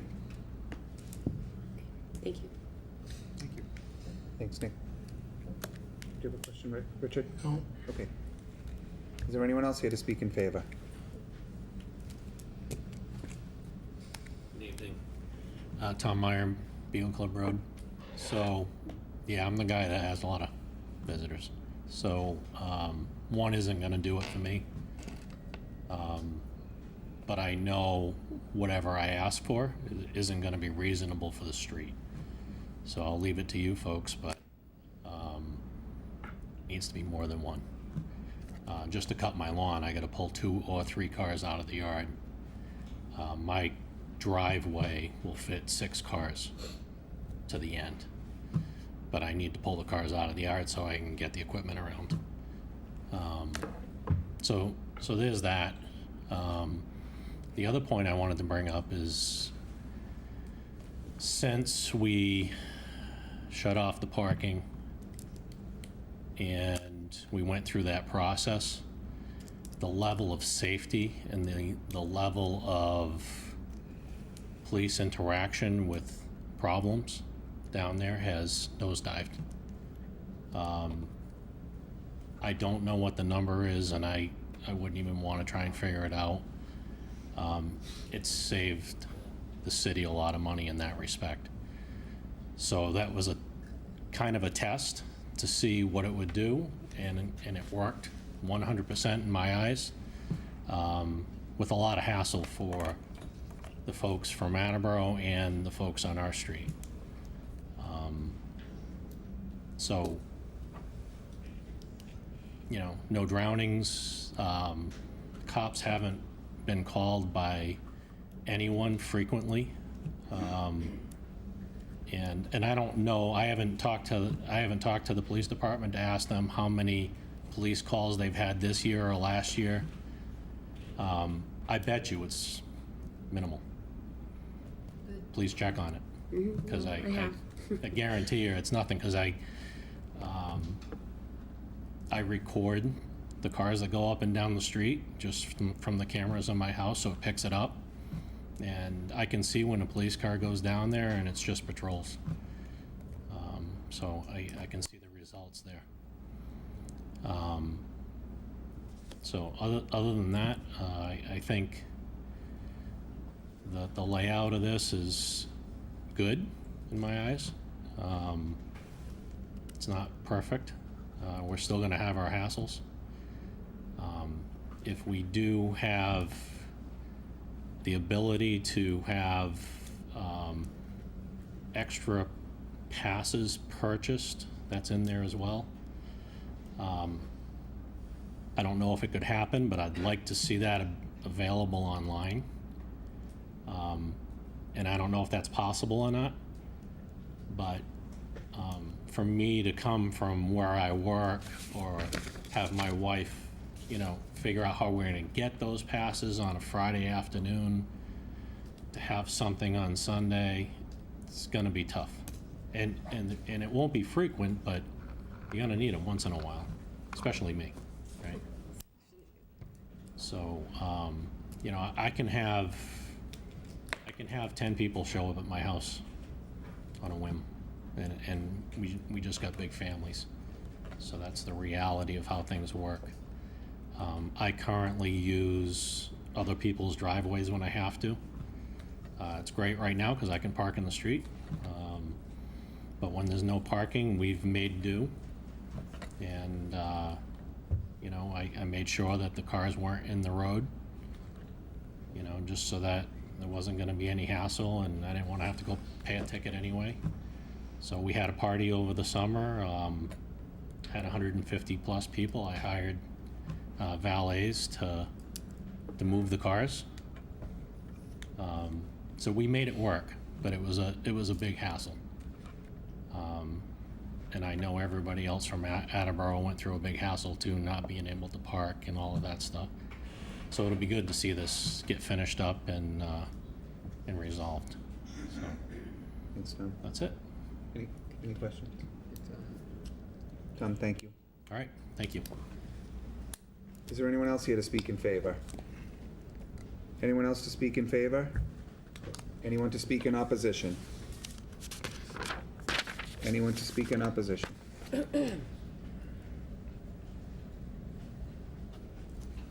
Hello, Council. My name's Susan Lipsky, and I live at 596 Tiffany Street.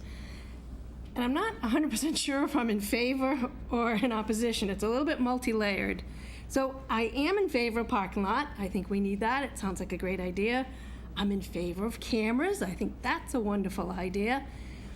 But I'm wondering, because the restrictions have been in place for such a while, if we have increased police patrol, we have the cameras, we have the gates, is the problem going to be better? Maybe we don't need any restrictions for anybody? If the police can see on camera, it's an out-of-town car, it's a car from Florida, how much can the police actually see with the camera, I guess, is what I was wondering. Will the lighting be good? Can they see in the cars? To see if there's shenanigans and such. But anyway, I was just wondering maybe if you could just leave it be for a year, revisit it 1 year from now. Did the problem go away? I know sometimes if you can fix it for a while, the element that was going there and taking advantage of the neighborhood, maybe they won't come back. You've already given them enough of a deterrent for years now. They found other places to go. They're not going to be a club road, I don't think. But now, as far as the permits go, I think as residents, we shouldn't have to pay to go to a reservoir in our own community. So I have a problem with the $10 permit. So you guys are gonna look at that. If you can, take a few things into account. Maybe make it lower, maybe do a discount for folks over 60 or for folks who are city volunteers. Maybe give those people a discount, something to keep in mind. I know the mayor brought up the part that we have stickers for compost, but last time I checked, I don't think we had to pay for those. Same administrative costs, I would assume. But to that, I'm also at the faculty at the University of Rhode Island, and they have an online permitting, so you don't even have to get a sticker. You just put your name, your address, and your license plate number all go in, your model of your car, and it all goes into the computer. And I don't know how any of that works, but I know that they have a system to do that. So maybe that's a possibility. Because I'm thinking, I have a family member who loves to fish. He doesn't drive a car, so he would have to rely on somebody to bring him. So you're gonna have to have his girlfriend, his buddies, all his fishing friends, get a $10 permit so that they can all go fishing together. I think it might be difficult for people who don't actually drive a car and rely on a ride from someone else to get there. So that's just sort of my input, just kind of my observations on a few of the details and the devils and such. So, is that okay? Sure. Great. Thank you. Okay. Thank you. Thank you. Thank you. Is there anyone else here to speak in opposition? President Cooper, if I may, if you have, do you have written notes? Yeah, kind of mine, a little abbreviated. That's okay. Would you give those to our administrative assistant to be part of the record? Sure. If that's okay with you? That would be healthy. Thank you. Is there anyone else here to speak in opposition?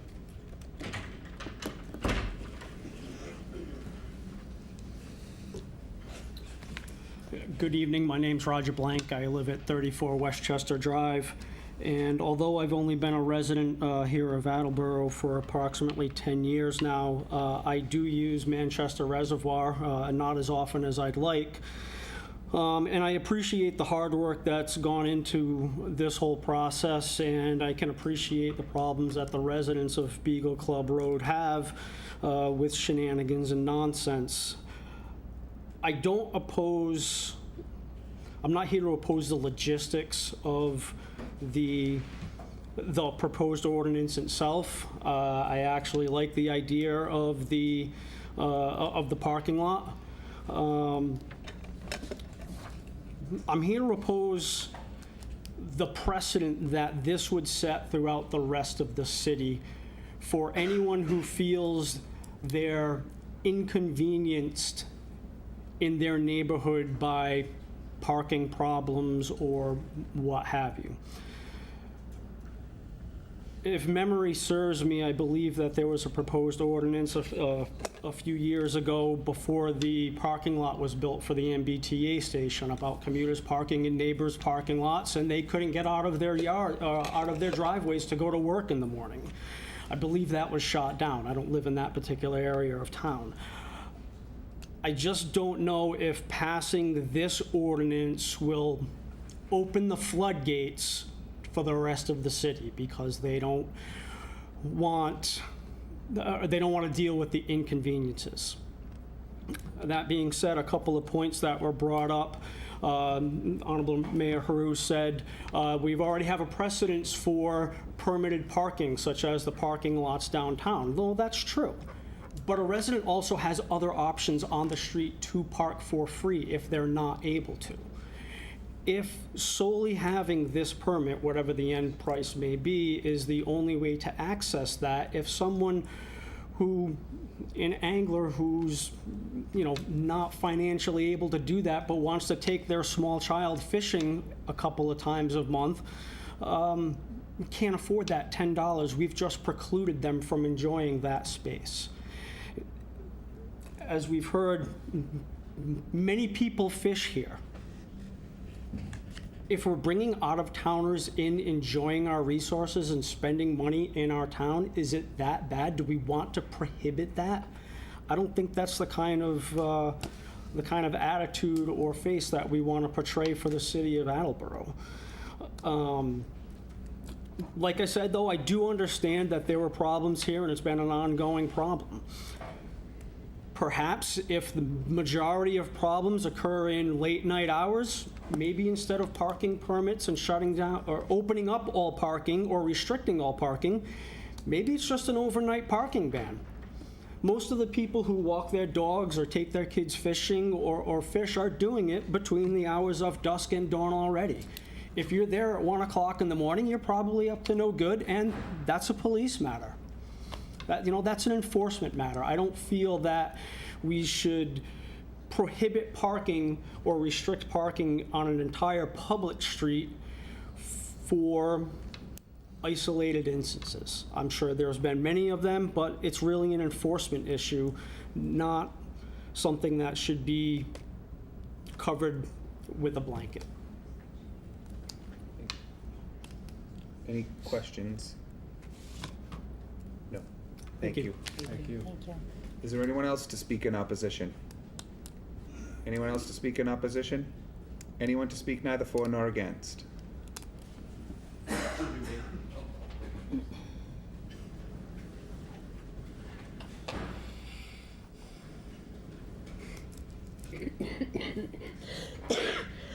Good evening, President Cooper, distinguished council members, Mayor Haro, my Attleboro residents, and my Beagle Club neighbors.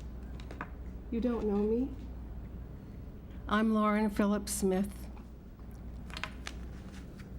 And I'm Priscilla Phillips. Excuse me. This has been a big issue for me too for years. I've been crying for years when I found out what was happening. Our parents, Elizabeth and Don Phillips, and our family have been owners of land in this city since the 1700s. All the property around Manchester Reservoir, in conjunction with our parents in the state and the county, was made available as conservation area for the citizens of this state, this city, and for you folks. Mom and Dad loved nature, so do we. The house that we grew up in is no longer in our family. It's 111 Rocklawn Avenue, the Robinson House. It's on the historic register. Our mom was a genealogist, and she was the one who did the research for that. And then when Mom and Dad retired, they could no longer take care of it. They're just too old. It was the pride of our parents. It was our pride. Many wonderful things have happened there. There's a secret room that you had to hide in when the Indians came. There's so many wonderful, glorious stories there of history over these years. When I was a little girl, there weren't any people to play with. She was a baby. We didn't have my playground was that property. And I learned so much about nature from that property. But then it was time to go. My husband and I could not buy the house because we live in Northern Virginia. My husband's an attorney. His practice was there. But in my heart, I will never leave Attleboro. I'm the last landowner of the family. I have 1 acre on Beagle Club. I'm not there all the time. My heart is. But when I go, I've had the opportunity to speak with some of the residents there. Last 2 years ago, and I'm sitting there, and all of a sudden somebody came over and said, "Excuse me, but what are you doing here?" "Who are you?" "Oh my God." Anyway, I introduced myself, and she began to tell me everything that was going on. That's not what Mom and Dad wanted. That's not what we wanted for you. Oh my God. So I've been in contact with Councilman Delicio over these 2 years. He's been keeping me informed of the council's opinions and your opinions. We're on the phone several times a year. When I come up here, I go right over to Attleboro. First I visit Mom and Dad at Newell Cemetery, then I go to Beagle Club Road. I went yesterday. I'm here for my 55th high school reunion, oh my God. But anyway, I felt so heartwarmed when I saw the way this area for the parking lot looked. It's clean and neat. I'm sorry, my property is wild. It's beautiful.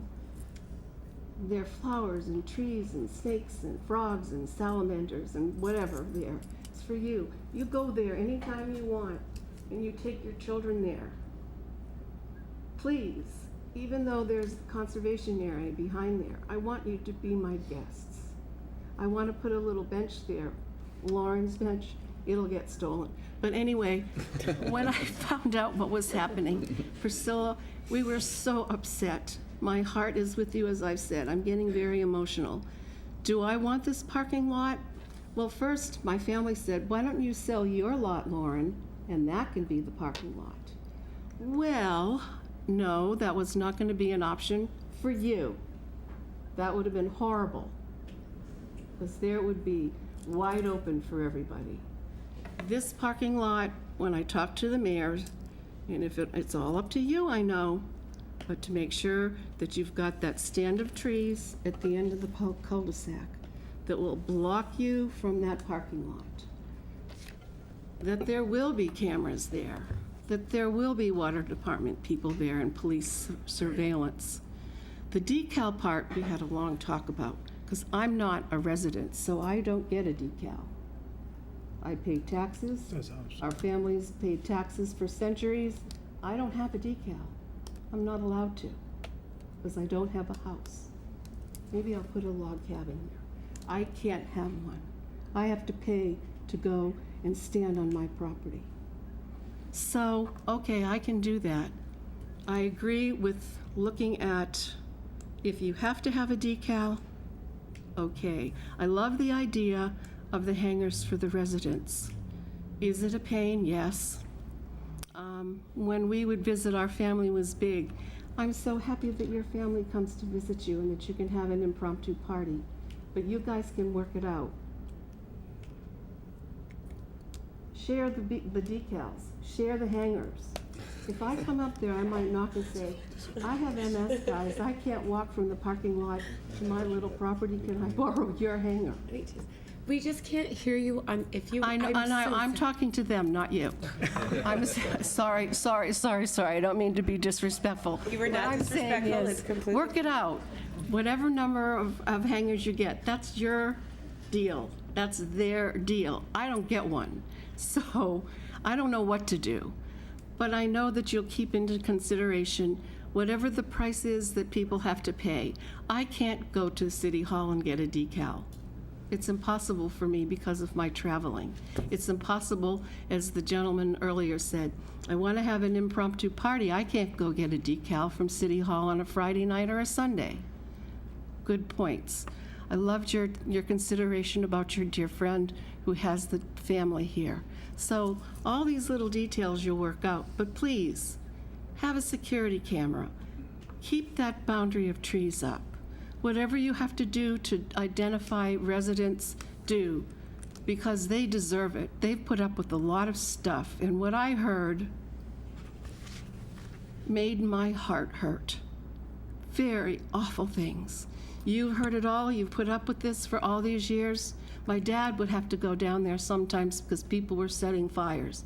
My little dad alone would have to pull these people away. No more. No more. No more for you. So whatever you decide, I'd like to see a parking lot with restrictions. I want to be able to go to that. I want to go to my property and park in front of it and have a way to identify myself, because I've got a rental car. I don't have my Massachusetts car. Right now I have one from California, and yesterday I parked there, and I thought, oh my God, I'm going to get in trouble.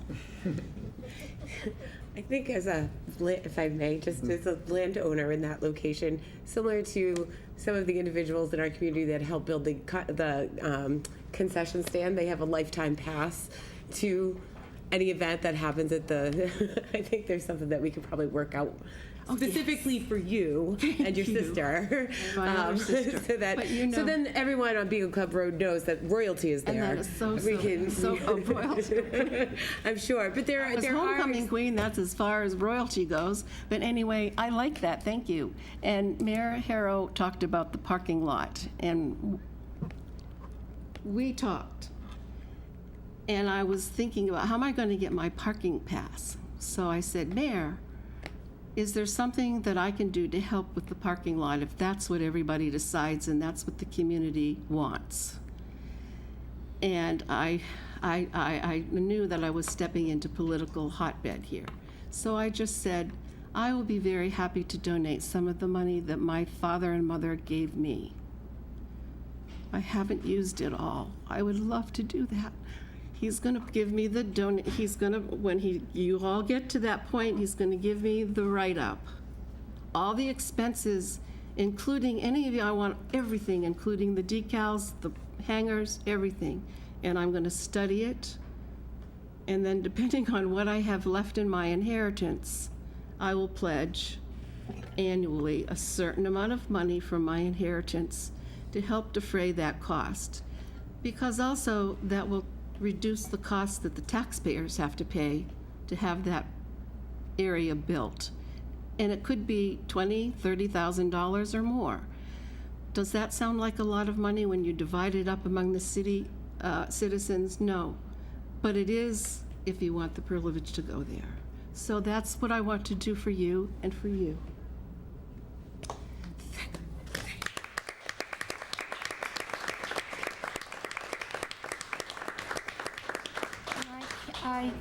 personally can't donate because my inheritance is gone. Please listen to Lauren. Okay, we still care about Attleboro, we still care about the conservation area, we care about the city. Thank you. Thank you. Thank you. I don't want to make Lauren get back up, but if I could just, quick thank you, because Lauren, we have spoken a lot over the last 2 years. Priscilla, we've spoken a lot. I think as Vice President Parika said, we can probably get you a parking pass. It should be owner, not resident, and it shouldn't cost you $50,000. But that being said, I know how much this land means personally. When I first talked to Lauren, she told me a story when she was a little girl. She would go out and she would go into the woods at Manchester and she would sit on the rocks and climb the trees and sit and write and think. And, you know, whether it's the anglers who come in, whether it's, you know, the Smith family, this is a special piece of property. So thank you for that generous offer. And thank you for, you know, really still being vested from so many miles away. Thank you. I'm shaking inside. I was so nervous to come. Thank you all for welcoming me. And my mayor said to me, if you're going to make that donation, then maybe we'll name the parking lot after you. Why not? I've made it. Oh my gosh. Lauren Phillips Smith, parking lot.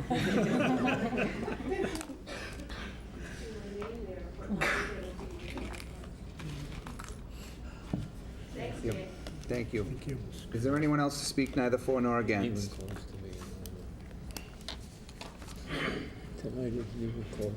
Hello, ladies and gentlemen of the council. My name is Ryan O'Donnell.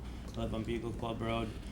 I chose to speak after Lauren because there was a lot of things that were said today before even this public hearing started that, you know, had my heart beating a little bit and kind of like going back and forth. Am I going to, you know, speak against? Am I going to speak for? Am I going to speak neither for nor against? Like, which way is it going, kind of thing. And so Lauren, I believe that my wife's mother and father are the Amesburys. So, oh my goodness. you are named, my wife is named after you. I'm almost sure. So I wanted to make sure I spoke right now so you were here to hear that. And that's fact. And we live. It is. We live right adjacent to your property. And we've been dealing with the Beagle Club situation for a long time. So you have one of the newer homes? Yeah, I'm yeah. So you have the You have to read this, yeah. and the house Is that right? Yep, we're right there, and so I was happy to hear what you said about the land, and so I just want to share that with you. Basically, I heard a lot of educated people speak today, even before this public hearing, about both sides and understanding both sides. So even people speaking about the marijuana and all that, they both saw both sides, and were both kind of trying to say their points, recognizing the other side of what they were talking about. I'm a very private guy, never been on Facebook in my life, never joined, never cared to join. I just recently did a join and saw some of the comments and concerns that were voiced by some people that, quite frankly, just don't share, just don't have any empathy. And it shocked me, and it kind of hurt me that, as a homeowner or someone that lives there, that they cannot even remotely recognize some of the thoughts and concerns that we may be faced with. There's a couple people on this panel that maybe don't recognize fully what we've been faced with. I want to be clear that I've always been kind of on the fence of this issue. Never once have I said, no, you can't come and park here. I shouldn't say that. I was always very careful to say, be careful what you wish for. If there's a few people parking on your street, it's not really that big of a deal. But what happened was a lot more people started coming and parking on the street, and a lot more people that were bad people or doing the wrong thing started coming and parking on the street, which caused an issue, which caused me to get involved. I have two young boys, a 4-year-old and a almost 2-year-old, that also prompted me to, stand up for my family and my property. I currently, always try to be very polite and respectful to the people that come down there, whether they're parking across the street in the place that you're not supposed to be parking at. I'm sure they've seen me over the years in the driveway and think that I called on them. I have never once called for a parking person to get a ticket. It's not my responsibility, and quite frankly, people that park and take their kids fishing or walk their dogs, they're not bothering me, they're not harming me.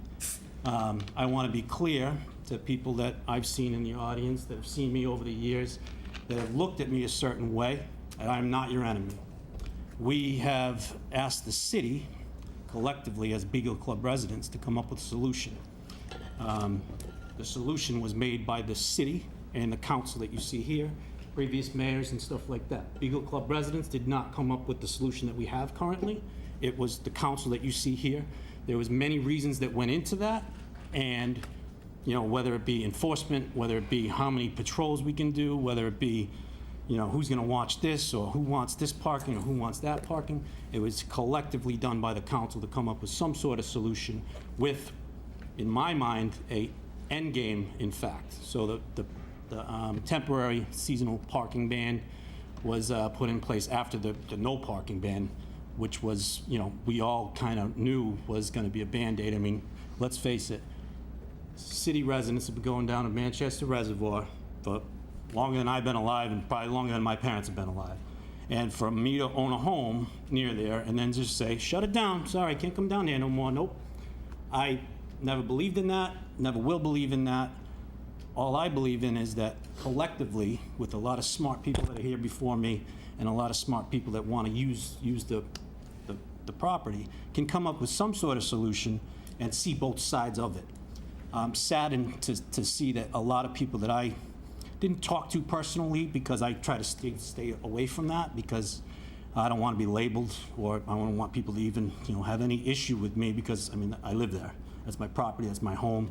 Last thing I want is a rock through the window or whatever. So I'm always very standoffish on that. But it's just saddened me that a lot of people couldn't see both sides of it. I certainly have seen the side of fishermen and dog walkers or recreational people that want to use the property. And I can't tell you how many times I've seen people that walk down, and they walk from a far distance with 2 little kids. And I've even had a conversation with one of them and said, "It's too bad, man. It stinks that that's the situation." And he was disgusted with me, And I'm showing empathy for him, that it's come to this point where you have to walk your 2 children as far as you do, which. Granted, you're walking plenty far enough when you go back there, but you're walking a little extra further to go use the property. And I said, it's unfortunate that it's come to this. If the city had other properties to build a parking lot or do something like that, that would be my first choice. From day one, I said a parking lot near my property, near a gate with dark, right off the highway. Hey, Joe, yeah, I know this spot right down, we'll get off right off the highway, and we'll go, we'll meet there. I'll give you the drugs there or whatever. Or God forbid, I'll go, we'll just drop a body right over there. We'll burn it and drop it right over there. It's right off the highway. Those things are real things that we have to consider.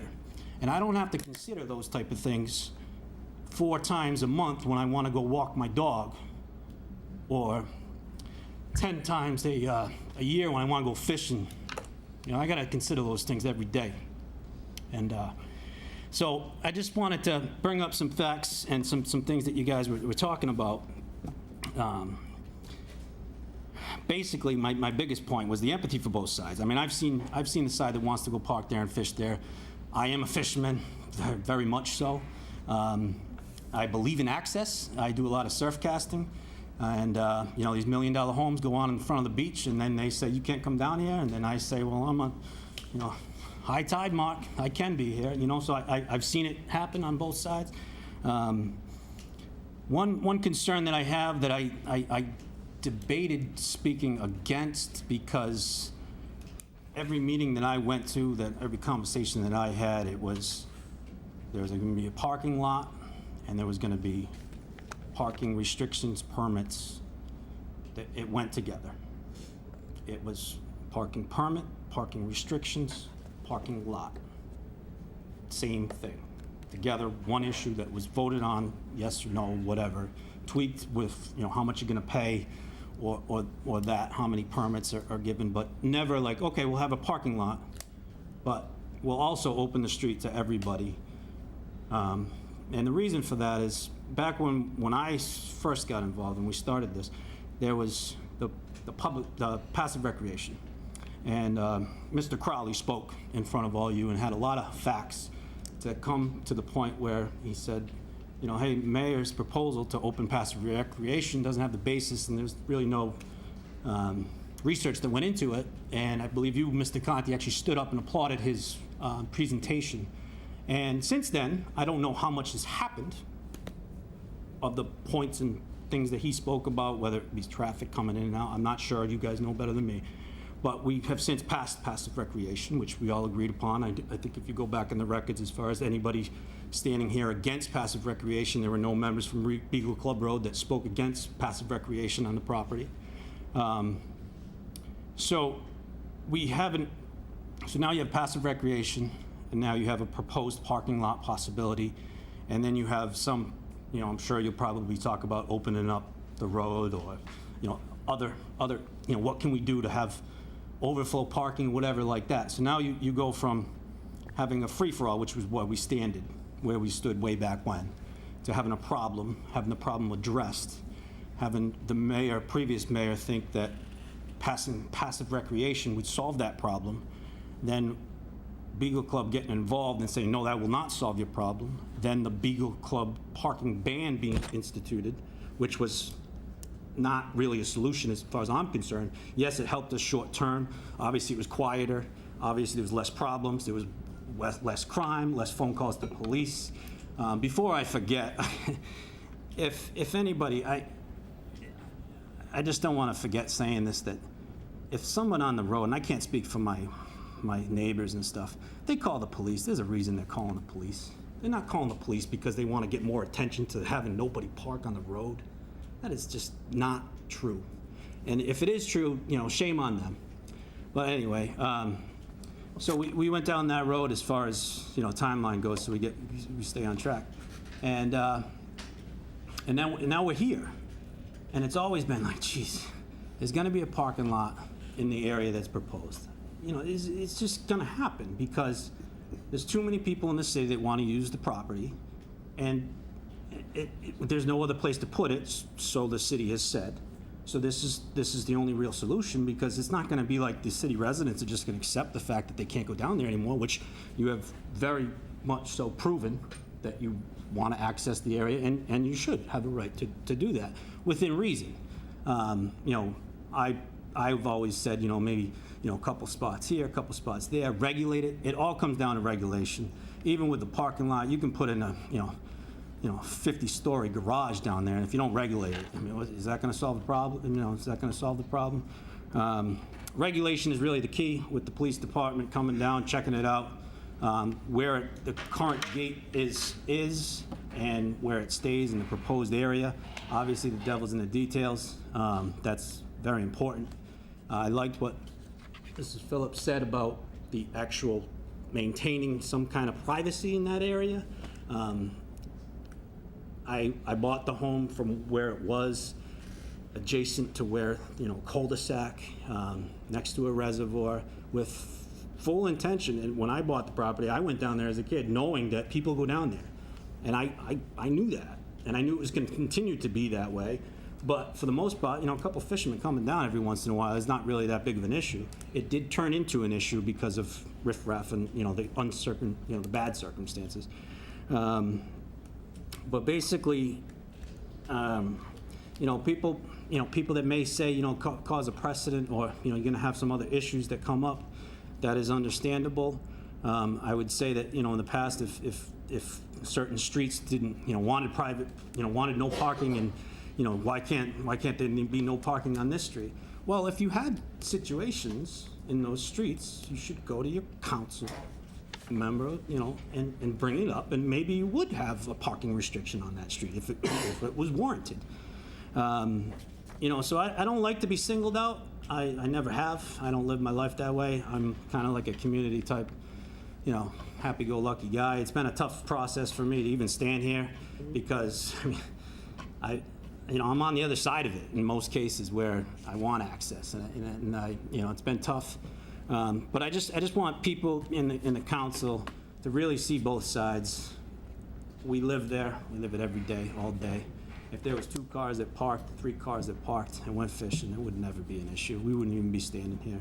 It's all the people that are up to no good at night, the fires, the whole 9 yards. That's what the issue is.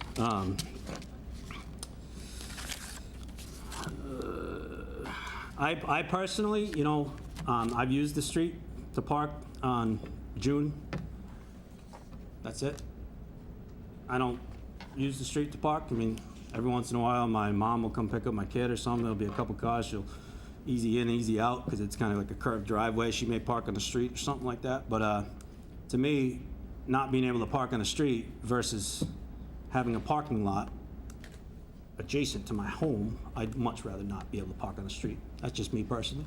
But I've never come to any meeting with anybody and said, no, I want this. Oh, no, this is my. I've always been collectively seeing the greater good. My neighbors, obviously, if they park on the side of the street, they're in front of their house. They're not in front of my house, but they're in front of their house. And I can't live with that. I can't just say, oh, too bad, they're not in front of my house, so it's all good.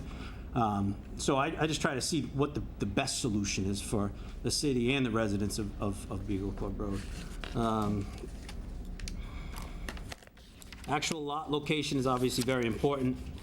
The regulation of the overflow parking is very important. And I was a little discouraged today because even before I got a chance to speak, there was a little bit of back and forth as far as, well, is it a package deal or is it just parking lot? And then we can talk about opening up other things or what is it really? So I kind of, that needs to be ironed out, obviously, because as far as I was concerned, it was definitely what we spoke about, parking permits and the whole 9 yards. As far as monetary value goes, that's up to you. There's no, you guys deal with this kind of thing on a daily basis. You know better than me, I'm sure.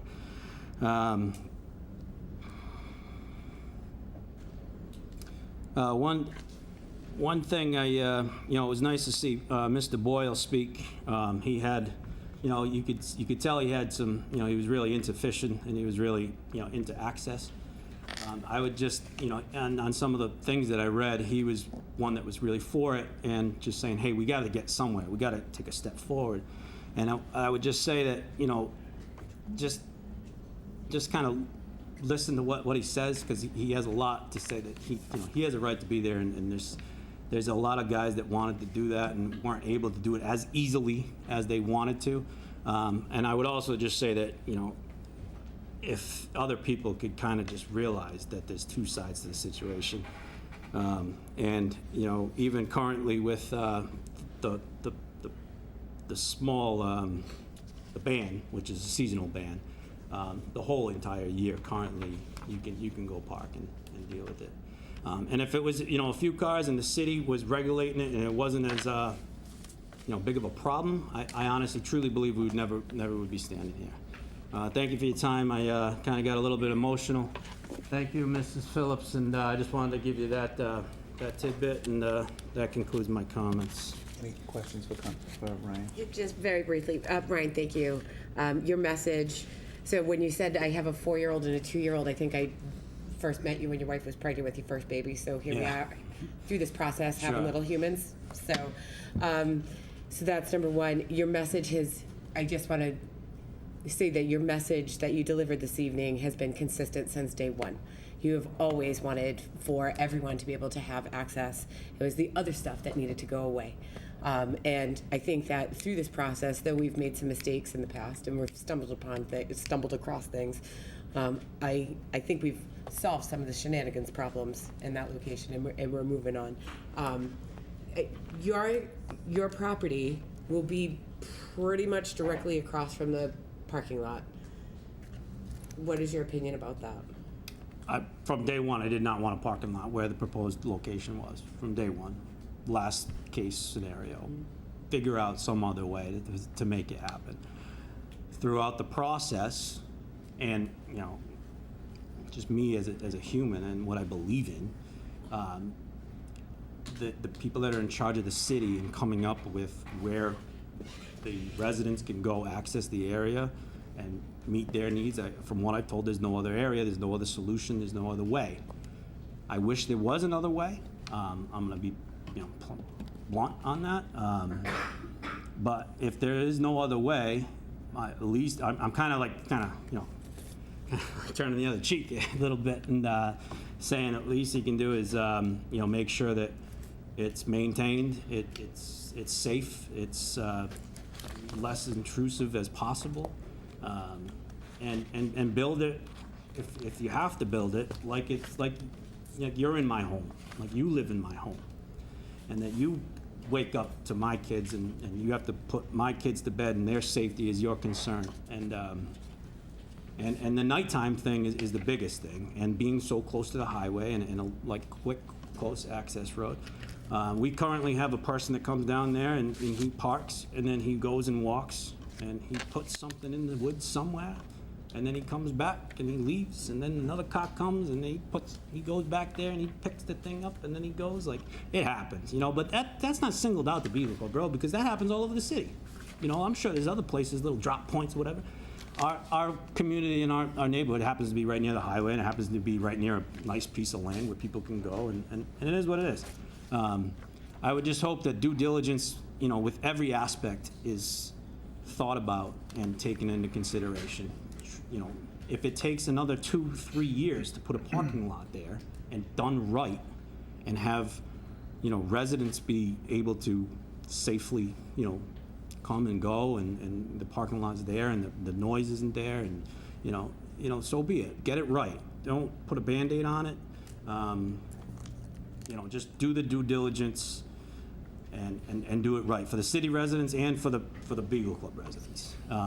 And like I said, I just hope that you can see both sides. I mean, I have a good friend that was in, you know, politics a little bit, you know, and he said, you know, that you guys are, your ultimate goal is to achieve balance.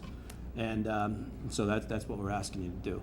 And I just wanted to clear a couple things straight, you know, here for the record, that, you know, it's never been a, you know, keep the residents out, and it never has been. So anybody that thinks that is just uneducated, hasn't even, you know, they just don't know. It's just simple as that.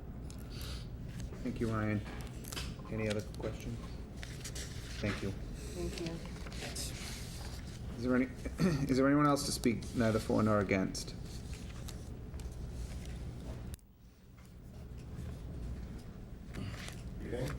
Sorry. My name's Alex Kemp. I'm actually from Pawtucket, Rhode Island. Not an Attleboro resident, but I do just work down the street at National Vans, so I'm here frequently. Be there in a few hours, in fact. I'm also a volunteer and vice president of the 10 Mile River Watershed Council. We're a 501c3 nonprofit conservation protection agency for the 10 Mile River Watershed. And Manchester Reservoir is the biggest body of water in the watershed. So we routinely use it as hiking. Personally, I'm not a fisherman. We do have a large number of fishermen who do that. So that's one of my, one of my biggest problems is just the fact that out-of-staters get hit so hard. But I understand the mayor already said he's not, you know, hard and fast on the prices. And I'm certainly happy to hear that the Beagle Club residents saw an improvement with the restrictions that just went into effect. That's why I was kind of surprised by this new attempt at making a change. Like, we haven't even seen what the new restrictions did. But just heard a couple people say they did hear or did notice a change in police interaction. So, I mean, it would just be a hindrance to us, certainly, to get in and we don't schedule large cleanups for a property like Manchester, but when we do hike there, usually we would take out anything we do find. So that would be one of my problems. Any questions? Thank you. Thank you. Thank you. Is there anyone else to speak neither for nor against? Anyone else to speak neither for nor against? Okay. So I think because we are waiting for transportation and traffic, We will keep this public hearing open at this time. With it, in addition to that, to the police chief, the fire chief, conservation, and there, if any residents have any additional comments that they would like to send in to the clerk or to the secretary, we can accommodate that. Sure. So we are going to keep that public hearing open. At this time, I would entertain a motion to take a 2-minute. All in favor? Aye. Aye, so we are recessed. Brief.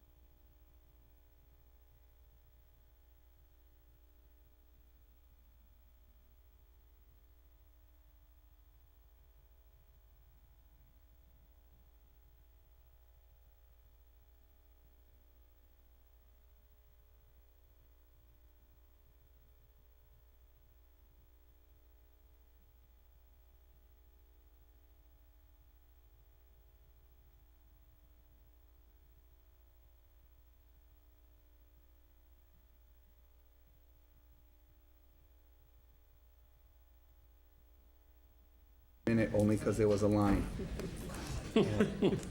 Mr. Withers, would you kindly read the notice for the last public hearing this Yes, I evening? would be happy to. It's a Thank you. public hearing relative to adding a section to Chapter 10, Motor Vehicles and Parking of the revised ordinances of the City of Attleboro. The addition of Section 15 would address smoking restrictions in motor vehicles with children in car seats. Thank you.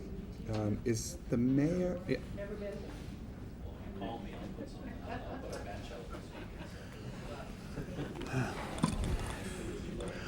Good evening.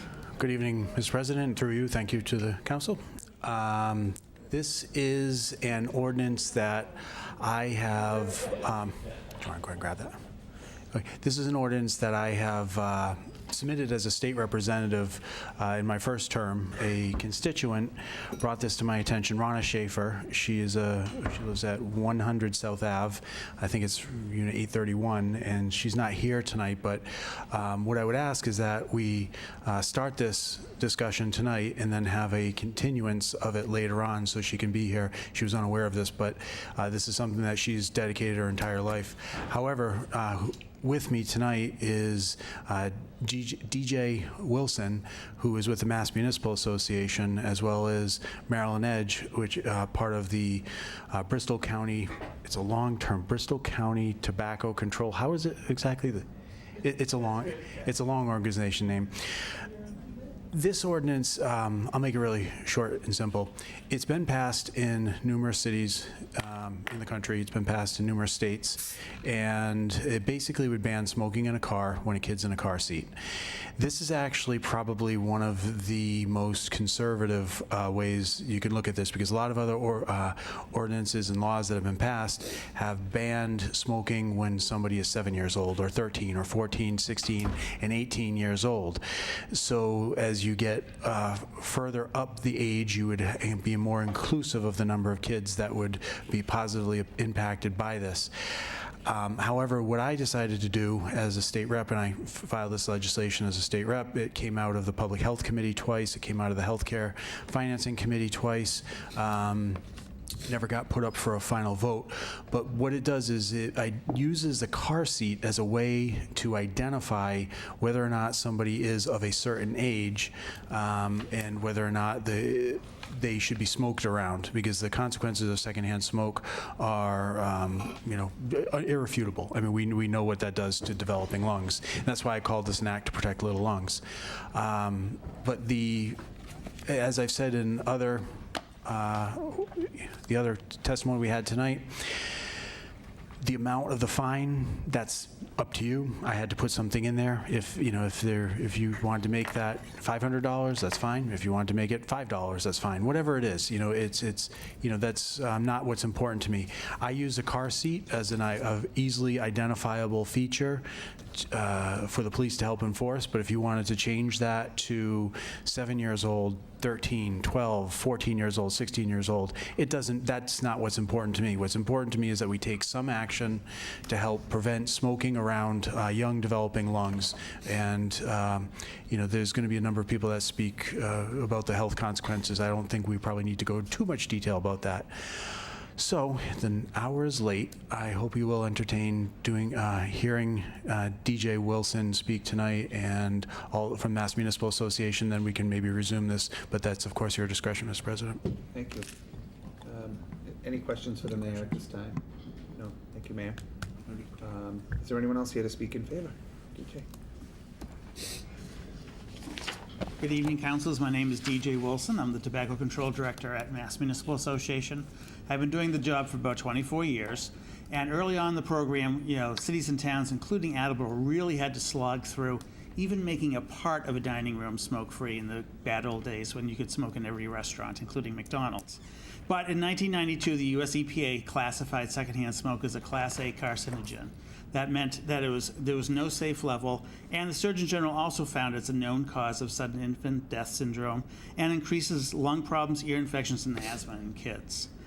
So this is especially true in a small space such as a car. In 2004, the state did pass the smoke-free workplace law, which made workplaces, restaurants, and bars smoke-free. It also went as far as saying that public transportation vehicles, municipal vehicles and taxis and cabs had to be smoke-free as well, because they were also workplaces. But it didn't address private cars at all. The state law does not go as far as talking about private cars or private homes. But we do have 8 states in Puerto Rico that have an age-based limit. This has not been a priority for the state's tobacco control program because the age-based limit has just been difficult for us to ever figure out how to do the enforcement. But it does make sense that if you have a much easier system, such as if there's a car seat in the car, then there can be no smoking, then that actually is something that it lowers the age, and it is conservative, as the mayor said, but it makes for a really enforceable policy that we may see other cities and towns do if Attleboro, in fact, enacts it. The $100 fine that is in the proposal, you could obviously choose whatever fine level you want, but that is the $100 flat fine is the fine for smokers that is in the state law that's been in place for 14 years. And one thing I would stress is that the American Non-Smokers Rights Association, and you can find their website at no-smoke.org, they do say if for cities and towns that go forward with this, that make sure that you have adequate amount of education to the population, to your residents, just to make sure that they are well aware that this is in place before you actually start doing enforcement. Thank you. Thank you. Any questions at this time? Thank you. No? Thank you. Is there anyone else to speak in favor? Hello. My name is Marilyn Edge. I am actually a health agent in Attleboro, and I believe I've spoken to a couple of you about 84 chapters for the Mayor's Youth Council. I am a health agent in Attleboro and in 13 surrounding communities. Our collaborative is a DPH-funded collaborative that Attleboro is part of. And I work with kids doing compliance checks and enforcement of local, state, and attorney general's regulations. I have worked with kids in teenagers, in support, high school teenagers, in support of Mayor Hero's bill when it was at the legislature, both times. We have worked with other communities who are interested in doing something similar. And one of the things we always discuss is that we have regulations already in place where children have to be in car seats, where kids have to be in seat belts, you know, how the size of the car seat, the weight of the kid, all of that. And there are regulations about texting and driving, and a lot of driving based regulations. This city ordinance would be police department enforced, not Board of Health enforced. And it wouldn't necessarily, you'd have to speak to Chief Hegney. I can't imagine that the police would pull somebody over because they were smoking and they had kids in the car, but it would be one more piece to add if somebody was pulled over for a driving infraction. This could be added on. As I said, I work in enforcement. I also work in education, and we do numerous presentations to adult groups, school nurses, parent groups, PTA meetings, on the dangers of secondhand smoke and secondhand vaping to kids and to adults as well. So it would, if this ordinance passed, I would be helping with the health department and the mayor's office, helping to create the educational campaign that went with this. So the health department would be part of the process, and working with the police departments to educate the police officers on what this would look like. Do you have any questions for me? Have any questions? No? No. No? Thank you. Thank you. Thanks for coming. Is there anyone else to speak in favor? Is there anyone to speak in opposition?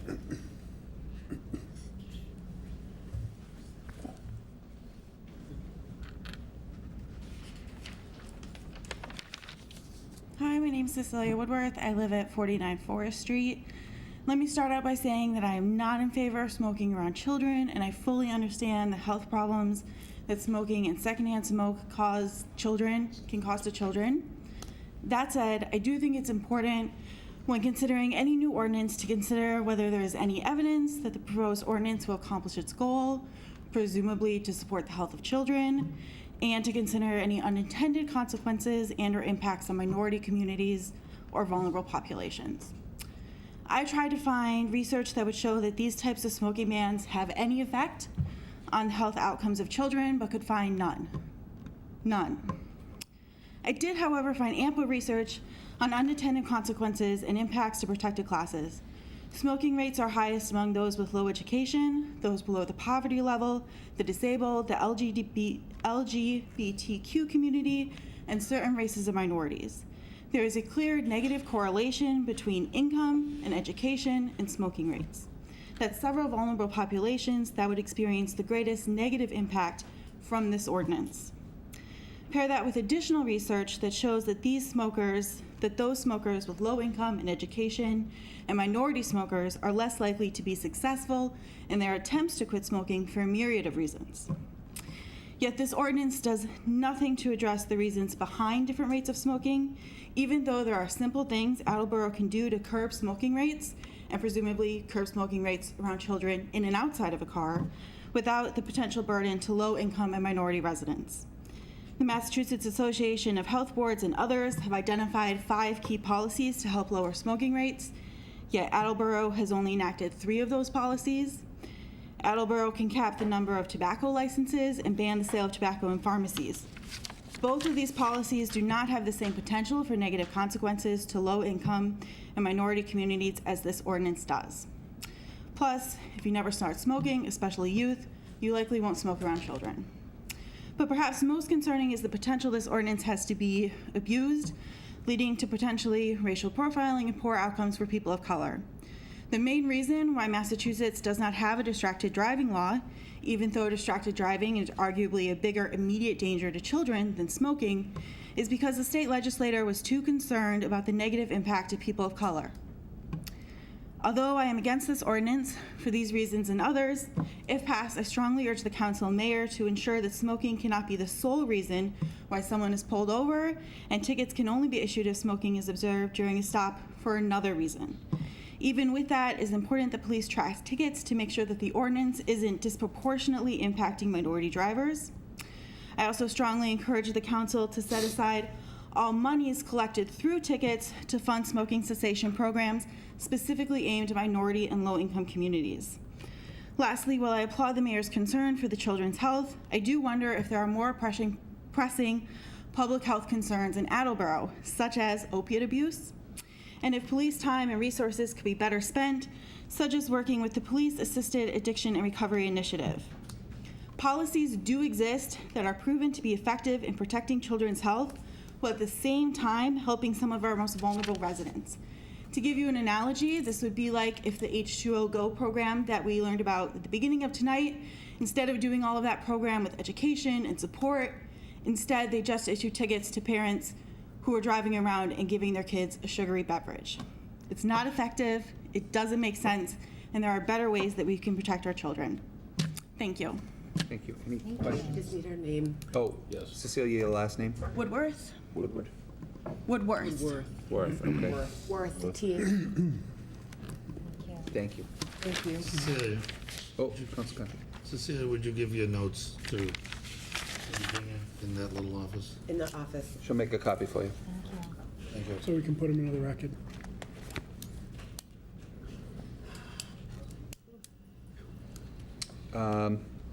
Where am I?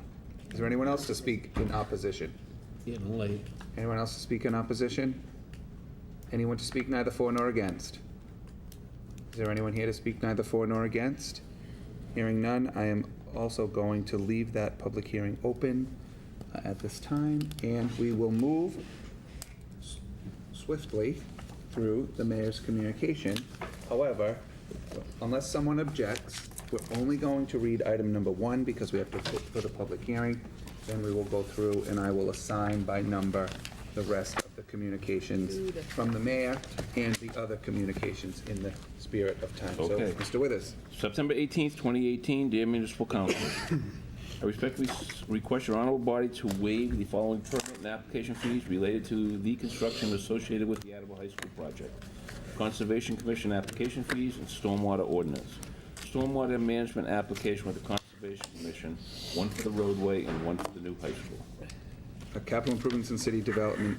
Mr. Give me, President, please. I'd like to call for a public hearing on October 2nd. How about the 16th to coincide with your other one on fees? I thought the other one was the 2nd. And when I talked to Virginia, she said the 16th. Okay, we'll go with Virginia. The 16th, please. Thank you. So, all in favor? Aye. Thank you. Motion passes. We will have a public hearing on 10/16/18. Mr. President. Sure, no problem. Well, moving right along, item number 2 will be Budget and Appropriations Committee. Item number 3, Personnel and Human Services. Item number 4, Capital Improvements in City Development. Item number 5, Ordinances, Elections, and Legislative Matters. Item number 6, City Property and Claims. Item number 7, Personnel and Human Services. Item number 8, City Property and Claims. And item number 9, Budget and Appropriations. Okay? To the Can I other... just finish that, please? Sincerely, Paul Haru, Mayor. Thank you. Thank you. Communications, other communications. Okay. This will be quick. Yes, the Poppy Drive item will be assigned to the License Committee. The application for BCWC will go to Zoning and Land Use. Mr. Chairman, would you like to call for a public hearing on October 16th for that change to the special permit? Thank you. All in favor? Aye. Thank you. Motion passes. We will have a public hearing on 10/16/18 for that matter. The communication from State Line Auto Brokers would be assigned to the License Committee, and the communication from Attorney Feeney for Briarleaf will be assigned to the Zoning and Land Use Committee, and that concludes Nope. the other communication. Nope, that's, we're not, no. Any, Kate, did you have another, Councilor Jackson, you have another? Okay. At this time, I would entertain a motion to go into committee of the whole. Second. All in favor? Aye. Aye, thank you, motion passes. At this time, we are in committee of the whole. Is there anyone that would like to address the council on any matter at this time? Seeing none, I'd entertain a motion to arise. Second. Thank you, all in favor? Aye. Thank you, motion passes. Be moving right along to committee reports, and we will start to my left with Councilor Jackson. Mr. President, reporting for Public Works Committee from the docket of September 18th, 2018. I move to approve the request of the mayor regarding a communication from Health Agent Alan Perry and the receipt of a Sustainable Materials Recovery Program municipal grant from the Massachusetts Department of Environmental Protection. The amount of the grant this fiscal year is approximately $49,000 in recycling dividend funds. The funds do not have to be spent in the fiscal year received and may be carried over to future years. In accordance with Chapter 1, Section 12 of the revised ordinances of the City of Attleboro, the mayor hereby requests this honorable body to approve expending such funds in any future grant amendments. Second. Thank you, motion is in order. Any comments, Councilor Jackson? Thank you. I made them last week at our committee meeting, and as we all know, Alan Perry was here much earlier this evening, and his department is doing very well. Great, thank you. Any other questions or comments? Hearing none, this will require a roll call vote, and we'll begin with Councilor Blair. Just want to be sure he's still there. Mr. Blair? Yes. Ms. Holmes? Yes. On that side, I meant. Ms. Dolan? Yes. Mr. DeLisio? Yes. Vice President Parika? Yes. Mr. Kovas? Yes. Mr. Conti? Yes. Ms. Jackson? Yes. President Cooper? Yes. 9 yeas, 0 nays. Thank you, motion passes. Thank you. From the docket of September 18th, 2018, I move to approve the request of the mayor regarding Superintendent Michael Tyler's request for parts to rebuild the conveyor system on the 2004 E-Line sweeper. Therefore, the mayor hereby requests this honorable body transfer $5,670 from the citywide reserve fund for transfer account to the Public Works Supplies Equipment account. Upon approval, the available balance in reserve fund for transfer will be $324,396.17. Second. Thank you. Motion's in order. Any comments? Thank you, we knew this was coming. That's right. Any other questions or comments? Hearing none will require a roll call vote. We'll start with Council Jackson. Ms. Jackson? Yes. Mr. Conti? Yes. Mr. Cobus? Yes. Vice President Parika? Yes. Mr. Delicio? Yes. Ms. Dolan? Yes. Ms. Holmes? Yes. Mr. Blair? No, just on principle only. President Cooper? Yes. 8 yeas, 1 nay. Thank you. Motion passes. Thank you, Mr. President. I have no further business this evening for the Public Works Committee, but I would like to call for a committee meeting at the appropriate time next week. Great. Thank you. Council Conti. Thank you, Mr. President. Reporting for capital improvements and development. From the docket of September 18, 2018, I move to approve the following request of the mayor as follows. The existing rooftop 10-ton split system HVAC unit at the Shang Building for the Registry of Deeds office needs a replacement as its useful life is exhausted and the parts are no longer available. The mayor's office has received 1 quote for replacement of this unit, and it's in the process of securing 2 more quotes. Although we do not have a final price, the mayor is requesting to find the funds now in order to move the process along. A 15% contingency has been added to this total. Therefore, the mayor requests the honorable body to transfer $37,030 from account citywide reserve fund for transfer to account citywide air conditioning unit. Upon approval, the available balance in the reserve fund for transfer will be $287,366.17. Second. Thank you. Motion's in order. Council Conti. President, point of Yes. order, I feel I should abstain where I work out of that building. Sure. Thank you. Thank you.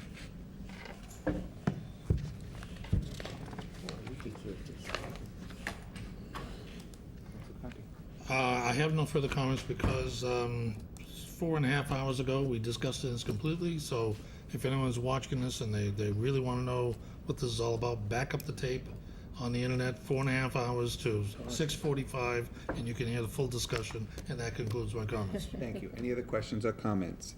Hearing none, this will require a roll call vote, and we'll begin with Councilor Blair. Mr. Blair? No. Ms. Holmes? Yes. Ms. Dolan? Yes. Vice President Parika? Yes. Mr. Cobus? Yes. Mr. Conti? Yes. Ms. Jackson? Yes. President Cooper? Yes. That's 7 yeas, 1 nay. Motion passes. Thank you, Mr. President. That concludes the business I have for capital improvements to city development for the council tonight. We look forward to a meeting at the next appropriate time. However, I will not be here September 25th. Thank you. Councilor Cobus. Reporting for Zoning and Land Use Committee, I have one item of business tonight from the docket of June 19th, 2018. I move to approve the rezoning petition from Laurel Knoll Land Trust, 503 Oak Hill Avenue, Attleboro, Mass. To rezone property located at 0 McDonald Lane, Attleboro, Mass. Said premises being Assessor's Plat number 101, Assessor's Plat lot number 9, to be rezoned from single residence D to general residence C. Said premises being 8.699 acres. Second. Thank you. Motion's in order. Councilor Cobus. All right, we talked about this a little bit last week, but I'll go over some of those things again. So again, we received a ruling from the planning board where they recommended for us to approve this. It didn't pass unanimously. If anybody wants, I can read it again. Otherwise, I can move on. Move on. All right. So we've also received an updated plan from the developer attempting to address concerns of density. They reduced the total number of units from 48 to 36 total units. So that's reduced it from 48 to 36, which was 24 buildings down to 18. In my mind, that still sounds too dense to me, and I continue to have concerns regarding ingress and egress for emergency vehicles. Additionally, during the public hearing, we were presented with a petition requesting we do not approve this zoning change. The petition was signed by all residents of McDonald Lane. We were also presented with concerns about ingress and egress for emergency vehicles and concerns regarding water and wastewater tie-ins to North Attleboro. Additionally, we received communication from the city planner regarding spot zoning considerations. In the specific considerations we were told to consider were if the parcel is, if it's a small parcel of land singled out for special privileged treatment, then it may be considered spot zoning. In my mind, this is clearly giving special privilege to a single piece of property surrounded by property zoned differently. Also, if the change in zoning is not in the public interest but privilege for the landowner, it might be considered spot zoning. And this one, it's debatable which is more beneficial for Attleboro. This is certainly detrimental to the residents in the area, but an argument can be made that having access to these additional 36 units of potentially affordable property may be better for the city as a whole. The third item was if this is not aligned with the comprehensive plan, and I didn't hear anything speaking about why it is aligned with the comprehensive plan. And then second, in the communication from the planner, the 3 reasons why it was argued this doesn't constitute spot zoning, additional reasons he argued why this didn't constitute spot zoning was there are similarly sized plots zoned similarly in the area. So in the 4 examples, in the specific 4 locations that he presented as examples of other areas that were rezoned or the zoning was changed in a similar manner, were all along North Main Street. And so it was tough for me to sort of visualize it because our zoning maps haven't been updated in 10 years and we don't have any. That's a different issue. But so those plots on North Main Street, in my mind, feel very different to me than rezoning a plot at the end of a dead-end street. And then the other thing is that there was an argument that the minimum plot size going from 20,000 square feet to 60,000 square feet isn't much different than the surrounding properties. However, in my mind, that argument doesn't make sense because it's actually 8,000 square feet per unit compared to 20,000 square feet. So the density is increasing significantly compared to the surrounding area because they're moving from single-family, zoned for single-family to being zoned for multifamily. And then finally, as a resident of Clifton Street, I know firsthand that the last thing we need is increased traffic on Clifton Street. We already have speeding issues and lack any meaningful sidewalks. It is flat out dangerous, in my opinion, to walk your dog, ride a bike, or go for a jog on Clifton Street. The properties used as justification on North Main Street don't share these concerns. Therefore, it's my inclination to recommend the council does not approve the request to change this piece of property from being zoned single residency to general residency. Thank you. Okay, Councilor Conti. Thank you. Vice President Frica. I want to thank Attorney Casey for obliging me and sending me 4 court cases.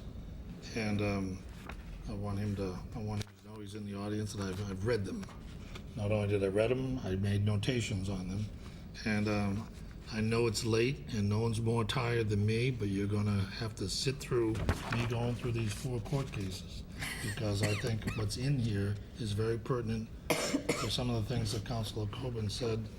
And the council has broad authority in this regard to approve or deny this neighborhood. But the issue is whether or not it's a benefit of the community. And so you have to weigh that benefit together with the nature of the adjoining uses. So we're being asked to rezone a parcel of land from single family to general residence, and that changes the neighborhood. So the reason why I brought up spot zoning, and coming right out of Attorney Casey's documents, is in the case of Leahy versus the Inspector of Buildings of New Bedford, and I quote, "The city council is empowered to amend a zoning ordinance when the character and use of the district or the surrounding territory have become so changed since the original ordinance was enacted that the public health, moral safety, and welfare would be promoted if a change were made in the boundaries." That neighborhood at McDonald Lane hasn't changed since Eisenhower put Interstate 95 in 60 years ago.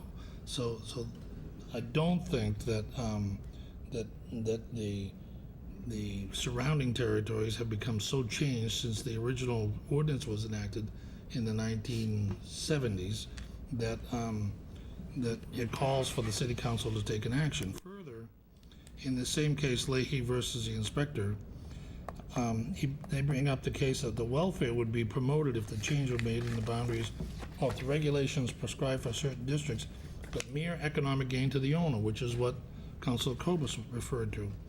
And if it's economic to gain to the owner of a small area, it's not sufficient to cause or involve an exercise of changing the zone. So further in looking at the cases that Attorney Casey sent me, I found that the case on the contract on conditional zoning and the test for arbitrary and capricious were not relevant to our case. That what we were looking at was relevant in the case of the Franson versus the city of Woburn, which was the second case he mentioned. And I agree that that the city council has to honor legitimate city goals, legitimate public goals, and that we can conclude that the passage of the city's long-standing goals. Now, our comprehensive plan in the city of Attleboro has not been updated in easily 15 years. The last time it was done, Mayor Robbins was mayor, and she called together a very broad spectrum of the city to participate in that comprehensive plan. But the comprehensive plan is 15 years old. So in this case, we're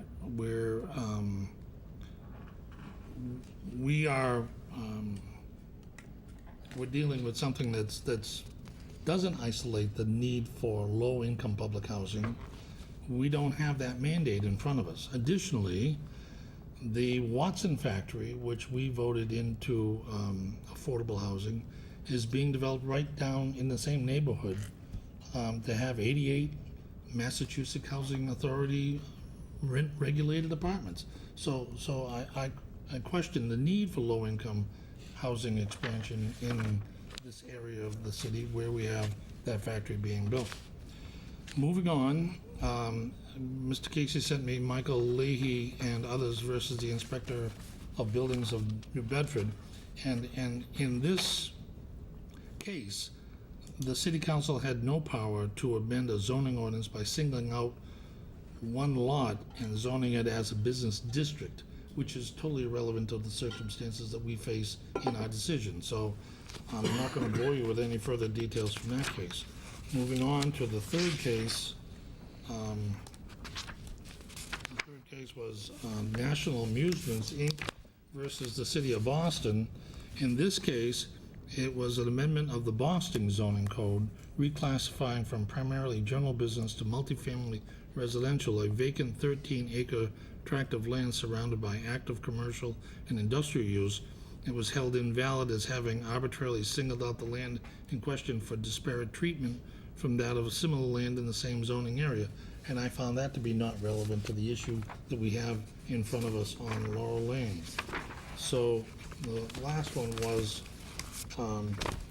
John Franson, Elizabeth Franson, Thomas Kelly, Linda Kelly, Dean Manukian, Walter Whitgar, and others versus the City of Woburn and Melanson Development Group. And this was a rezoning of single family to townhouse. And the zoning decision was upheld. And what happened here was that they seek to construct 18 townhouses on a parcel of land in Woburn. And in order to do so, they needed to have the parcel rezoned in a district under the Woburn zoning ordinance that allows multifamily housing. And after an application and hearing process that included hearings before the City Council, the Planning Board, the Ordinance Committee, that came up with negative recommendations, the City Council approved the rezoning. So the plaintiffs, on and on, went through this, and the zoning decision of the council was upheld. And I found this an interesting case, but I didn't find in here, and maybe it's because I'm not a lawyer, I did not find support for what we have in front of us. And finally, it was Anthony Rando and another versus the town of North Attleboro and Alfred Capianato, who was an intervener. And in this case, the judge of the land court correctly concluded that a town meetings amendment to the town zoning bylaw, rezoning 37 acres from residential to commercial use, did not constitute unlawful spot zoning, where the general public would receive considerable benefits thereby, and the record of the town meeting did not demonstrate. What happened here is that the developer gave a gift of land to mitigate the rezoning of another piece of land. And in this case, I didn't think that it was relevant to the decision we had to make either. So while I appreciate the spot zoning education I got from reading these legal decisions, I came away from the reading with this in fact. If I'm going to make a decision about whether or not to rezone some land in the city of Attleboro and change the use of that city of Attleboro, then that change in use should not have a negative impact on surrounding neighborhoods or severe negative impact on surrounding neighborhoods. And the fact that McDonald Lane is the only access to these 36 residences who have enjoyed private single-family use for as long as they've all been there, then I would not be in opposition for that land to be developed as single-family homes as an extension of McDonald Lane, because that would be the same zoning, the same use that is currently McDonald Lane. But to change that back portion of the land into a more densely multifamily, because these would be duplexes, development, and increase the density in that neighborhood by a substantial factor, in my sense, violates the soul and the purpose and intent of zoning, which is to create conformity.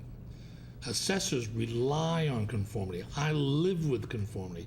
I look for conformity. And banks look for conformity. And buyers and sellers look for conformity. And this does not do that, and for those reasons I oppose this motion, and that concludes my comments. Thank you for your patience. Thank you. Anybody else? Council Vice President? Just through the president to the chair, in your comments there, there was discussion during the public hearing or concerns of the residents that were brought up with regards to emergency vehicle access and the water tie-ins to North Attleboro. Did you get any clarity on that? Did you speak with the fire department? Or? In the revision, I believe some of the ingress and egress stuff could be dealt with. I didn't follow up on the tie-ins to North Attleboro water. Any other questions or comments? I just do, right, Yes. through you to the chair. Todd, I just want a clarification. This is affordable housing, because people are gonna be buying these. It's not low-income housing. It's affordable housing, correct? That was the argument made by the developers and Mr. Casey, in that it would be, because they're duplexes, they would be more affordable than, say, some of the other single-family homes that might be built. But it's not low income like the No, not at Watson all. built. No, I didn't think so, As because far they as- were pretty upscale. I remember seeing pictures of ones that they were proposing that this was gonna look like. This reminds me so much of Steeplechase. Like, that's all I see is Steeplechase, which is pretty similar to what they did there, because they were single-family homes, and then they built a lot of duplexes in that neighborhood, and they're doing just fine. Okay, that's it. Council Blair? And just a correction, I'm not under the impression this is either low-income or affordable housing. Not the way it was brought. These homes are $400,000 range, master bedroom on the first floor, 2 up. To me, it would appear to me to be empty nesters homes, not affordable. It blows my mind when you say affordable housing, you're talking over $400,000. So just for clarification, these aren't low-income or affordable housing. These are being built for the open market. Councilor Kovas and then Conti. Your memory is correct. I remember during the public hearing, you also making that same argument, saying that you can't have it both ways. You can't say it's really nice housing and it's affordable. It's, It's affordable starter homes, I think it was said, to certain people or retirement. You're right. Right. So, but one of the things as I was coming on as a counselor and had some conversations with Frank Cook, and he was giving me some guidance regarding making decisions on zoning changes like this. His guidance to me was that we always needed to consider mostly what was best for the city by changing this location, by changing the zoning of this location, and just take into account a little bit what the proposed plans are, but moreover to look at changing this from single residence to general residence and what impact that will have and what that'll mean for the city and whatnot. Because 10 years down the road, they can sell it, but who knows what'll happen then. May I comment? Yeah. Councilor Conti, I think, was next. Yes, and directly plays to your comment, Councilor. Whether it's affordable housing, premier housing, public housing is irrelevant. Once this As far as you're council, concerned. no, once this council rezones that land from single-family residence to general residence, they can build 3 families in there. They can build anything allowed in a general residence zone. Only with a special permit, though, Councilor. Correct, with a special So you permit, have to but put that caveat in. But it is irrelevant. You're changing the use of the land with this vote. And that concludes my comments. Councilor Blair. Must be getting late, because I think he got my train of thought screwed up. This is a benefit to the city.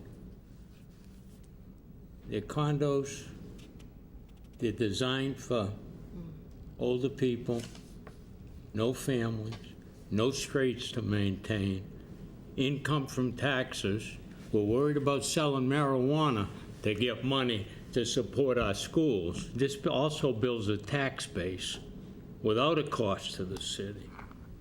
So, I'm a little upset with discussing this at 11:45 at night. Well, it's relatively important to the buyer, the owner of the property, and we should give it just discussion. I go around the council right now. Richard, you want out because you're going to work early tomorrow morning, right? Mr. Cooper, you've got an early job. Most of us here, it's 12 o'clock. I was in favor of this a long time ago, cutting these meetings short at 11, because you don't make too many good decisions after that. So the only way that this rezoned general residence area will not be families is if you impose a 55 and over restriction on the land. And the developer does not want that. So there's nothing to preclude the developer from building these houses and selling them to families with 3 and 4 kids. Because there is no restriction of the use of the land. It's a general residence use. I think I'll pull one of yours, Mr. Conti. I charter object to this tonight. Let's discuss it later. Okay. There will be no more discussion on this matter, and we will move right along to... That concludes my business for zoning and land use. I call for a meeting at the next appropriate time. Thank you. Reporting for traffic and transportation, I have several motions for this evening, but we will be brief. From the docket of April 17, 2018, I move to strike the following: a communication dated March 27, 2018, from resident Phyllis Carter of West Street addressing speed limit enforcement and alternatives. Second.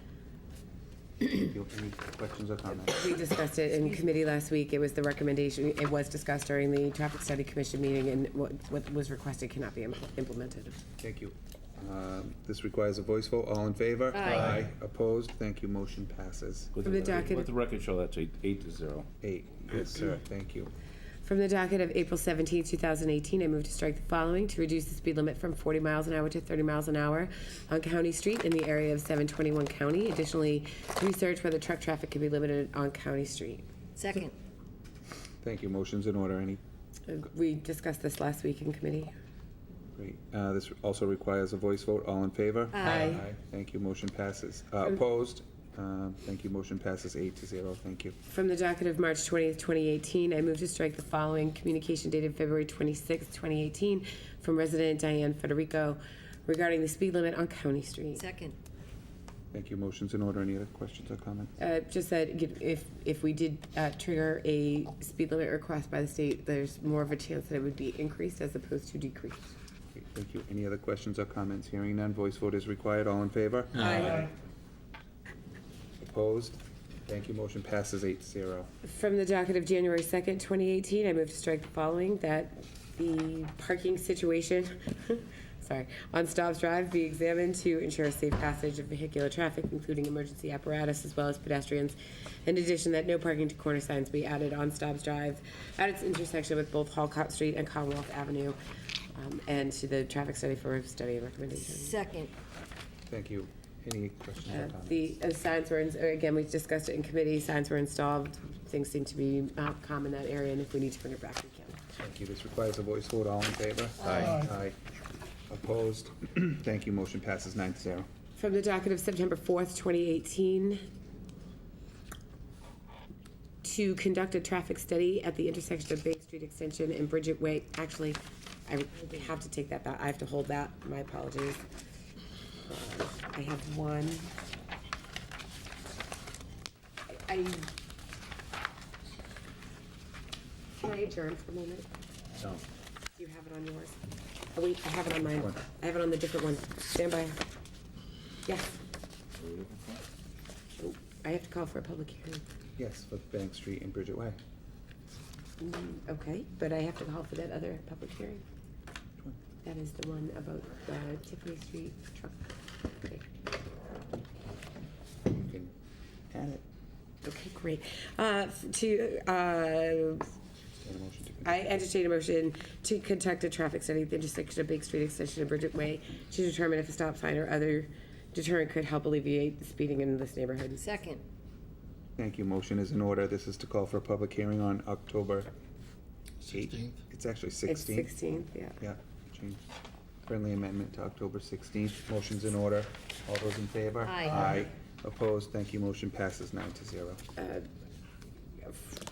I'm not sure of the docket number, however, I do need to call for a public hearing on October 16th for the business regarding the Tiffany Street through trucking business that came in not so long ago. Hold on a second. How do we word that for the newspaper?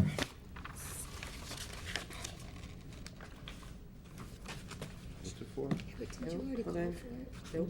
The public hearing. It's not on the agenda either, so we're gonna Not on have the to, agenda. we're gonna have to skip it. Go on to, Okay, well, that concludes the business. That concludes the business for transportation and traffic, and I call for a committee meeting information.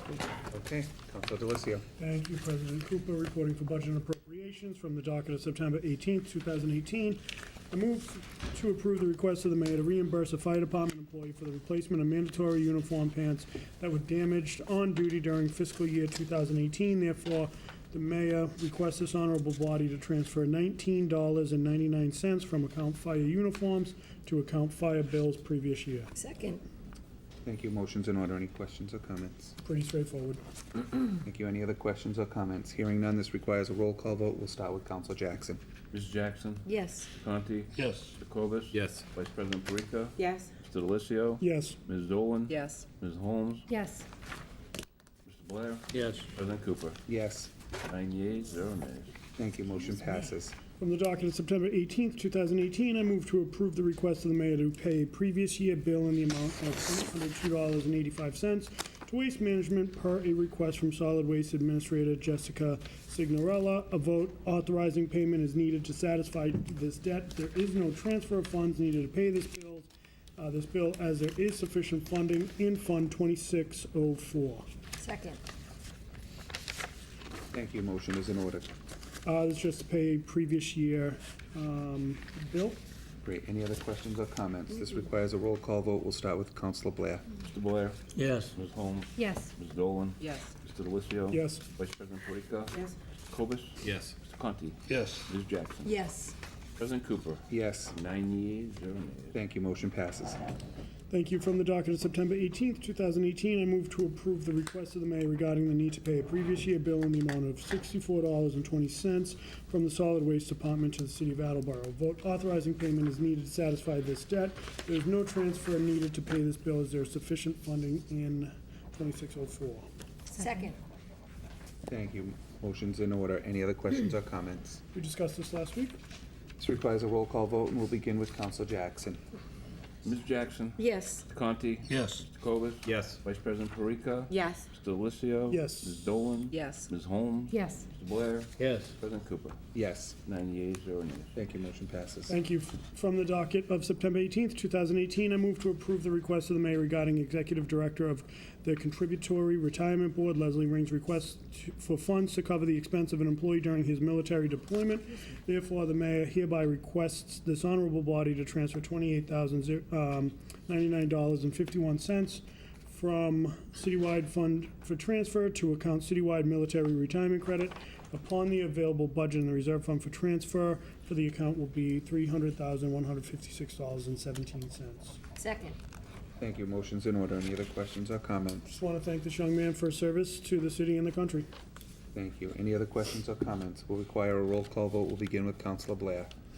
Mr. Blair? Yes. Ms. Holmes? Yes. Ms. Dolan? Yes. Mr. Delissio? Yes. Vice President Parika? Yes. Mr. Cobus? Yes. Mr. Conti? Yes. Ms. Jackson? Yes. President Cooper? Yes. 9 yeas, 0 nays. Thank you. Motion passes. That is all the business I have for budget and appropriations, and I would like to actually call 2 meetings if I could. The first would be next week at the appropriate time. The second I would like to call for October 17th, 2018, here at 6 p.m.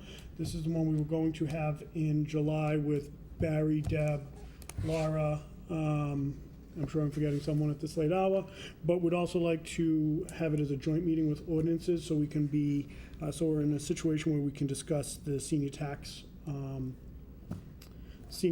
issues that are out there. And I would request if anyone has specific questions as it relates to budget, bonding, anything of that nature, capital improvements fund potentially, send it to me through Virginia and we'll have them ready.